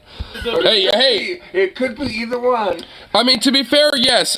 And honestly, I feel like, you know, like, out of curiosity, seeing some weird shit, like I will, see, something and then look at the comments, and I'm pretty sure I might have seen like a comment that is almost verbatim to that. So, I mean, to be fair, I think it could be both. I mean, I think realistically this is like a both, but I mean, like, hey. I did hear that at the last S&M party I was at. Okay, I don't know if you're just saying that as a joke or not at this point. From the band Vile Impregnation. Gonna leave it as a mystery. Okay, I'll... Okay. Ew. Yeah. I hate that name. Oh, what a name. Yeah, they're Christian, I believe. It's Christian. Wait, it's like some Christian slam bands that... Oh my god, that's even worse. Oh my... Wait, what was the name of the band? Hold on, what was it? You are wrong. It is a band. It is from the band Vile Impregnation. Vile Impregnation, dude. And he also said they were like a Christian band? What? How does that even work? Yeah. I hate that name. Oh, what a name. Yeah, they're Christian, I believe. B-I-A-L. This quiz is so fucking stupid. Alright.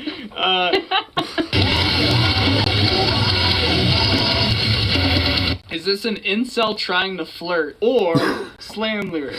You want me to... More slam lyrics or a flirtatious incel. Jesus Christ. A leash on your ass and smack your ass? Answer the question. Can you squirt? Okay, you want me to strap a leash on your ass and smack your ass? Answer the question, can you squirt? Oh my god. That's just so awkward to even say. Oh my god. It's like the name with the... Stop. The flu I had the other day. Look, it's like... I definitely could squirt. Well, is it a flirtatious incel or is it lyrics? Because I don't know. I am leaning on lyrics because most of these have been lyrics, so I'm leaning on lyrics honestly. So, but oh my god, this could be a flirtatious incel. I don't know if I want the answer to this. I mean, to be fair, I don't know if I want either. About squirting, that's fucking hilarious. I think that has to be an incel. Flirting. That's gotta be a comment. Oh my god! Oh man, this is making me skeptical. You know what? I said lyrics. I said lyrics. I'm doubling down on lyrics. Fuck it. Flirtatious incel. Yes, you are correct. Lyrics. Lyrics. I'm gonna go with lyrics. Ooh, that is an incel. Damn it! I had two in a row, and then I got that one right. Yeah, he got it right. God damn. Oh. Man, I thought I was doing good at... Dude, you're starting to be better than me. No matter what you say to a woman, it's a flirtatious insult.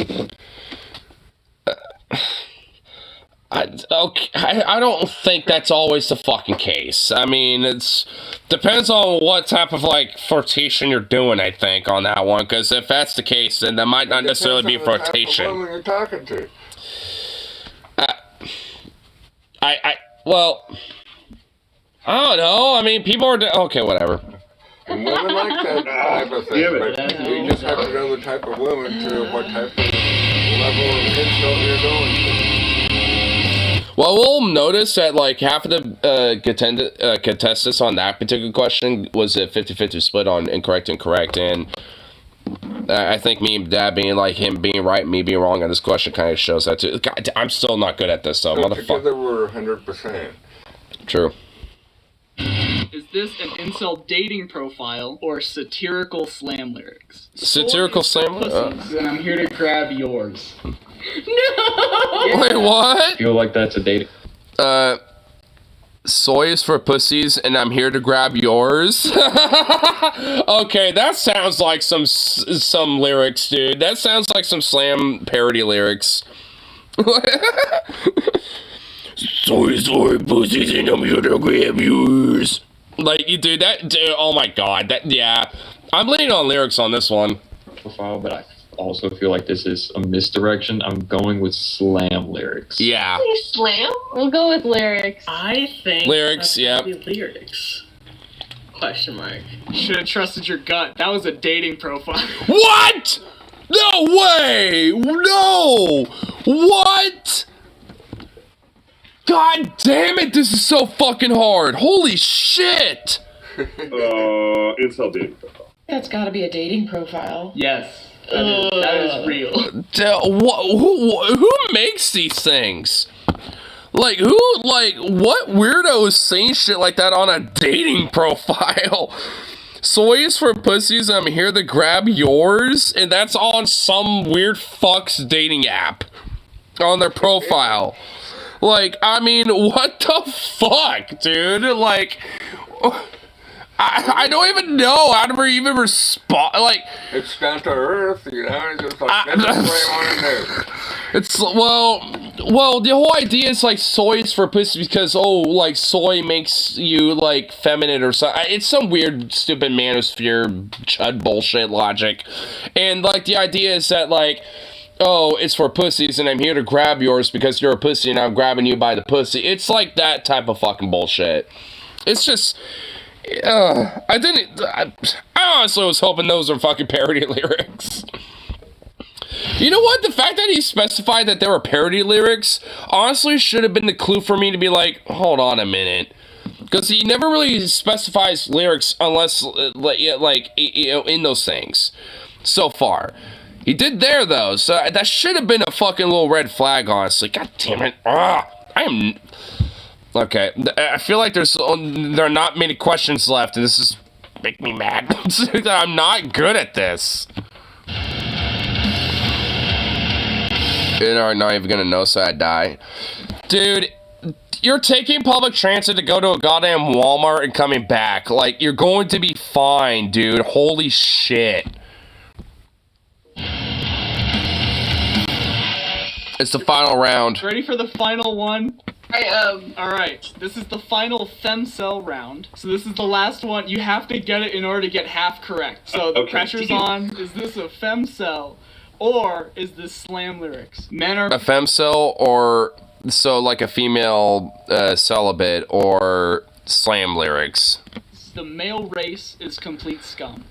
Oh my, men are pigs, the male race is complete scum. Dude, this sounds like a hyper woke scold, like mega radical feminist, like end of a rant. Like, she goes on like an hour tirade and she ends it with, men are pigs and the male race is complete scum. Like, it just feels like one of those, like, you know, hyper, like, you know, 2014 stereotypical, like, woke scold types. So it's just like, I don't know. Now I'm thinking femcell, but holy fuck, this could be lyrics. Like, I mean, oh, dude, this is harder than I thought. Now I don't even know. Like, this could be either or, I think, again. But you know what? I'm going to go on a femcell rant. That's my position. Femcell, or is that just... Well, I'm trying to figure out, I'm trying to, like, give an analysis on whether, like, this might be an incel rant, you know, from a woman, or lyrics, which, I get, well, an incel means you're, quote-unquote, involuntarily celibate, which basically means that you're so insecure about yourself, you don't want to improve yourself, so you won't ever get bitches. Basically, it's what it means. Anyway, but, like, they're a sad bunch. But either way, but, like, I mean, there's, like, a weird... Well, I'm involuntarily celibate, so...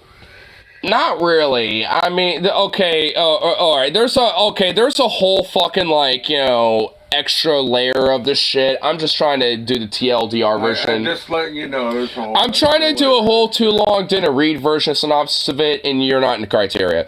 And, like, there's, like, a quote-unquote subgroup of these incel types who are, like, women incels called femcells. And they're, well, as the name implies, female celibates or involved. Yeah, it's all a bunch of stupid bullshit. Anyway, but, like, it's either, like, some femcell making a rant, or it's, like, lyrics when it comes to, like, men are pigs, the male race is complete scum. And honestly, I'm leaning on the incel rant. You know, that's, you know, but I don't know if it's lyrics, but I'm pretty sure it might be, but I'm still leaning on the incel rant, though. But which is it, though? What would you think? Incel rant or lyrics? Yeah, we'll go with the incel rant. Alright, so he's gonna go from what I'm saying. For 50. They are. I could totally see that being either. Okay, this one's hard because I have spent a lot of time on some like femcel Reddits. It's so simple though. I feel like it has to be lyrics. I'm gonna say slam. I could see a slam song saying that. I'm gonna go with lyrics. I feel like that's gotta be lyrics though. Yes. Yay! Damn it! It's not. I did say that I think it would be like lyrics, but I was leaning. I'm not good at this at all, dude. I suck. Was it the femcel answer? Yeah, and it was, no, it was lyrics. Oh, So, yeah. Well, you're pretty much like 50-50 so far for the question. You got... just like toss a coin. Yeah, you were here for 4 of the questions, and you pretty much, like, got half of them right so far. So, like, you're better at this than me, you son of a bitch. And you're just guessing randomly. What the fuck? Well, I'm the metalhead, and he's doing better than me. It's like, god damn it. Randomly, you can get 50-50. Well, oh my god. Evidently, I didn't. So, lyrics? Yes, that is All the right. band Volvo Yeah, Dynia. fucking You got failing with style. 50. Suck at tests, too. I do too. This sucks. No, that is Volvo Dynia. You got 6 out of 10. That's pretty good. That's more than half. I would have passed the test fairly. Yeah. I failed it immensely.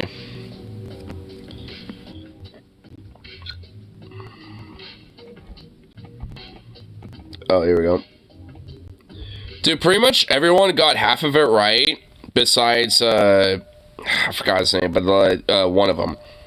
He got 5 out of the 11, and then everyone else got like 6 out of 11. And I got way less than that. I mean, I don't know much about like specifically slam music or like deathcore or stuff like that. And a lot of those lyrics evidently was within that subgenre of metal. So I was not in my sphere of metal when it came to those lyrics. Like, holy shit. I was just guessing. I got 50-50. I know, your ass was guessing. I was thinking, honestly, I think I was just thinking too hard on it. What the hell are you talking about? Okay, let's go with this one. Yeah, the thing is, with the incel part of it, that's a little bit harder to explain. The lyrics are pretty self-explanatory. I mean, because it's just trying to explain that it's just like a subgenre of core music. Yeah, it's just, yeah. So, I mean, but goddamn, that was tough, dude. I'm kind of curious, what other contests the guy do? Because I'm actually kind of curious, like, does he do more of those? Oh, I think he does. Oh, he did 2 of them. Wait, oh, he did like a band's real fake. Which, he needs to do another one of the incel metal lyrics. Like, that one was, like, really good. Because, I mean, that was fucking tough. I imagine this one would probably be tough too, but, I mean, I don't know. That one I feel like would be kind of easy because there's like so many little like indie bands and like obscure bands and like underground bands and shit when it comes to like metal, punk, and stuff like that. So it's like, I feel like that would be easy because it's like, if you want to just take a random hunch, just say yes. Yeah, it probably is the band. You know what I mean? Like, because there are, like, so many random, like, little, like, names they could probably take a guess on. Like, oh, let's name the band this. And then if you look online and dig deep enough, there's probably some other band that exists out there that has the same fucking name. It's like, shit. So it's like, I mean, I guarantee you there's, like, that one's actually probably easier in my mind. You gotta go plant my butt. Okay. Invader Zim, pretty good, but short as a movie and a comics continuation. Yeah, I know about Invader Zim. I never watched it or, seen any of it or, like, read the comics or nothing, but I'm kind of familiar with it. Yeah, you have watched it. I don't remember it. I had to watch it. I don't remember watching it, but I guess he does. Watching it. Apparently he remembers me watching it, but I don't remember it, so whatever. Suka, I swear, this might be one of the times you get stuff done. Yeah. Oh, that little baby. Little baby. Yeah, where's that fly when you need it? Dude, he just is not, he refuses to move. It's so cute. Yeah. Aww. You bonehead. Fun. You have the whole series. Nice.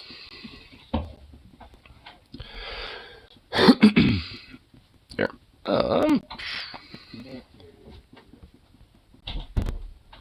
Yeah, I want to see what like little funny things are gonna go on here. Matt Walsh says that gays aren't born that way. It's a cow clip, because why not? Our lesbian soccer ball coach, dude. Like, I mean, right off the bat, honestly, before we even start on this, like, they're not born that way, bro. Like, my dude, my brother in Christ, I'm pretty sure, like, I'm pretty sure, like, everyone isn't it. Yeah, like, you're not necessarily born straight. Like, I'm pretty sure when it comes to sexuality, like, sure, like, look, I'll grant that there's probably, like, some sort of, like, you know, preset, you know, factors that might, you know, have your sexuality lean one way or the other. But the thing is, like, I mean, at the end of the day, like, I mean, like, a lot of that is just due to the, you know, like, upbringing and, like, you know, developmental factors and other environmental factors, like, all this other shit. Like, and a lot of that's predetermined. Like, I mean, and the thing is, like, at the end of the day, it's, you know, even with all that aside, you can still be gay. Shocker. I mean, you know, so it's like, what the fuck? Baby straight out of the woman nursery sees a nurse and thinks, I gotta get me some of that. Look at that booty. No shit, dude. I mean, what the fuck? Because honestly, like, when it came to, like, sexuality and stuff, I never thought about it up until about, like, middle school, practically. Even though I was taught sex ed, you know, at 5th grade, which wasn't middle school yet. Middle school for me was 7th and 8th grade, and that was it. So I only had 2 years of that. But, at least when it comes to, like, you know, sex and stuff, even with that knowledge, like, I never really thought about it up until a little bit later in my life, you know, at least when it came to, you know, that part of my life, at least. And, you know, like, and honestly, I'm sure there were probably signs and little cues, you know, to say, oh, I might be a little bit more, like, you know, bent instead of straight, so to speak. You know, maybe not full-on gay, but at least bisexual or pansexual or something. But, you know, like I said, I never thought about that shit, you know, at that time, because it just wasn't anything to me at that point yet. You know, it was only, like, actually, you know, like, honestly, one of my most earliest memories, funny enough, was, like, when I was, like, 4 or 5, like, I used to have a neighborhood friend that, they don't live there anymore. They, in fact, moved, like, when, around this time, actually, like, shortly, like, months or a year after, this memory I'm thinking of. But used to be friends with, you know, with this chick over, or this girl that at the time, and, you know, we would, like, invite each other to go back and forth, you know, to our places or whatever. And, like, obviously, you know, innocently, we're thinking, like, you know, like, oh, hey, how come you got, you know, your stuff on the outside and I don't? And I was like, well, I don't know. And I was like, I mean, I just think that's just how it is or something. And it's like, well, here, let's look. And she was just like, you know, trying to figure it out. And I was like, huh, strange. And we just kind of, like, literally didn't think fucking anything of it. It's like one of the early memories I'm thinking of. And it's just like, I mean, you know, it's like as little kids, like, obviously when it comes to stuff like that, we don't fucking know better and we don't give a shit because we're just like, we're kids. We're just like, huh, this is a thing that's a part of us. You know, so this is like, you know, just like, why is it that you got that and I got this going on? Like, I mean, it was literally just like childhood curiosity shit, you know what I mean? Like, nothing weird about it. You know, it's like, and I honestly, I bet you fucking, there's like, you know, like little neighborhood kids and stuff like that all the time that, you know, if they're just on their own in the backyard or something like that, you know, probably get curious. It's like, hey, do you have like the little, you know, this and this or whatever, you know, and like not realizing that, you know, what everything is, you know what I mean? You know, it's like, you know, no, I'm obviously not trying to be like, you know, weird about it here, of course, you know, because like I said, I was like 5 for abouts, like I was like basically in kindergarten or like 1st grade, you know, when, you know, like this memory that I'm thinking of, you know, like I said, it's like one of my most earliest memories, and it's like, I mean, obviously there was, nothing to it, you know. It was just like, you know, random little curiosity of like, why is the human body and why, you know, the way it is, like, why is your human body different from mine? You know, that's basically where it came down to. And it's like, and kids, you know, and like are going to notice like these things, and that's why education for one is so important, and for two, like there's kind of a level of like, well, hey, you know, maybe they kind of understand a little bit, like, without realizing it, that there's differences in this and that, but it doesn't matter, obviously. If anything, they kind of wonder, why are we so different? You know, why aren't we, you know, as similar as we probably could be, and stuff like that. And in a way, you know, I would probably argue certain little things like that, and just those little weird, like, childhood curiosities probably does play a little role, you know, into questioning gender and sexual norms and stuff, I'd argue personally. Because, like, if you have a kid who's curious enough to, like, you know, be like, hey, why are you, you know, look physically different from me, you know, as a kid, and this and that, and like, and, you know, like, why is that so, you know, and why does that have to be strange and this and that or some shit? Like, I mean, because kids are just random little social, like, info sponges. Like, they just want to know shit. You know what I mean? Like, they want to figure stuff out. You know, and that's why, like, education is so fundamental, prevalent for that stuff. Because even though they might not totally get it then, so to speak, you know, like I was saying, when it came to, like, you know, not really, even though I was understanding, you know, getting sex ed, you know, like, I didn't really understand sexuality until a little later. I mean, it's why those things are important. Because it might not necessarily be at that time when those kids are going to fucking figure it out, but it's still important because later down the line, they'll realize, oh, hey, you know, like, you know, this is what my sexuality is. This is what my, you know, gender is and stuff. Like, this is who I am. Now realizing, you know, when it kind of clicks, especially when it comes to the education that they get, you know, being able to better understand those things. You know, like, because especially when it comes to them being teenager and young adult, that's like one of the more prevalent, you know, moments of understanding themselves when it comes to, like, you know, someone's life. So it's like, I mean, that type of shit is so fucking important. Because innocuous little random curiosities that kids may have, I mean, they might not totally understand it, you know, thinking back on it in hindsight, so to speak, unless they don't have, you know, the proper education to understand why maybe these kids, you know, even themselves might have, you know, thoughts like that, or might have had those little curiosities and this and that. It's not like some sort of, like, deeper underpinning thing. It's just like, yeah, like I said, it's just kids are info sponges. They're curious. They want to know shit. They want to figure out the fucking world a little bit, because, I mean, they're born into it. I mean, it's kind of instinctual to kind of figure out how the fuck it works. Especially when you're in your most, like, you know, vulnerable years as a kid. I just want to come up with this even. I guess we'll look at this before we actually look at the official clip, since I was kind of ranting. Which a lot of what I'm talking about is going to go right into the thing, you know, that we're going to be looking at anyway. But, you know, I don't know why Rip City, you know, you gotta, I don't know what it is, but your links always want to do that, like this bullshit, instead of just, like, just going straight to the right. Like, are you kidding me, dude? Like, what the fuck? See, it's just being retarded. Can we not? See, when Rose or, like, literally anyone else says Reddit links, this never happens. Why is it only Rip City that this happens with? Like, what the fuck? DIY? What if I need to poop? Wait, what's going on? What? Silicone? What's going on here? We're making a fleshlight? What the fuck? Weird. Center from that. Yeah, well, I don't know. What's going on here?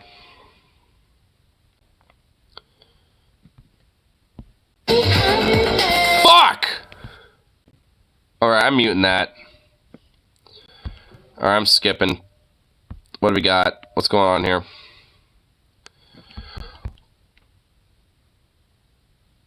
I already see what's happening here. No. I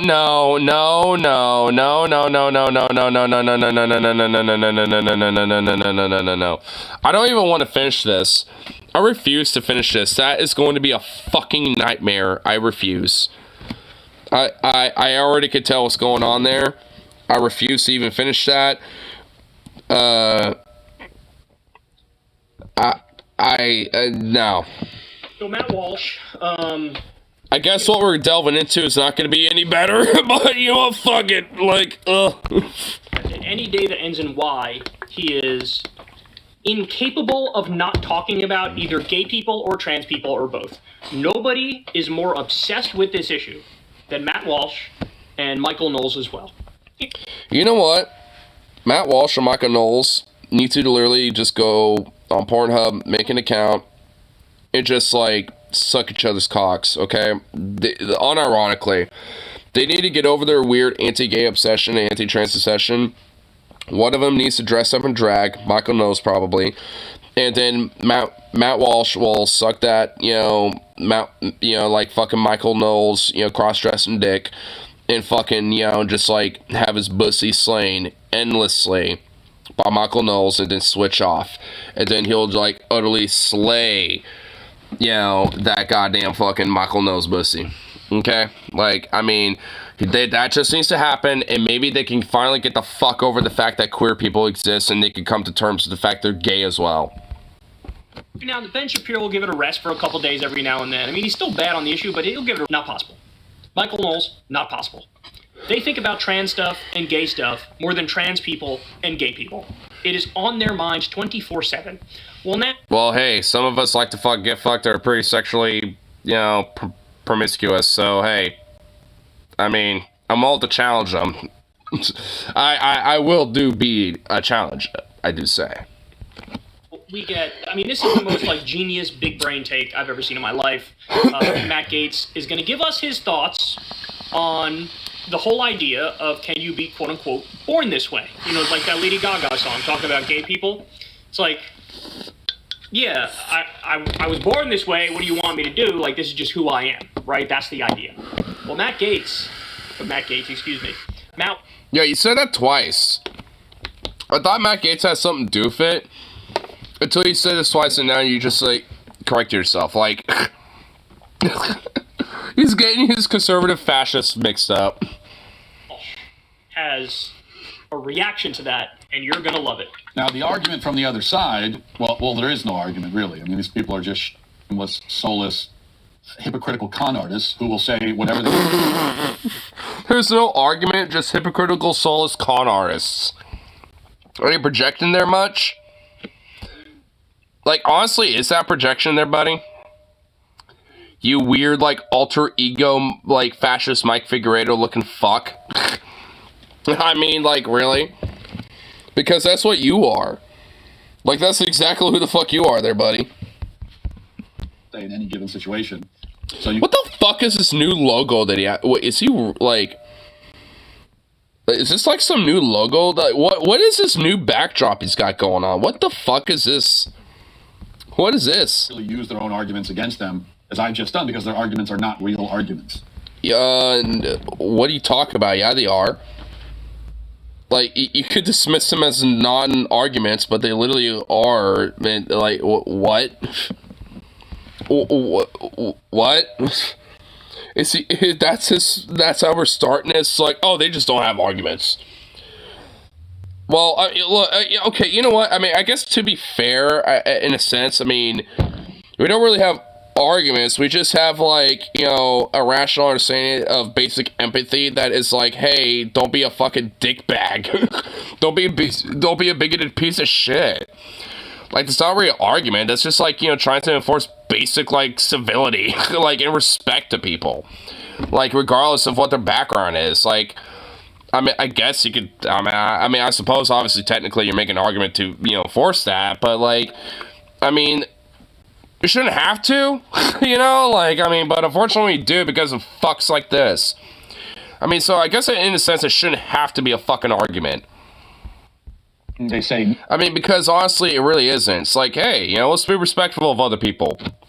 Yeah, I agree with that. Like, there shouldn't be an argument. There shouldn't be no fucking debate or argument about that bullshit. It should be pretty fucking self-explanatory. But to the extent that we can use a word like argument The argument from the other side is that sexual orientation is immutable and unchangeable. We already talked about this. Yeah, because it isn't. Well, like, I mean, well, oh my God. Like, he's trying to treat things in absolute. Because the thing is, like, when it comes to, like, you know, someone's sexuality, yeah, as this basic foundation of what their sexuality is, that's pretty much predetermined when they're in the fucking womb, for the most part. But the thing is, maybe that sexuality might grow and explore and, you know, change a little bit over time.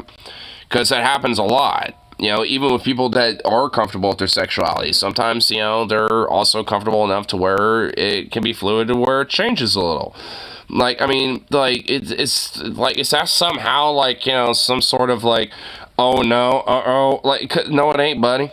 No, it ain't, Matt. Because, I mean, that's a part of the human condition and the human experience, basically. Because, like, all in all, like, it's one of those things where people, you know, like, will have different experiences. And sometimes, you know, those experiences means that they might be bi, pan, gay, lesbian, etc., or trans. Oh, God forbid. And, you know, and because of that, like, you know, sometimes, you know, their gender or sexuality might, you know, change over time a little bit. Might still be foundational to who they are, you know, but it changes a little, you know, sometimes. But that's fine. You know, that's kind of the whole idea of at least, you know, trying to normalize, you know, like, queerness and things like that. It's because, like, you know, sometimes, you know, like, people might, you know, change a little when it comes to stuff like that, and that's okay. And first of all, there was never any reason to believe that. Okay, this idea that you're born gay or whatever.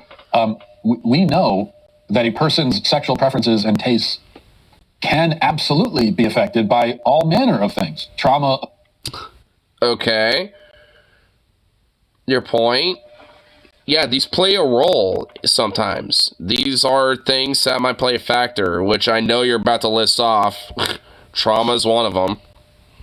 Exposure to pornography from a young age. Many things can impact it. So that's all he has to say. It's like pornography at a young age and trauma. And then etc. Like, hey, buddy, there are, like, a lot of various different, you know, things, you know, that could be environmental factors or developmental factors or various different factors and variables that could play a role in this, sure. But you're, like, oh my God, I'm trying to, like, Matt Walsh is actually trying to, you know, make some cohesive argument when he's not, but whatever. Like, I mean, the idea that that is an abso-fucking-lute is ridiculous.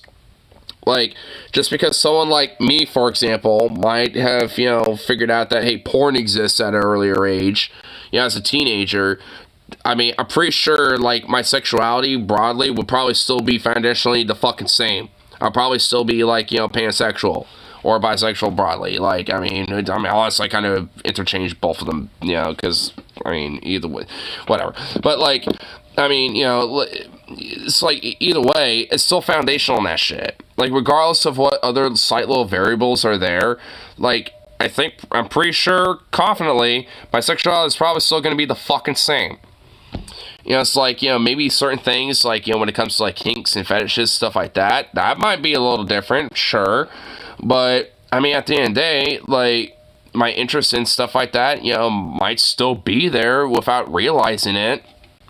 You know, so it's like, what the fuck? I mean, just because, like, at an earlier age, you might not necessarily, you know, just, you know, like, know these things or whatever, or, like, you somehow discover them at an early age or whatever. Like, I mean, these can play a role, but they're not the end-all, be-all when it comes to your sexuality or your gender. Like, I mean, that a lot of that stuff is pretty foundational even before you're fucking born. Sexual preferences. I mean, this is not really disputed by any serious person. There is no gay gene. I'm pretty sure it can be disputable when you're treating it as an absolute there. Just like you are. And yeah, there is no gay gene. Is this like some weird what? Is he trying to do like this weird thing? It's like, oh, I'm not a bigot because like I don't think there's like the gay gene and stuff and this and that. Like, you know, I'm not that much of a... Is he trying to like, you know, play off his bigotry a little bit? Trying to be like, oh, see, like, I don't think there's like a gene or anything that makes these people like the way they are. They just choose to be this way. Which is still a bigoted position, but it's just like, is that what he's trying to do or something? Like, what the fuck is this? How hard they look for what? Wait, what the fuck? This motherfucker's still on. What the hell? What? Okay. It wants to be dumb. Fuck you, Bluetooth, for being the way you are. Come on, turn back on. Thank you, you piece of shit. Fuck you too. People are born gay has always been incoherent because, if people are... How's it incoherent? If that's incoherent, then people being born straight is incoherent. People being born of sexuality is incoherent then. Like, I mean, what the fuck are you talking about then? Like, if being born with a sexuality that is basically not straight is incoherent, then being born straight also is, that's a two-way street. What, are you trying to imply that there's, like, no sexuality, like, within humanity besides what we choose? So, that says a lot about you, Matt, because you choose to be straight, even though, deep down inside you probably don't want to be.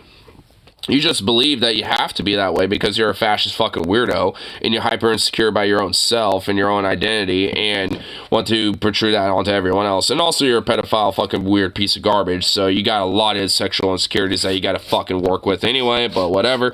It's like, I mean, this fucking freak is pretty much admitting that he thinks that sexuality is his choice. And that implies that, essentially he's saying that, like, oh, I am making the choice to not be gay or straight or a pedophile, basically, because I want to, be this way, or at least I want to perceive myself to be this way.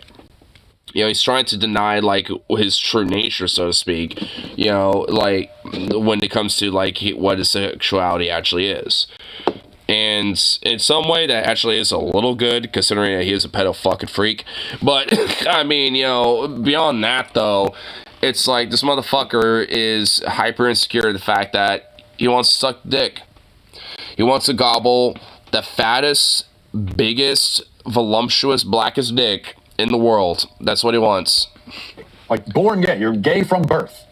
Right? That's what that would mean. Because that's true. Means that there are, what, homosexual infants out there? Again, I mean, you know what? Yeah, because the fact that there are people who are gay means that, yeah, when they're infants, without, everything being set in stone yet, they're probably gay. Person thinks that. I can't. Bro. You can say the same thing about straight. What do you think? There's, like, heterosexual infants? I mean, he will never, like, he will say yes. I mean, he will never, like, cop to it. Like, he will never cop to the fact that it's a two-way street. Obviously, before they hit puberty, the whole concept of, like, sexual stuff is not a thing, right? They're not interested in that yet, or really capable of that yet, right? So, in that sense, yeah, there's no gay bait. Well, hold on. I mean, with my personal story I was talking about, like, one of my earliest memories, when I was, like, 5 or whatever the fuck. I mean, I feel like that's a little contradictory to Kyle's point about, like, oh, kids aren't necessarily, like, interested in that. In the sense that, like, not in the sexuality aspect, but just in the, like, biology aspect, the sense of, like, hey, why does this, kid in my neighborhood look a little different from me, as a girl, while I, as a boy, look the way I do? Because of, like, literally what's between our legs. Like, it's not, like, some sort of, like, weird thing. It's just, like, an innocuous, like, hey, why do you got that and I don't? Or vice versa. It's just, like, a weird little, like, innocuous, innocent, like, what's this? Type of thing. Pretty, arbitrary, innocuous, basically, and innocent, like, type of thing. And it's like, and obviously there's at least, some implicit level of, like, obviously there's, like, some sort of, like, part of the brain that's, like, saying, like, hey, there's a difference here, and that means, something, but our brains have not developed, because we're children, to realize what that is yet, when it comes to, at least when with the biological sex and sexuality aspect of things. And the thing is, sometimes it's different, for a lot of people. For some people, like, that means, like, hey, I'm not into that type of stuff, because I like my own, biological sex, so to speak, because I'm gay, or I like both. I think that's kind of interesting, and I think that's interesting and stuff like that. Like, I mean, so there's a lot of aspects, that can, where I think, kids, have a slight, like, curiosity about these things, but without necessarily knowing that. And I think a lot of it's just because, again, it's just like the info sponge of curiosity that children have, where they're just trying to figure shit out. You know what I mean? And that's, like I said, it kind of comes down to the root of why education is so fucking important. And that's why, like, our school system is really needing to be, like, revitalized in a lot of ways. Like, immensely. I'm still here. Well, I figured obviously, there's people still hanging out and shit. I mean, I'm what, like, what do you think? Okay. Be that pussy.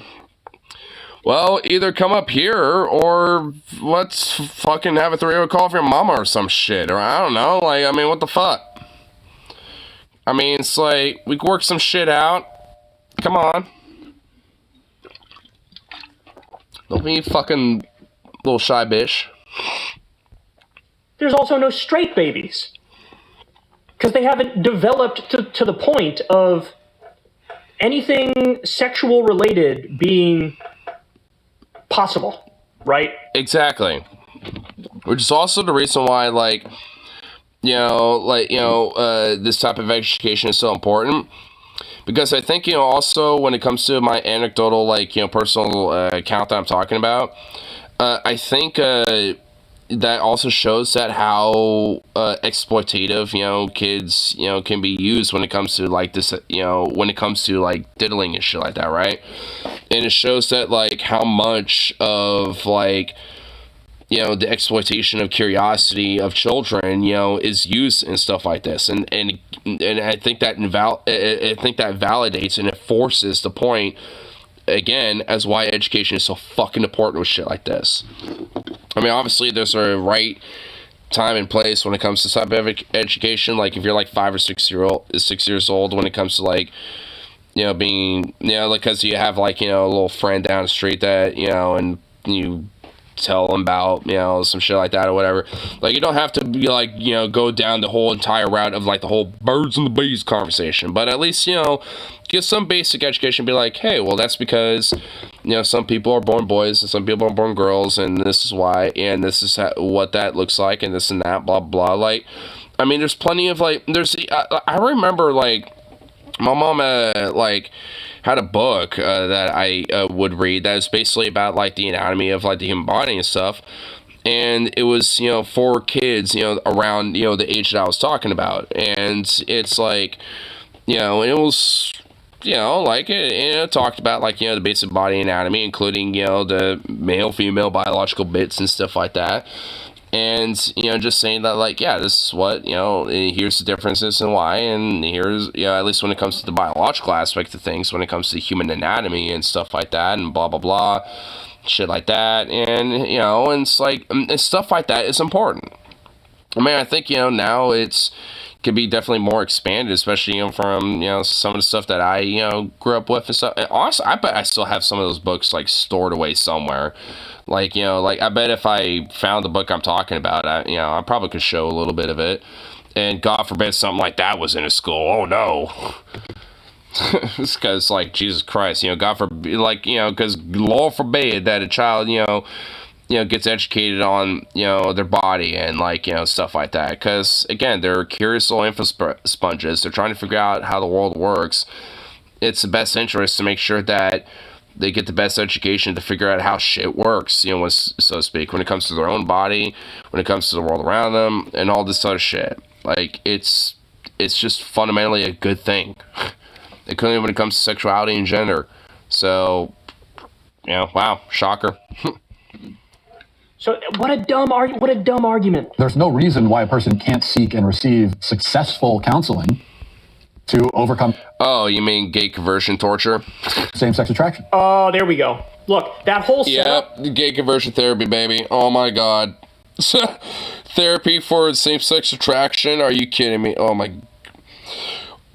I wonder if it's just more projection on Matt Walsh's part, because, you know, that motherfucker's definitely gone to counseling from, like, some weird Christian, like, church about his, like, homosexuality, dude. I guarantee it. That is a projection right there, dude. Dude, Matt Walsh is such a weird, like, case study, dude, because, like, he is such a weird, creepy little fucking worm. But, like, if he wasn't such an insecure little fucking fop, like, I mean, he probably wouldn't necessarily be a bad dude, weirdly enough, you know what I mean? Like, because, look, let's just, like, take the politics of this guy aside. Like, let's look at his appearance. Like, honestly, he's not that bad looking of a dude. His fits aren't really terrible, so to speak. I mean, why do you think I call him, like, the alternative, like, you know, fascist alter ego of Mike Figueredo? Because he kind of looks like a Mike clone, almost. I mean, we've done the comparisons before. I mean, I don't think we need to do it again. But, like, I mean, you know, so I feel like he wouldn't necessarily been a bad dude if he was just, like, not a weird right-wing fascist fuckwit. You know what I mean? Like, but because of whatever insecurities he's got, he's just been consistently stuck on this fucking train. He's riding it until the wheels fall off. That point right there. And I guarantee, like, and I believe that he fervently fucking believes the shit that he fucking spews. I think he's one of the rare, genuine believers. I mean, you know, and because of that, a genuine threat, because he's overtly has, you know, been, you know, like a main role when it comes to a lot of stochastic terrorism, you know, in the United States, especially when it comes to like a collaboration of Libs and TikTok and shit when it came to like the Boston Children's Hospital and shit like that. It's like the motherfucker is, you know, a genuine threat in my opinion. I mean, as much as, like, you know, some people might dismiss him as a fucking joke, because honestly, at the end of the day, he is. But, I mean, fuck. Like, I mean, he's, you know, like, I mean, he would be if, like, he didn't have such influence because he's on the fucking Daily Wire and has an ability to prop his shit out there. Especially when if his documentary of, like, what is a woman? Gay conversion therapy. That's what the main point of the first part of that rant was. Okay, Matt, that's the dumbest thing I've ever heard. Every single time I've ever read a story on somebody trying to go through, like, gay conversion therapy... I just realized that this is his mic right there. Why is his mic so close to the camera? Holy shit. Inevitably, later on, they get caught sucking off some dude in a New Jersey Turnpike bathroom. Or it's like, remember Michelle Bachmann's husband who was involved with this? And he would put gay men on his lap and they would rock back and forth. And he would try to get them out of their gayness by doing this. They're all massive closet cases. They are... Is there clips of that? So deep in that closet. And it's like it's such wishful thinking. Like, I feel bad for the people who are uncomfortable with their own sexuality, but what they're trying to do is like, if I try really hard and I really hope and I really cross my fingers, I will no longer want what I want sexually. Good luck, son. Good luck. That ain't happening. Not even close. Not close. And you know how, you know this is the case, apart from all the evidence which shows it's not possible. Imagine it for yourself, right? If it, like, think of it, whatever tactics you might use, whatever... How in the closet am I? Or are you? Not really. I mean, I guess you're probably like, you know, 20% in the closet because, I mean, you kind of have to be a little bit because you're in the South. But at least in my experience, you're not really in the closet. So I'd say at least 20% just because I know, given your circumstances where you live and stuff like that, I mean, I have to, you know, equate that into, you know, the broader, you know, analysis. So, you know, I'd say at least like 20 to 25%, but that's just because of circumstances. Like, if you lived here in the PNW or in Portland or anything like that, I'm pretty sure you would be like 1%. Okay, like, I mean, like, at least in my opinion, like, because I'm pretty much like 1% in the closet. Like, I don't give a fuck. I mean, dude, I wear shirts like this for fuck's sake, okay? Like, yiffing hell with this, like, femboy fucking gay-ass, like, goat with, like, candle wax, like, melting all over its face and tongue and shit, like a little horny little slut that it is. It's like, I mean, come on now. I mean, it's like, I wear shit like this for fuck's sake. Should I bring this to Texas for Thanksgiving? Should I wear this on Thanksgiving dinner? Because I'm honestly half tempted to. I'm half tempted to bring it. Have him be like, what the fuck is that? How dare you, blasphemic heathen? Yeah! I am so tempted to.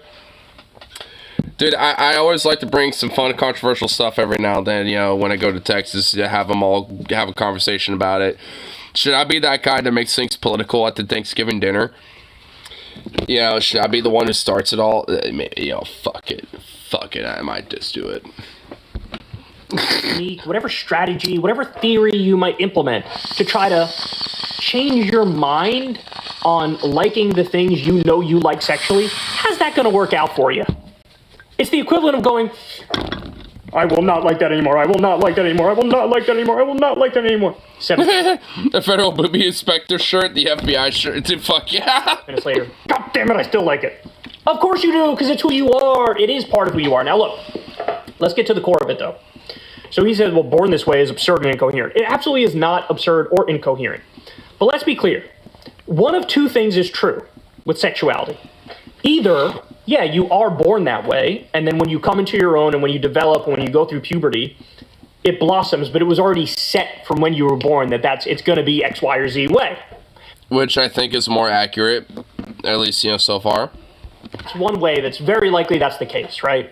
The only other option is when you're very, very young, before you've hit puberty, before anything sexually has occurred to you, etc., when you're very, very young, yes, things may happen that leave a permanent imprint on you, and then from those early moments, it's now set, so when you go through puberty and when you develop, whatever was set from a very young age now becomes the ironclad fact of reality about your sexuality. But what is... I think it's a both. I think, honestly, it's a little bit of both, in my opinion.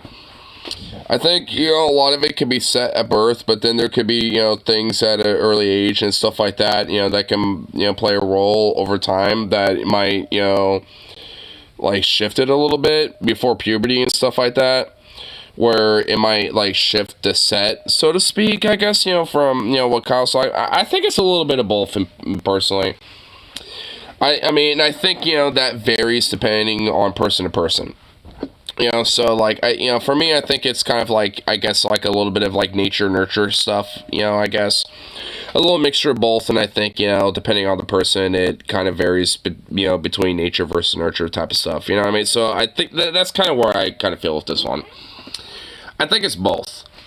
Like, ¿por qué no los dos? You know, why not both? You know, like, I mean, that's kind of how I feel about this one. At least, you know, from what Kyle's saying. At least, you know, because, I don't know, like, because I'm trying to think about my own self a little bit. And honestly, like, I know there were definitely, like, things, you know, that potentially played a role, like, you know, growing up that might have, you know, like, shaped my sexuality in a way. But at the same time, I feel like a lot of that was also just kind of set in stone. Like, when it comes to me being, like, you know, bi/pansexual, right? Like, I think that in itself was kind of set in stone. But, like, everything around it, though, probably was, like, you know, due to other factors, you know, maybe growing up and shit like that. Like, but, I don't know. You know, I think, you know, it's kind of the, you know, fun little, like, you know, kind of, you know, like, thought experiment, I guess. Like, because I think, you know, either way, regardless of, like, how it manifests, I mean, it doesn't really matter. So, you know, I think it's kind of fun to speculate about.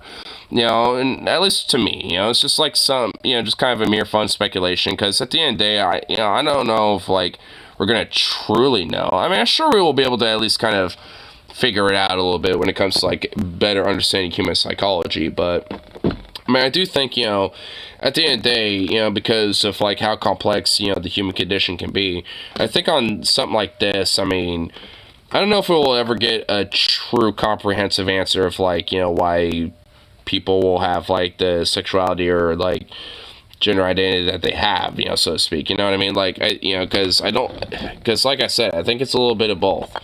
I think in some factors it's environmental, in some aspects it's just kind of like, you know, with kind of predetermined. So I don't know. I mean, I think, you know, a lot of it, you know, it's very complex.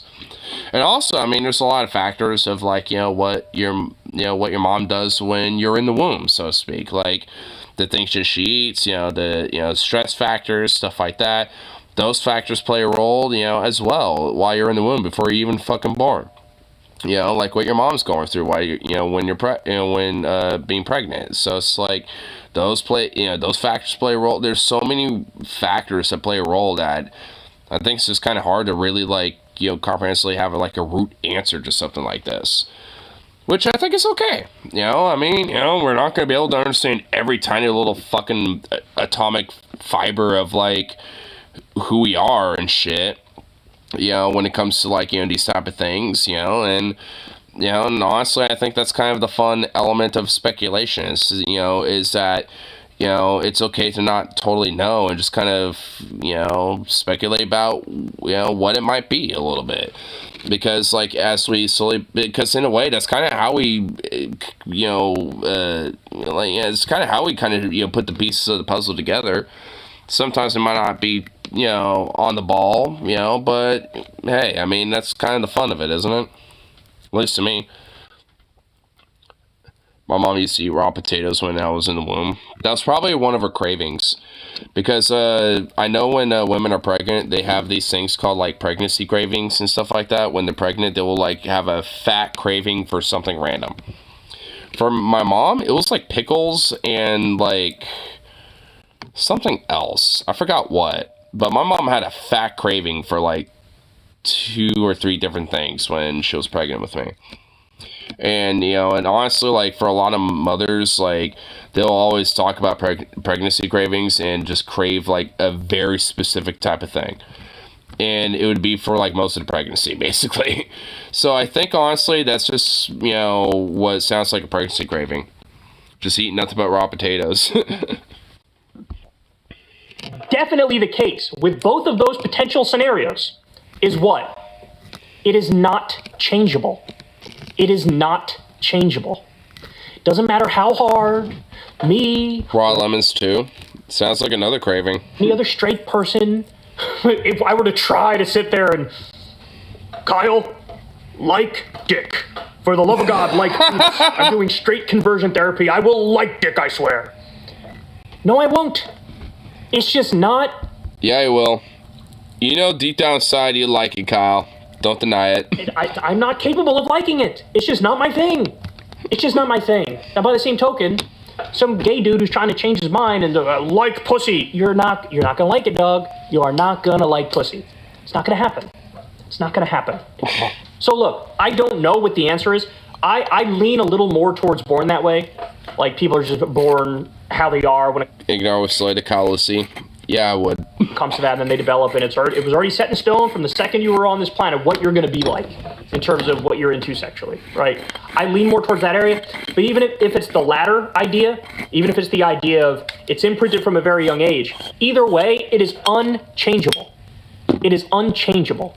And so, I mean, it's so phenomenologically obvious, right? It's the most obvious thing in the world. But he tries to convince you that up is down and left is right in order to build a case for actually conversion therapy is great. Which makes me wonder, man, like, are you struggling with something, dog? Are you struggling with something? Of course he is. Is there any more to do? It's just Kyle ranting a little more.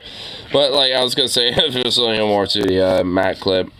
But, I mean, yeah, of course he's struggling.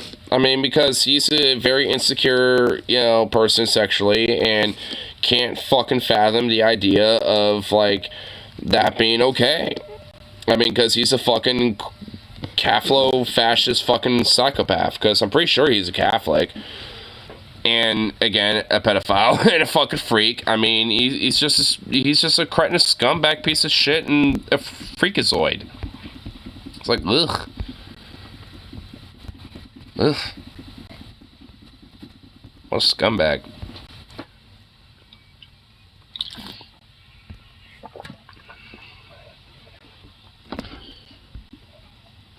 Here.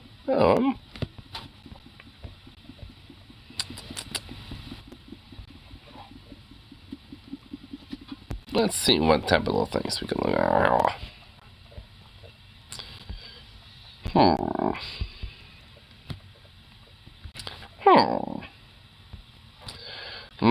see here. Let's see here what type of fun things we can get all into here.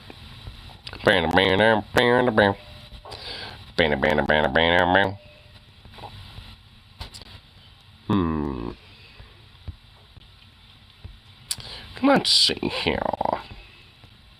Could do maybe potentially some true crime stuff, maybe. Because I know there is, you know, some of that I saw. Let's see. If nothing else, we could. I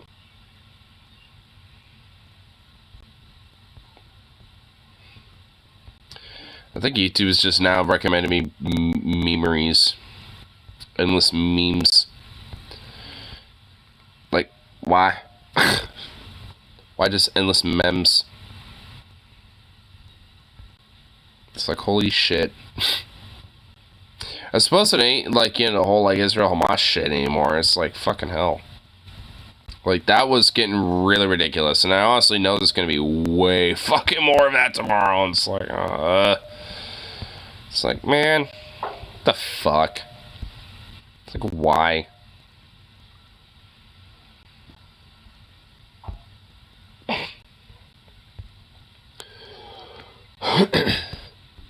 It's like, why must they have to be they being the Israeli government being pieces of shit?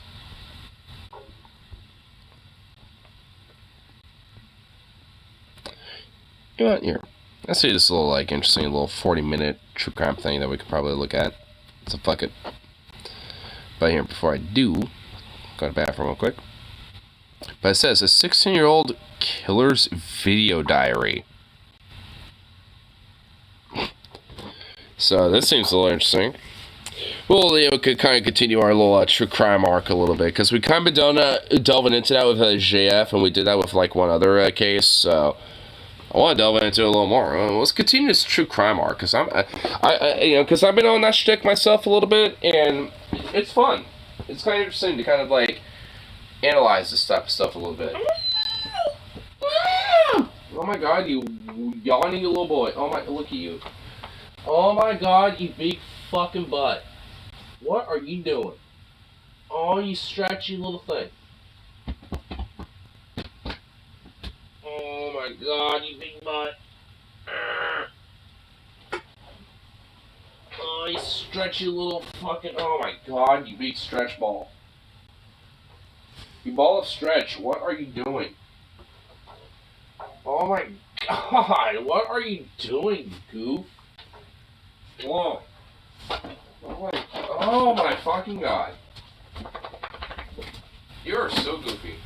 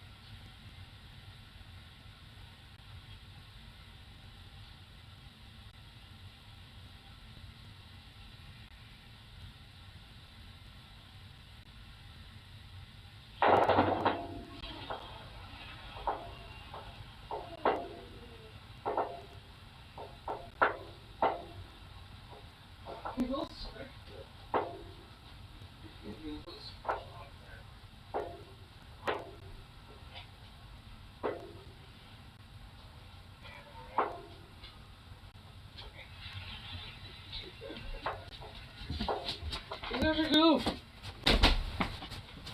He's such a goofball. Get over here. Oh. Oh.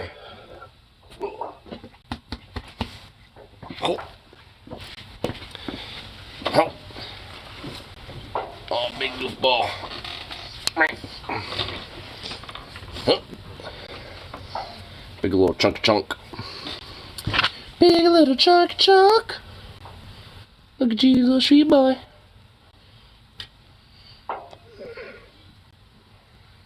Right.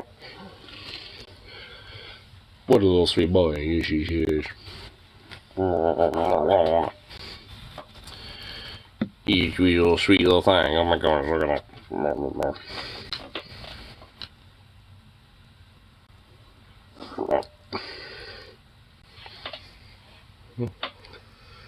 Look at that little face. Oh my gosh, little face. Oh my goodness.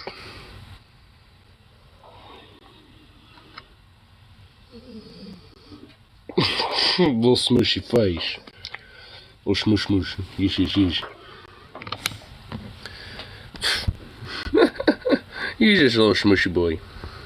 Just a little goofy little smoosh. Yes. Little smoosh ball. I want to slay JF's pussy if it was the last pussy on earth. I mean, you know, I wouldn't either. These videotapes would first appear ordinary. Well, this looks like some Columbine shit right off the bat. Like, this is not going to look, this is already going to be off to a great start. Oh, boy. When your shit looks like you're about to do like Columbine 2 Electric Boogaloo, this is already going to be bad. The unsuspecting eye. However, as you continue to watch, it becomes abundantly clear that something is wrong. So we're gonna kill her and her friends, and we're gonna keep moving on. I heard some news about Kirsten. She's gonna be following on from 6 to 7. So we might kill her, then drive over to Cassie's thing, and scare the shit out of them, and kill them one by fucking one. Only small snippets of the videotapes filmed by teen killers Brian Draper and Tori. Yeah, this sounds literally like some Columbine shit. Like, what the fuck? And this is back in 2006. So, what was Columbine? 99? So it'd be like 7 years afterwards. I wonder if they kind of had like some sort of like affinity for it. I wonder if that ends up playing like a weird role into this or something. Available to the public until now. The majority of the following footage has never been seen before. These are the lost tapes of the Scream Killers. Whoa. Police Deputy Karen Hatch arrived at a residence on Whispering Cliffs Drive in Pocatello, Idaho. Of course it's Idaho, dude. Oh my god. Of course it's fucking Idaho. I mean, leave it to Idaho to have some weird shit like this, dude. I mean, of course. Dude, I mean, you know, I wasn't really thinking Idaho. I was thinking like Oklahoma or some shit, but of course it's fucking Idaho, dude. On to Allison and Frank Contreras, who had recently returned from a weekend trip. Their 13-year-old daughter, Kelsey Contreras, discovered her cousin, Cassie Jo Stoddard, lying deceased on the family's living room floor. Hello, Cassie. Allison immediately called 911. Okay, what's going on? Somebody looks dead on my phone. Oh my god, it's my cousin's daughter. I need to get him. Let me get you on medical. Stay on the line. Oh my god. I mean, that audio quality is like really does not make this eerie. It's like the audio quality is making this not eerie at all. And like, holy shit, I mean, fuck.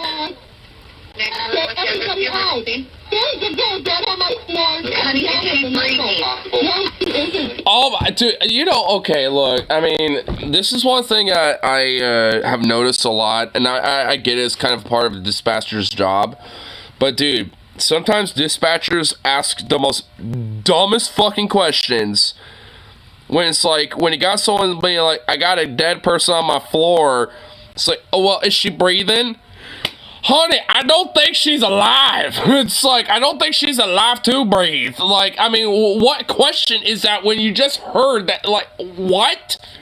It's like, dude, dispatchers, honestly, like, I get it. It's a part of the job to try to, like, ask questions, try to gather as much info as possible for, like, deputies to arrive on scene, stuff like that. I get it, but, like, I don't know, like, you could probably infer enough information by, like, their parents' call.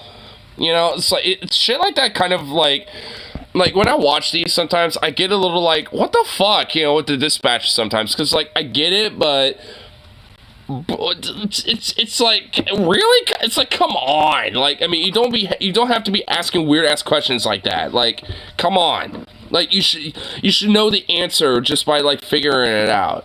Like, with, a thing called, like, inference and, like, just listening. She's called the cut. Hey, do you want to start CPR? Okay, how old is she? Well, at least it's... 17. And her mom just drove up here and she's dead. Okay, hon, we're gonna get him coming, okay? Oh my God, okay. Cassie's body was in a state of lividity. She was face up, wearing star-studded yellow pajama pants and a white spaghetti-strap tank top. Her face fell to the right and her arms were raised over her head, elbows slightly bent. Most notably, she was covered in multiple stab wounds. The two most observable were at the center of her chest and on her left leg. Cassie was a well-rounded, trustworthy, and responsible 16-year-old girl. She was shy and loved music and art, and funny, with a great sense of humor. She performed well in school and aspired to be an attorney. Responsible as Cassie was, her aunt and uncle entrusted her with the task of watching over their home for the weekend. She agreed to help. Cassie's mother, Anna Stoddard, dropped her off to house sit, watching as she left their white Jeep Cherokee, walked up to the front door, and entered the home before driving away. Honestly, I mean, this is a nice looking property, too.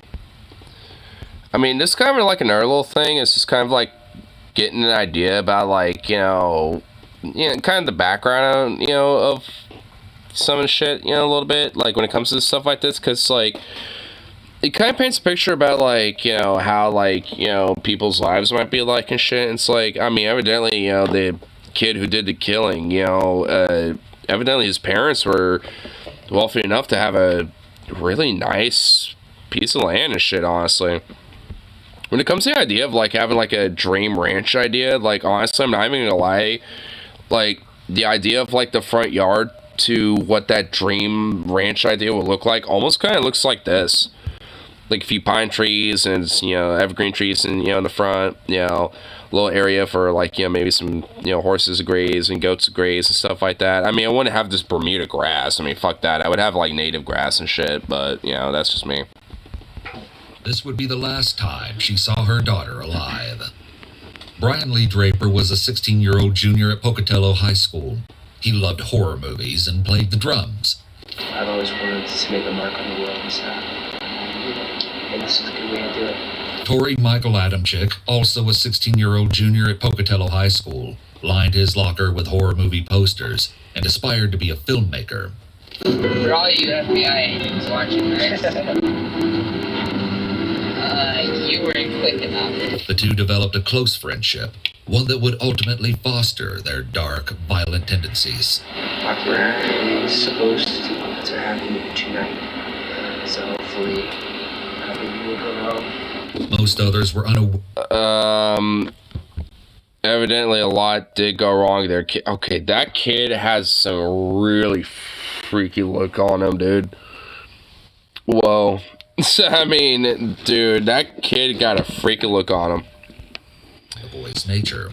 Some would comment on how friendly and happy Draper seemed, not knowing that... Dude, his neck is wider than his head. Holy fuck. Like, dude, guy got neck game like a giraffe, dude. Holy shit. Aspects of Draper's personality that worship the perpetrators of the Columbine Massacre. Oh my god, dude, I was honestly... Dude, my hunch was right. Holy shit, my guess earlier was correct. Dude, Columbine does play a role in this shit. Dude, this kid had an obsession with it. Yo. Dude, this... Oh my god, I knew there was something odd about this shit. Like, it felt very Columbine-esque so far, just looking into it, and, like, knowing that, these kids had an obsession with that, yep, makes utter sense. And that weird comment about, hey, FBI, if you're watching this, you're too late. That's another thing that makes me think they got like an affinity for this. And holy shit, I was right. Oh my, holy fuck.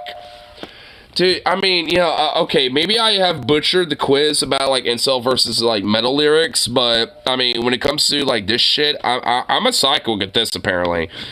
Not with incel versus metal lyrics, but at least with this. Was planning on executing a similar attack on Pocatello High School. Adamczyk, equally disturbed. Okay, yeah, that kid also looks just, yes, equally disturbed. Shared in these dark interests, though not nearly as interested in Columbine. While Draper outwardly appeared more innocent, it was reported that others knew something about Adamczyk was off. Looking for pleasure and fame, the two decided they would chronicle their journey to murdering someone exactly as the killers had in the horror movie Scream. Ultimately, they developed a plan to murder their friend, Cassie Jo Stoddard. Immediately preceding the murder, Draper and Adamczyk parked down the street from the Contreras' home and stepped out of Adamczyk's car. They retrieved a soccer bag containing 2 sets of gloves, 2 long-sleeved black shirts, 4 knives, 2 masks, and a pair of work boots from the trunk. Draper handed Adamczyk a knife and took one himself before the two proceeded to walk toward the home with a singular goal in mind. They would terrorize and slaughter their 2 unsuspecting friends, Cassie and Matt. Earlier that night, the two had visited and watched a picture for him movie with the couple. Draper made an excuse to go down into the basement of the home, where he unlocked a door leading into the garage, preparing for the events to come.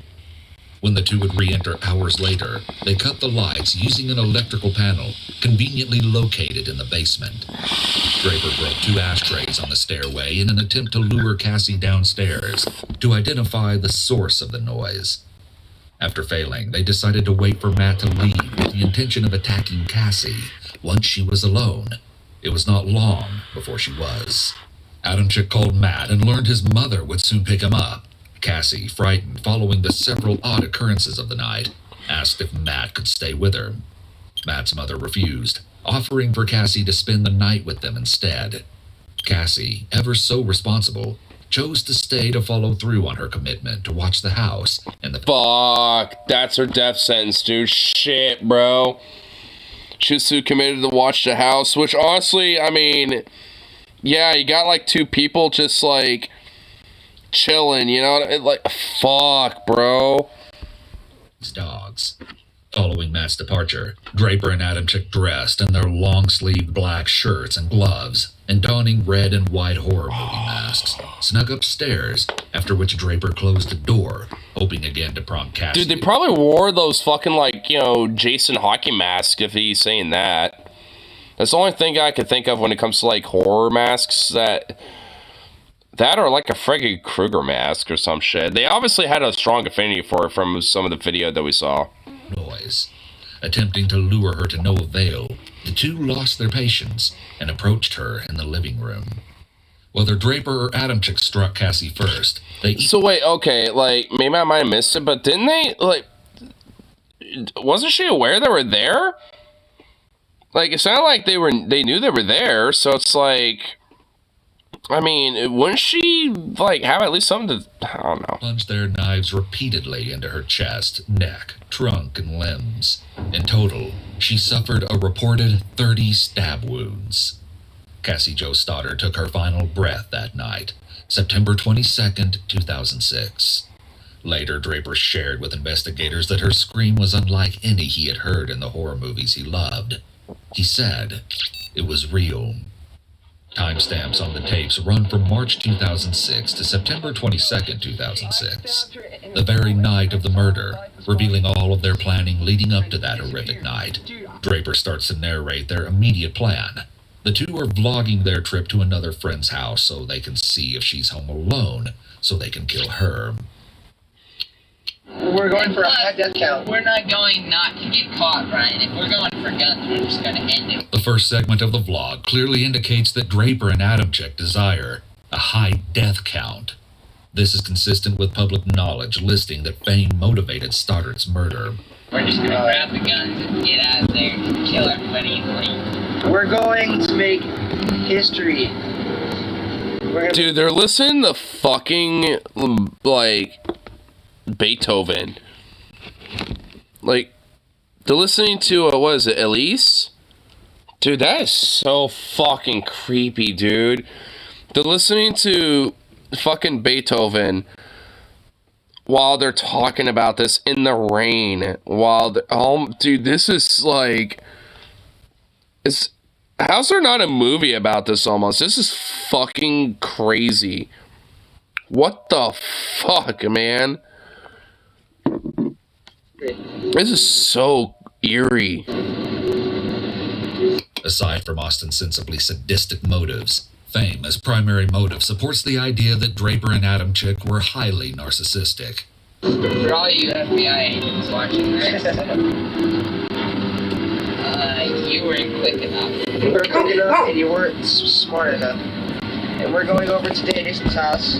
We're gonna go snoop around over there and try to see if she's home alone or not. And if she's home alone, splat!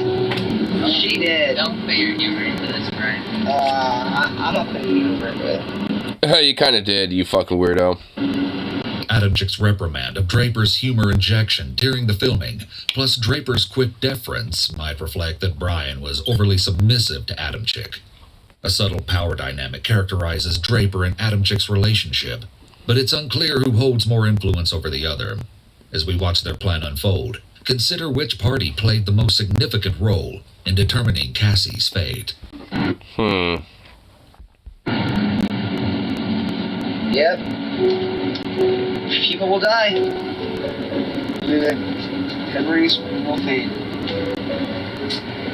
Memories will fade. I wonder what movie you got that from, Brian. Myself. That was myself. No wonder it was so lame. Okay, we're on our way, and I'll let you stay tuned. We're almost there. Dixon's house. It's clear out there in the pasture.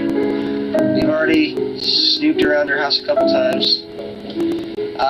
She's not home, so we're gonna go to the church over there, and we're gonna call a girl and a guy named Cassie and Matt. They're our friends, but we have to make sacrifices. So, I feel tonight it is the night, and I feel really weird. It's happening and stuff, and I feel like I want to kill somebody. I know that's not normal, but what the hell? I feel we need to break away from normal life. How bright is this light? Because, let's say it this way. Parents, along with their parents, and so on, taught them about God, Jesus, the whole bullshit line. I'm sure you guys believe in God as well. I realized when I was in 7th grade, you don't believe in Santa Claus or vampires or werewolves. They're used to metaphor, not to let... They teach their kids back in the 1800s, I learned this in English class, about telling their kids that you can't go outside or a vampire will get you, just to make their kids stay and do what they want to do. God is basically the same way. Yep. Trying to get people to do good, or else, so-called, you go to hell. And we're obviously going to... So basically, I would kind of I'm just listening, just trying to get the idea of, like, this whole motive, so to speak, of what the fuck their, like, whole modus operandi is of this whole thing. And it's... seems like, I mean, like, literally angsty, fucking rebellious, like, teenagers and shit that, I mean, that basically just wanted to fucking say, you know, like make a mark on the world against, like, the, you know, like, system of Christianity and shit. It's real, but you know what, who gives a shit? Yeah. Adamczyk's family members and teachers reported that he struggled with critical thinking, but here he demonstrates advanced comprehension and thought surrounding complex topics. Yeah. Psychological insight gleaned from the message about how allegories and religious beliefs were invented by parents so that parents could control their kids suggests that control is a very salient concept. I mean, the thing is, it's not, you know, I mean, Christianity, religion, and stuff like that, it wasn't built by parents, but... Adam Chick. And given the boys' apparent antisocial tendencies, which includes being oppositional, they perhaps felt that they could rebel. The boys rebelled against their perceived external reality by doing exactly the opposite as they best knew how. Not only did they refuse to believe in God or any associated concepts, both having grown up in the Church of Jesus Christ of Latter-day Saints, but also Mormons?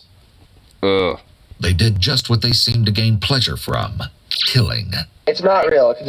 Which, I mean, they seemed like that was like an outlet in comparison to, like, you know, what most kids would be into.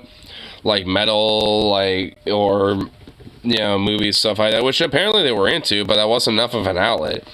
Like, when it came to, like, movies or, like, you know, music, video games, stuff like that, like, I mean, for most kids, you know, that tend to feel this way, like, I felt this way growing up, and the thing is, like, I mean, obviously it wasn't, like, some urge of, like, oh, yes, this kid, like, it was the urge of, like, hey, I want to, like, you know, escape into this nice little outlet that, you know, kind of relates to me. Like, it's they never went farther than that. So I kind of feel like, you know, there was like there's like some other level of, like, you know, psychology going on when it comes to, like, this mentality.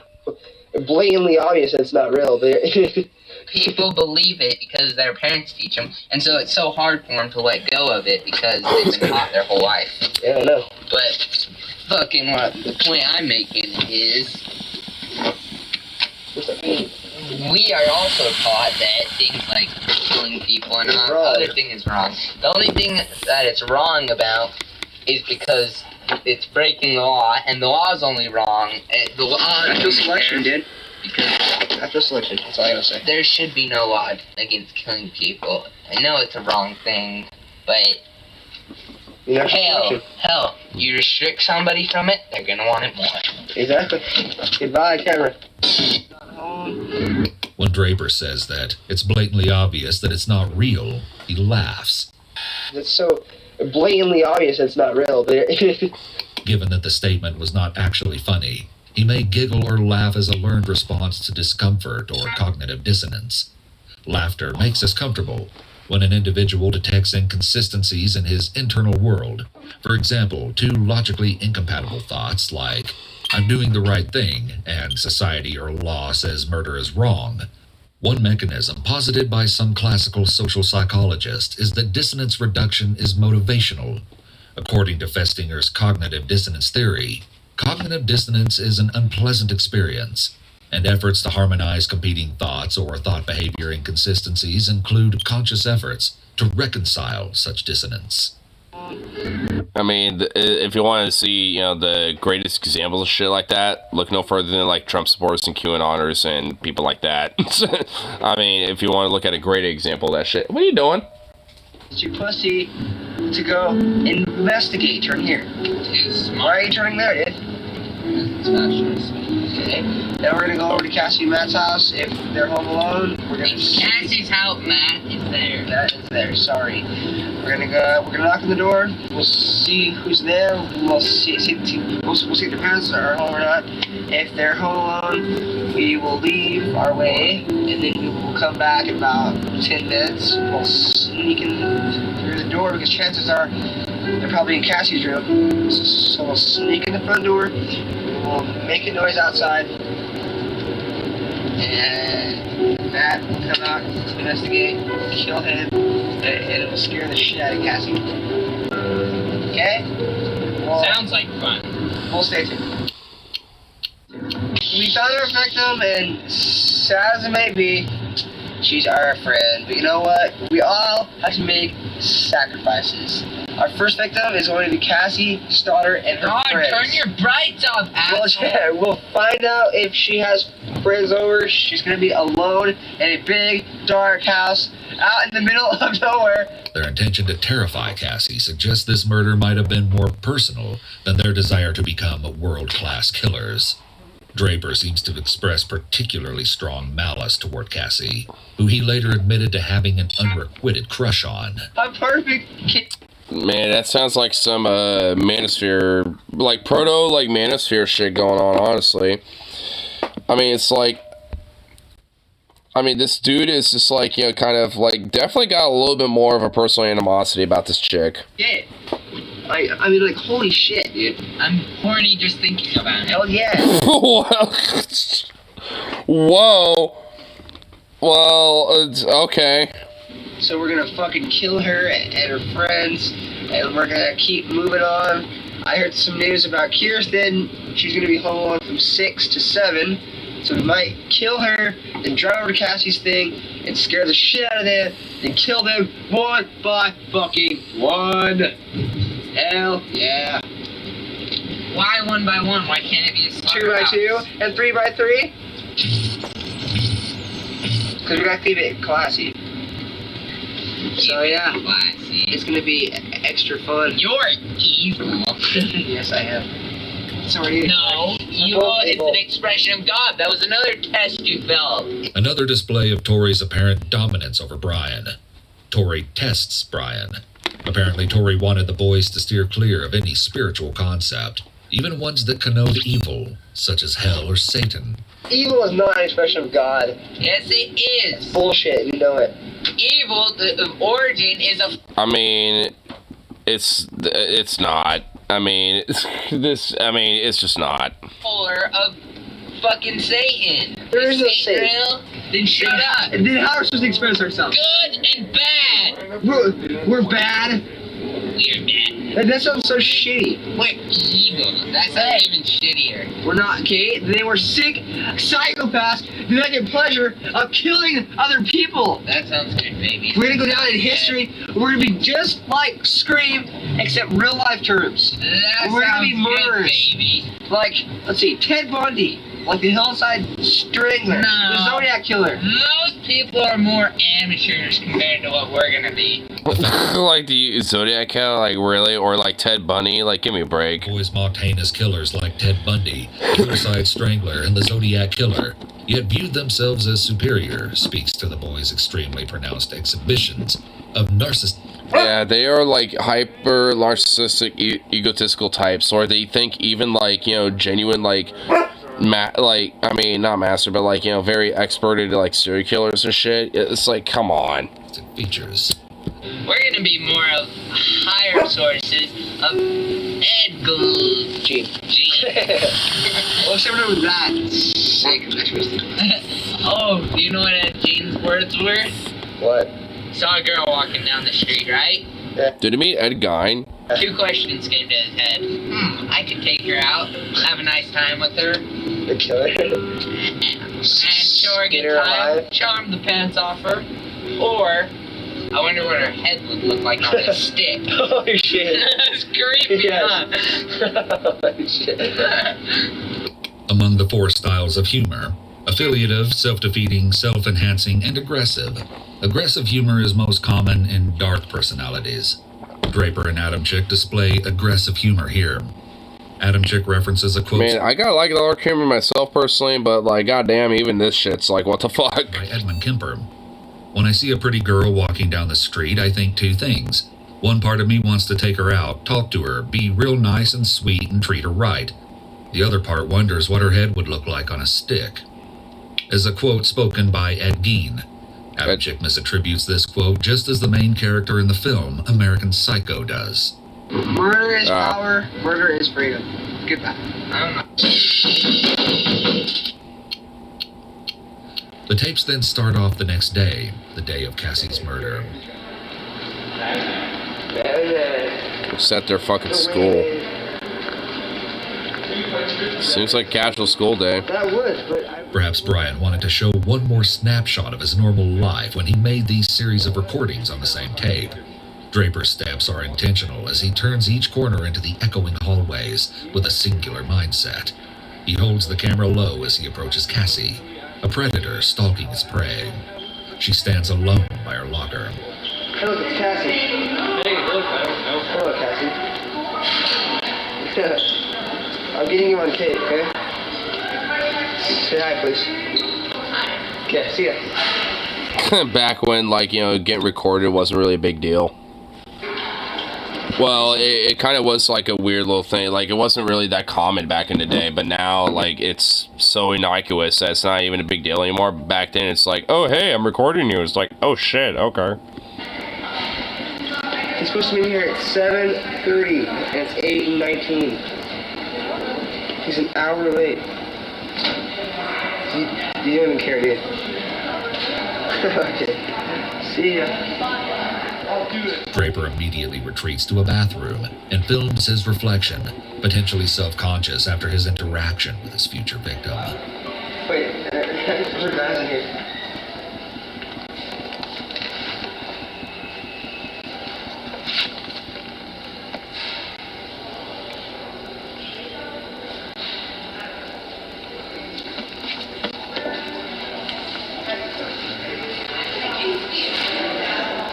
He seems lost in the ebb and flow of overlapping conversation that surrounds him, walking alone, unseen and unheard. I mean, he definitely is, you know, like, striking as, like, a really, like, kind of confused, lost outcast Next clips type. again take place in Draper and Adamchik's school. The second It floor or appears shit? that both are cutting class and using the library or study hall to finalize a written plan for the killing of Cassie, to take place later that very same day. Draper does most of the narration, with Adamchik interjecting. Adamchik is writing in a notebook, apparently making out written And this was in a library and no one else noticed this? scenarios of how they will commit the murder later that night.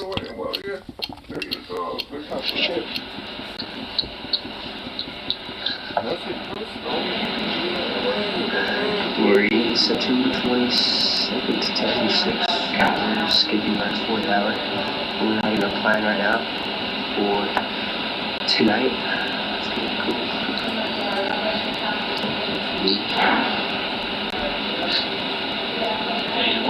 Did you just say neat?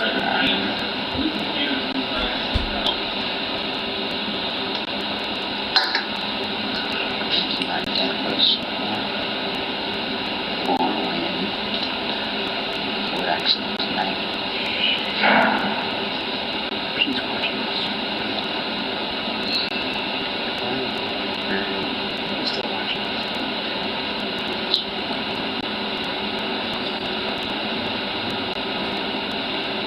Number 2 is what?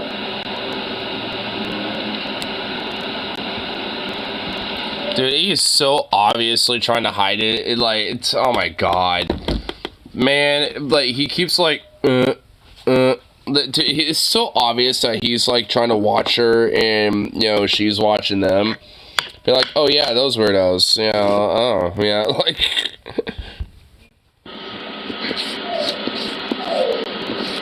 A genuine smile reaches the eyes, and as Draper beams at the camera, we can see his smile is real. Adamchik follows suit. This is insidious insight into the minds of two teenage killers with intentions similar to Draper's idols, the Columbine perpetrators. We see behavior mirrored between the two pairs. In one picture, Harris and Klebold stand side by side, donning long trench coats, grinning from ear to ear as they load their guns. The FBI believed Harris was a boundlessly aggressive sociopath, and Klebold a vengeful depressive.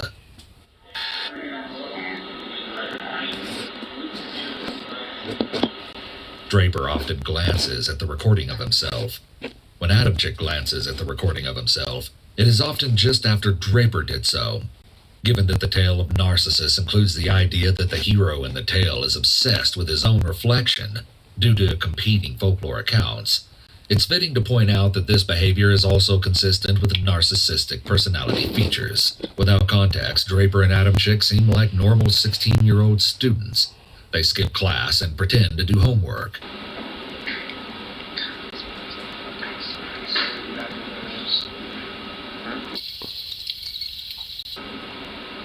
I don't know where any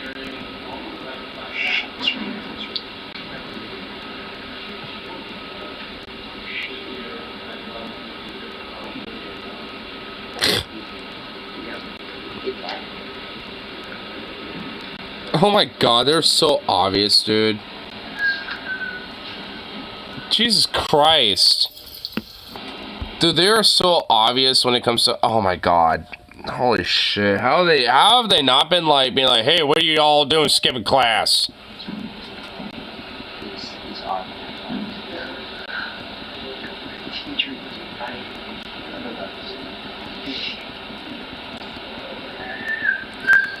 How are they not caught?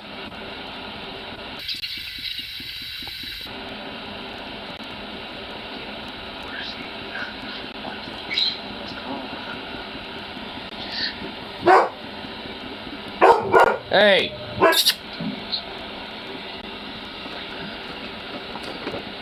Why do you have to bark at every little rat scuffle or cat? Like, good lord, here. Their noticeably inconspicuous behavior seems like that pulled directly from the characters of a sitcom. I mean, no shit, dude. Were probably deceased. So it's pretty creepy. I just thought of that. Whatever. Well, actually, that's what happens. You die.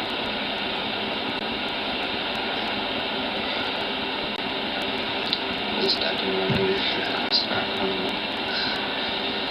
That's that time. I don't know. This tape has already been used about halfway through. No shit. Yeah. Where is supposed to happen tonight.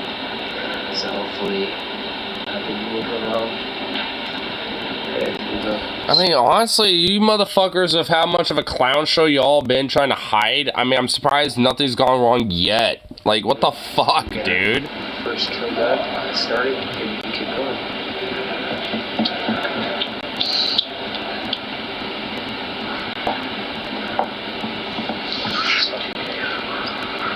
For you,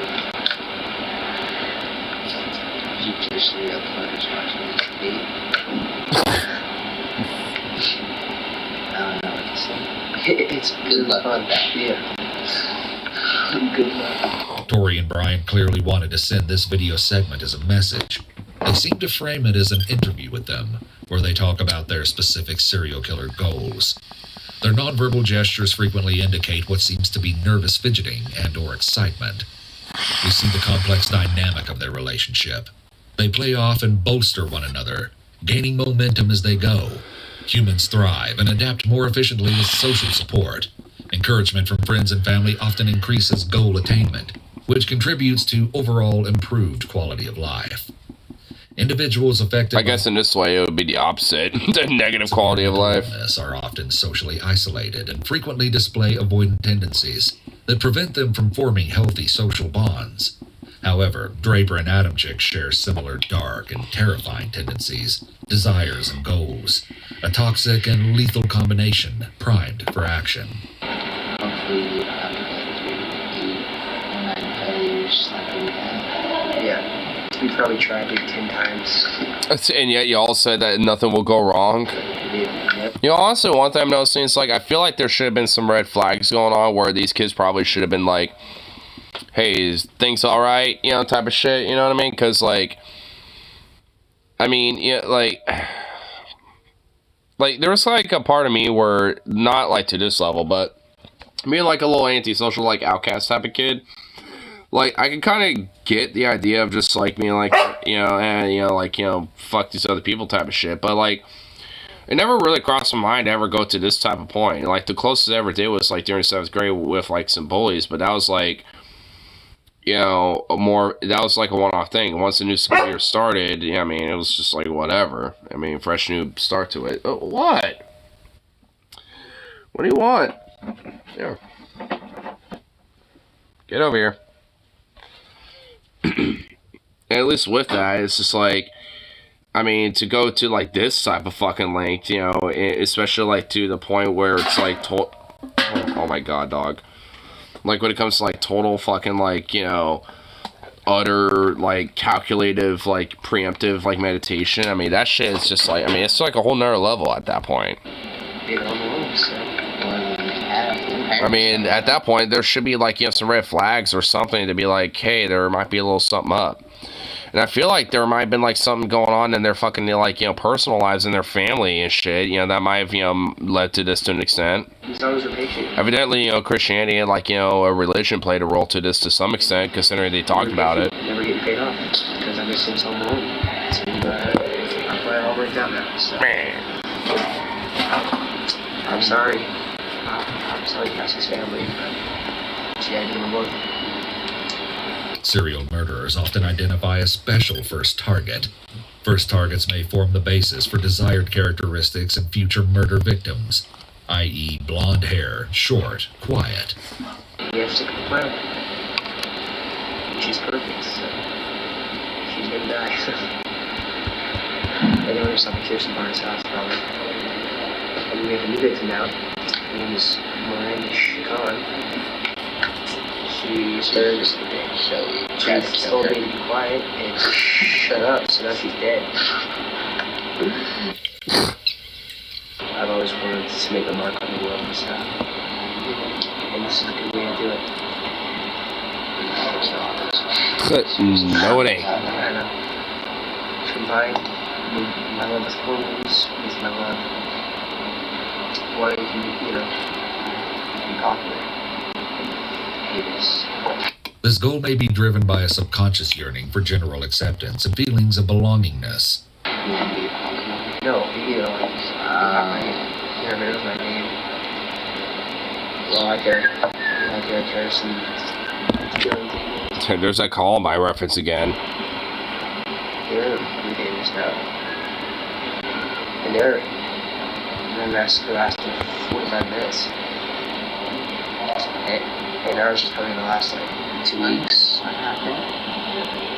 Really? Only 2 weeks? Well, it just means we're smarter now, dude. For not even I think we'll do it up. Maybe it kills. I like always 20 kills. That's a lot of kills. That's a lot of people to kill. But there's a lot of people on this planet. I agree.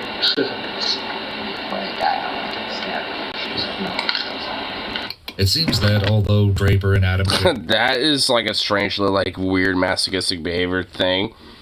Just so I know how it feels like I just want to be stabbed. It's like...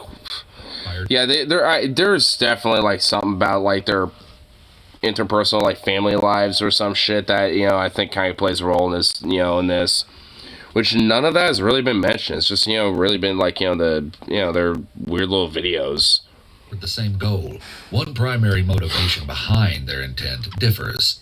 They both seek fame and thrill, but Draper might be further involved by an obsessive fixation on Cassie, whereas Adam Chick fantasizes about killing multiple people, often. Adam Chick never mentions Cassie by name, and goes so far as to set a lofty goal of killing 20 people. It shall be done. We'll see. We'll on there, breaking the house if you do so. 3-piece. Can you be in class? Sir? We're taking her back to me right now. Oh, sorry. I just don't know. That's cool. That's cool. We're just documenting, just for school. For school projects. I guess. I guess you call it project, right? Yeah. Oh my god, even them trying to play this off as like some school project, they can't even do this for, oh my god. Man, what the fuck? Dude, I was better at lying about bullshit at school than these motherfuckers. Like, what the fuck? It's like, I mean, there's only been like a few times where I've ever skipped class and shit, and, people be like, what are you doing? And be like, oh, well, hey, I just got, like, something I need to do, like, in between classes and stuff like that, and I'm on my way to dealing with that. I just, saw some of my friends on my way, and I was chatting with them for a second.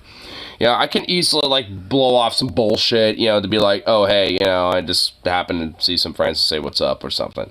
Like, I mean, like, what is, oh my god, they are just like, oh, it's like for a school project, you could call it a school project, right? It's like, oh, yeah, school project, wink. It's like, I mean, it's, oh my god, dude, this is like a sitcom with how bad they are at this. Holy shit. Yes, it does. So how's it going? It's going pretty good, 100%. Are you playing soccer? No, not this year. I decided to not play soccer this year. I have more important things to do. A lot more important. So, Not playing soccer. This implies that Draper and Adamczyk had been planning Cassie's murder before the beginning of the school year. Adamczyk had called a friend on August 31st, 2006, to ask for help purchasing knives under the guise of wanting to start a collection. They would use them to kill Cassie less than a month later. And you're on JV, I think. Really? You're on varsity? Importantly, as Draper fearlessly navigates the conversation, he displays little to no signs of anxiety or fear, calling into question his anxiety diagnosis.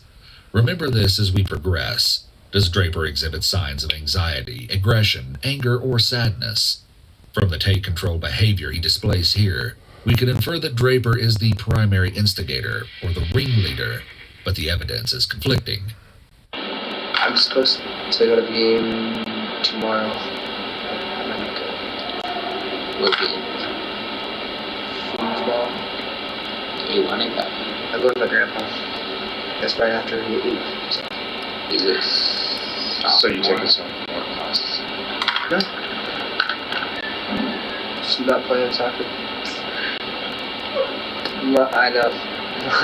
It's terrible. What the hell are you doing? Go behind our camera now. For all you viewers, this is the three-piece and biscuit. Three-piece and biscuit. Inside joke. That's his name, man. What is he doing? Foosball. What is that guy doing, dude? Just like what? He stopped to say hi.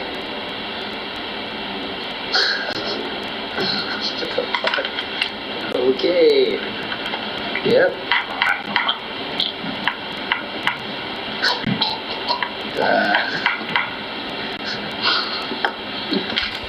That was so weird. Is that motherfucker in on it somehow? Does he know that they like make jokes or something? Dude, hold on.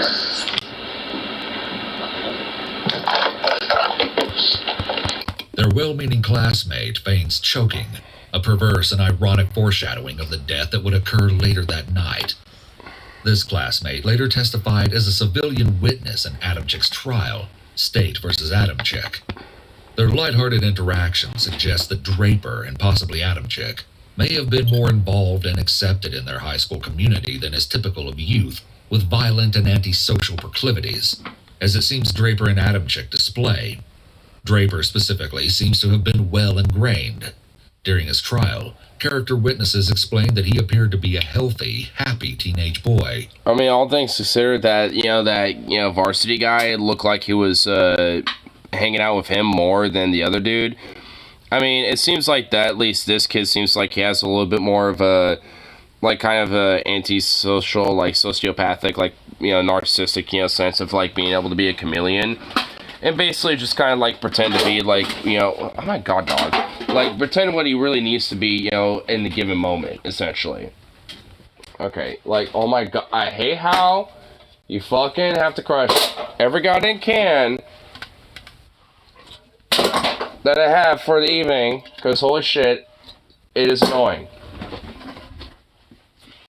So I'm over here, and you still fucking freak the fuck out over him and just like crush him no matter what when you're over here. Oh my god, this dog. Whatever. Which suggests he has a keen ability to blend into normalcy. Yep. Definitely. When it comes to this kid. Sorry for the inconvenience. Okay, we're back. Sorry for that thing. That's kind of not planned, but, shit happens. You sound big. Sorry for that little thing. Sounds like a little bit of projection on your part there, kid. Who's surprised? That's my dude, even like his friend is like, okay. Dude, like, even he thought that was a little weird. Dude, what the fuck? Is there like some weird sexual insecurity going on too between these two? Especially trying to reach for the candy. I know what kind of person Brian is. Hey, come on. I like the way this scenario begins. And we kill her. Let's do it.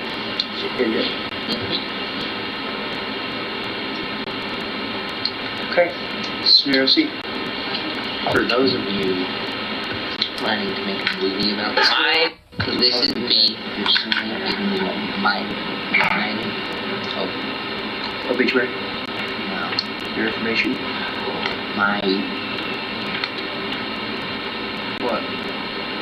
Giving you the right to copy me as a character that looks like me. Because I know in Hollywood they usually have people complain they can't have people looking like the real thing. His creeping drawl as he speaks of his future fame is chilling. He displays pronounced narcissistic behavior. I don't care. It's my body. I choose how I live in the movie, and I want you to look just like the character you look like. Well said, well said. Well said, well said. You can't do that. It's not my parents' choice. It's my sick. Well, yeah, then just do that. And if they try and sue you, you use this tape as a backup. Yeah. They can't do it. Yep. I hear it. I'm the same way. Okay.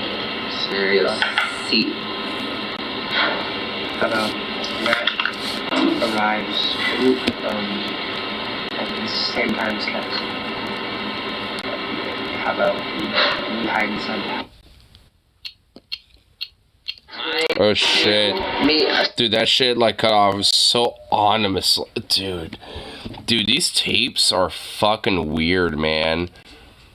Like, I'm really enthralled and just like so like infused to it because I'm just like, I mean, like, there are just like so many like random little like outcast kids and stuff that I've grown up and shit where it's like, I mean, they don't go to this type of level, and it's like, I mean, and I think this really kind of speaks a lot to like the failure of like parents and the education system both, you know, not, you know, recognizing, you know, these type of patterns. And a lot of them, you know, at least when it comes to parents, you know, are like perpetrators and exacerbators of these fucking problems because of like abuse and oppression and like, you know, just like, you know, strict, you know, helicopter parenting, authoritarianistic, like, you know, Christian bullshit and stuff like that.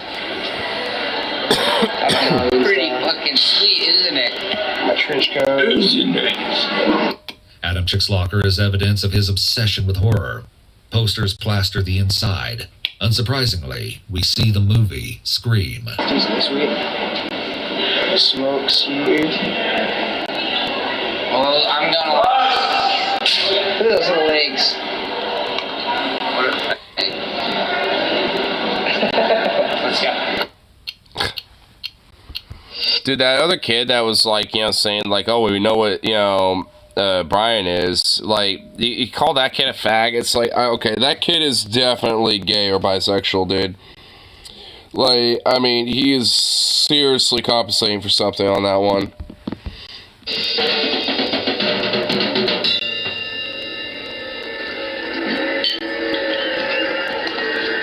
We see that his television is on, and a closer examination reveals that the movie that inspired Cassie's murder, Scream, is playing. Just hours prior to the murder at approximately 5:28 p.m., Draper seems to be practicing and gathering momentum, hyping himself up for what will follow. We hear a brief, chilling, and discordant musical hum before we find ourselves back with the pair and Adam Chick's car.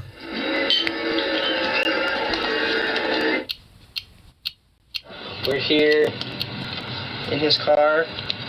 The time is 9:50, September 22nd, 2006. Unfortunately, we have the grueling task of killing our two friends. And they are right in a house just down the street. We just talked to them. We were there for an hour. But we checked out the whole house. We know there's lots of doors. There's lots of places to hide. I unlocked the back doors, so it's all locked. Now we just gotta wait, and we're really nervous right now, but you know, we're ready. We're listening to the greatest rock band ever. We've waited for this for a long time. Pink Floyd, before we commit the ultimate crime Pink Floyd, really? of murder. We waited for this for a long time. A long time. We'll stay tuned. Just just killed Cassie. We just left her house. This is not a fucking joke. I stabbed her in the throat and I saw her lifeless body just disappear. Dude, I just killed Cassie. Draper divulges that he stabbed Cassie in the throat, and shortly following, we hear a full variant of the phrase, "just killed Cassie," as "I just killed Cassie." In the interviews that followed, the two attempted to downplay their roles in the crime. Moreover, Draper claimed he only stabbed Cassie because Adam Chick told him he had to. In stark contrast to his claim, Draper singularly stakes claim to Cassie's murder here, stating "I" instead of "we." Oh, fuck. That felt like it wasn't real. I mean, it went by so fast. Shut the fuck up, we gotta get our act straight. It's okay. Okay, let's buy movie tickets now. Okay. Goodbye. No. Goodbye. As he straddles the line between shock and euphoria, consider one key observation. Draper's voice is crystal clear. Draper transitions through periods of low, moderate, and severe slurring and stuttering throughout these videos. Accounts of friends and family indicate that Draper had a noticeable stutter throughout childhood. He was targeted by his peers, a victim of bullying. The forensic psychologist responsible... I kind of figured, honestly, bullying probably played a large role in between both of these kids in a way. ...evaluation believed this contributed to the development of his violent tendencies. Medical research has yet to explain how stutters develop. Generally, their cause is believed to be a complex mix of biological, psychological, and environmental factors. Childhood trauma is often associated with stuttering and may lead to long-term deficits in speech. Brain structure and genetics, often determinants of mental illness, may also play a role. Individuals who suffer from serious mental illness are more likely to experience problems with cognitive processing that lead to speech impairment. Draper stuttering is a distinct, mysterious characteristic. In this intense moment of heightened arousal, he does not stutter once. I guess your grasp around chest moving. I thought it was like this. I thought it was joking, like, yeah, it's joking. They're trying to, he's trying to spot that where he look fake at all. We have. Okay, this is definitely obviously just like, fucking lying because, like, he knew this wasn't, like, because all this show is premeditated. So, like, I mean, this interview right here obviously is just, like, immediately showing a stark difference between the videos in this. I can't believe I did this.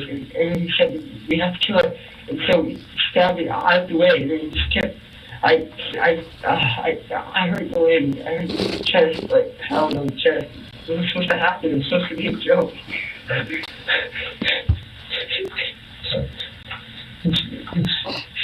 He's sitting now, he's basically breaking down because he realized he got caught. Just killed Cassie. We just left her house. This is not a fucking joke. I stabbed her. And it was supposed, yeah, bullshit, yeah. I saw her lifeless body just disappear. The two were sent to Idaho State Correctional Institution following their initial convictions and remain set to live the rest of their lives in prison. I mean, good, because, like, fuck these kids, considering what they fucking did. Wait, seriously? Are we doing that, YouTube? Are we gonna do, like, a random little pause? I mean, I guess, there's not really too much left to it, but, like, I mean, all things considered, like, I mean, like, they literally recorded every little fucking thing. And basically, like, every time they try to hide it, it almost looked like a fucking sitcom in a way. Like, I mean, it's just like, I mean, it was, in a way, obviously pretty overtly ominous in a sense of just like how, just like, convicted they were to it, and it's like, again, especially when it comes to certain things like bullying and stuff like that, I mean, and all this other shit, I mean, and despite that, still being like, oh, I'm like the charismatic, happy-go-lucky kid, it's like, I mean, obviously there was, like, signs there. There's, like, some signs going on where it's like, hey, there might be, like, something going on where this could be a fucking, like, red flag scenario, and maybe we should, try to get these kids counseling a little bit, to kind of figure things out, but, no. And hopefully, I mean, honestly, like, I mean, and, I mean, it's, I guess, I mean, honestly, I don't even know. Like, hopefully a little better, but it seriously needs to improve because this shit is just like fucking. Like, I mean, yeah, it's like, I mean, how many like random little kids are kind of like, you know, like at that level, like, in, you know, to the point of snapping and shit. And it's kind of like, what the fuck?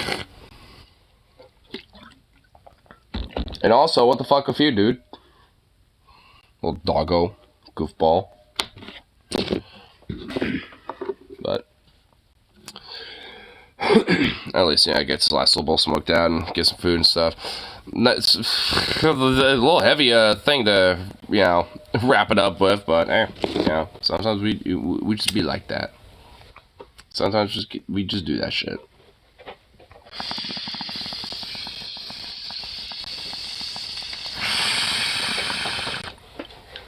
Hey. Idiot. I'll call it good for night, so peace out, and I'll see you all in that next one, so toodaloo.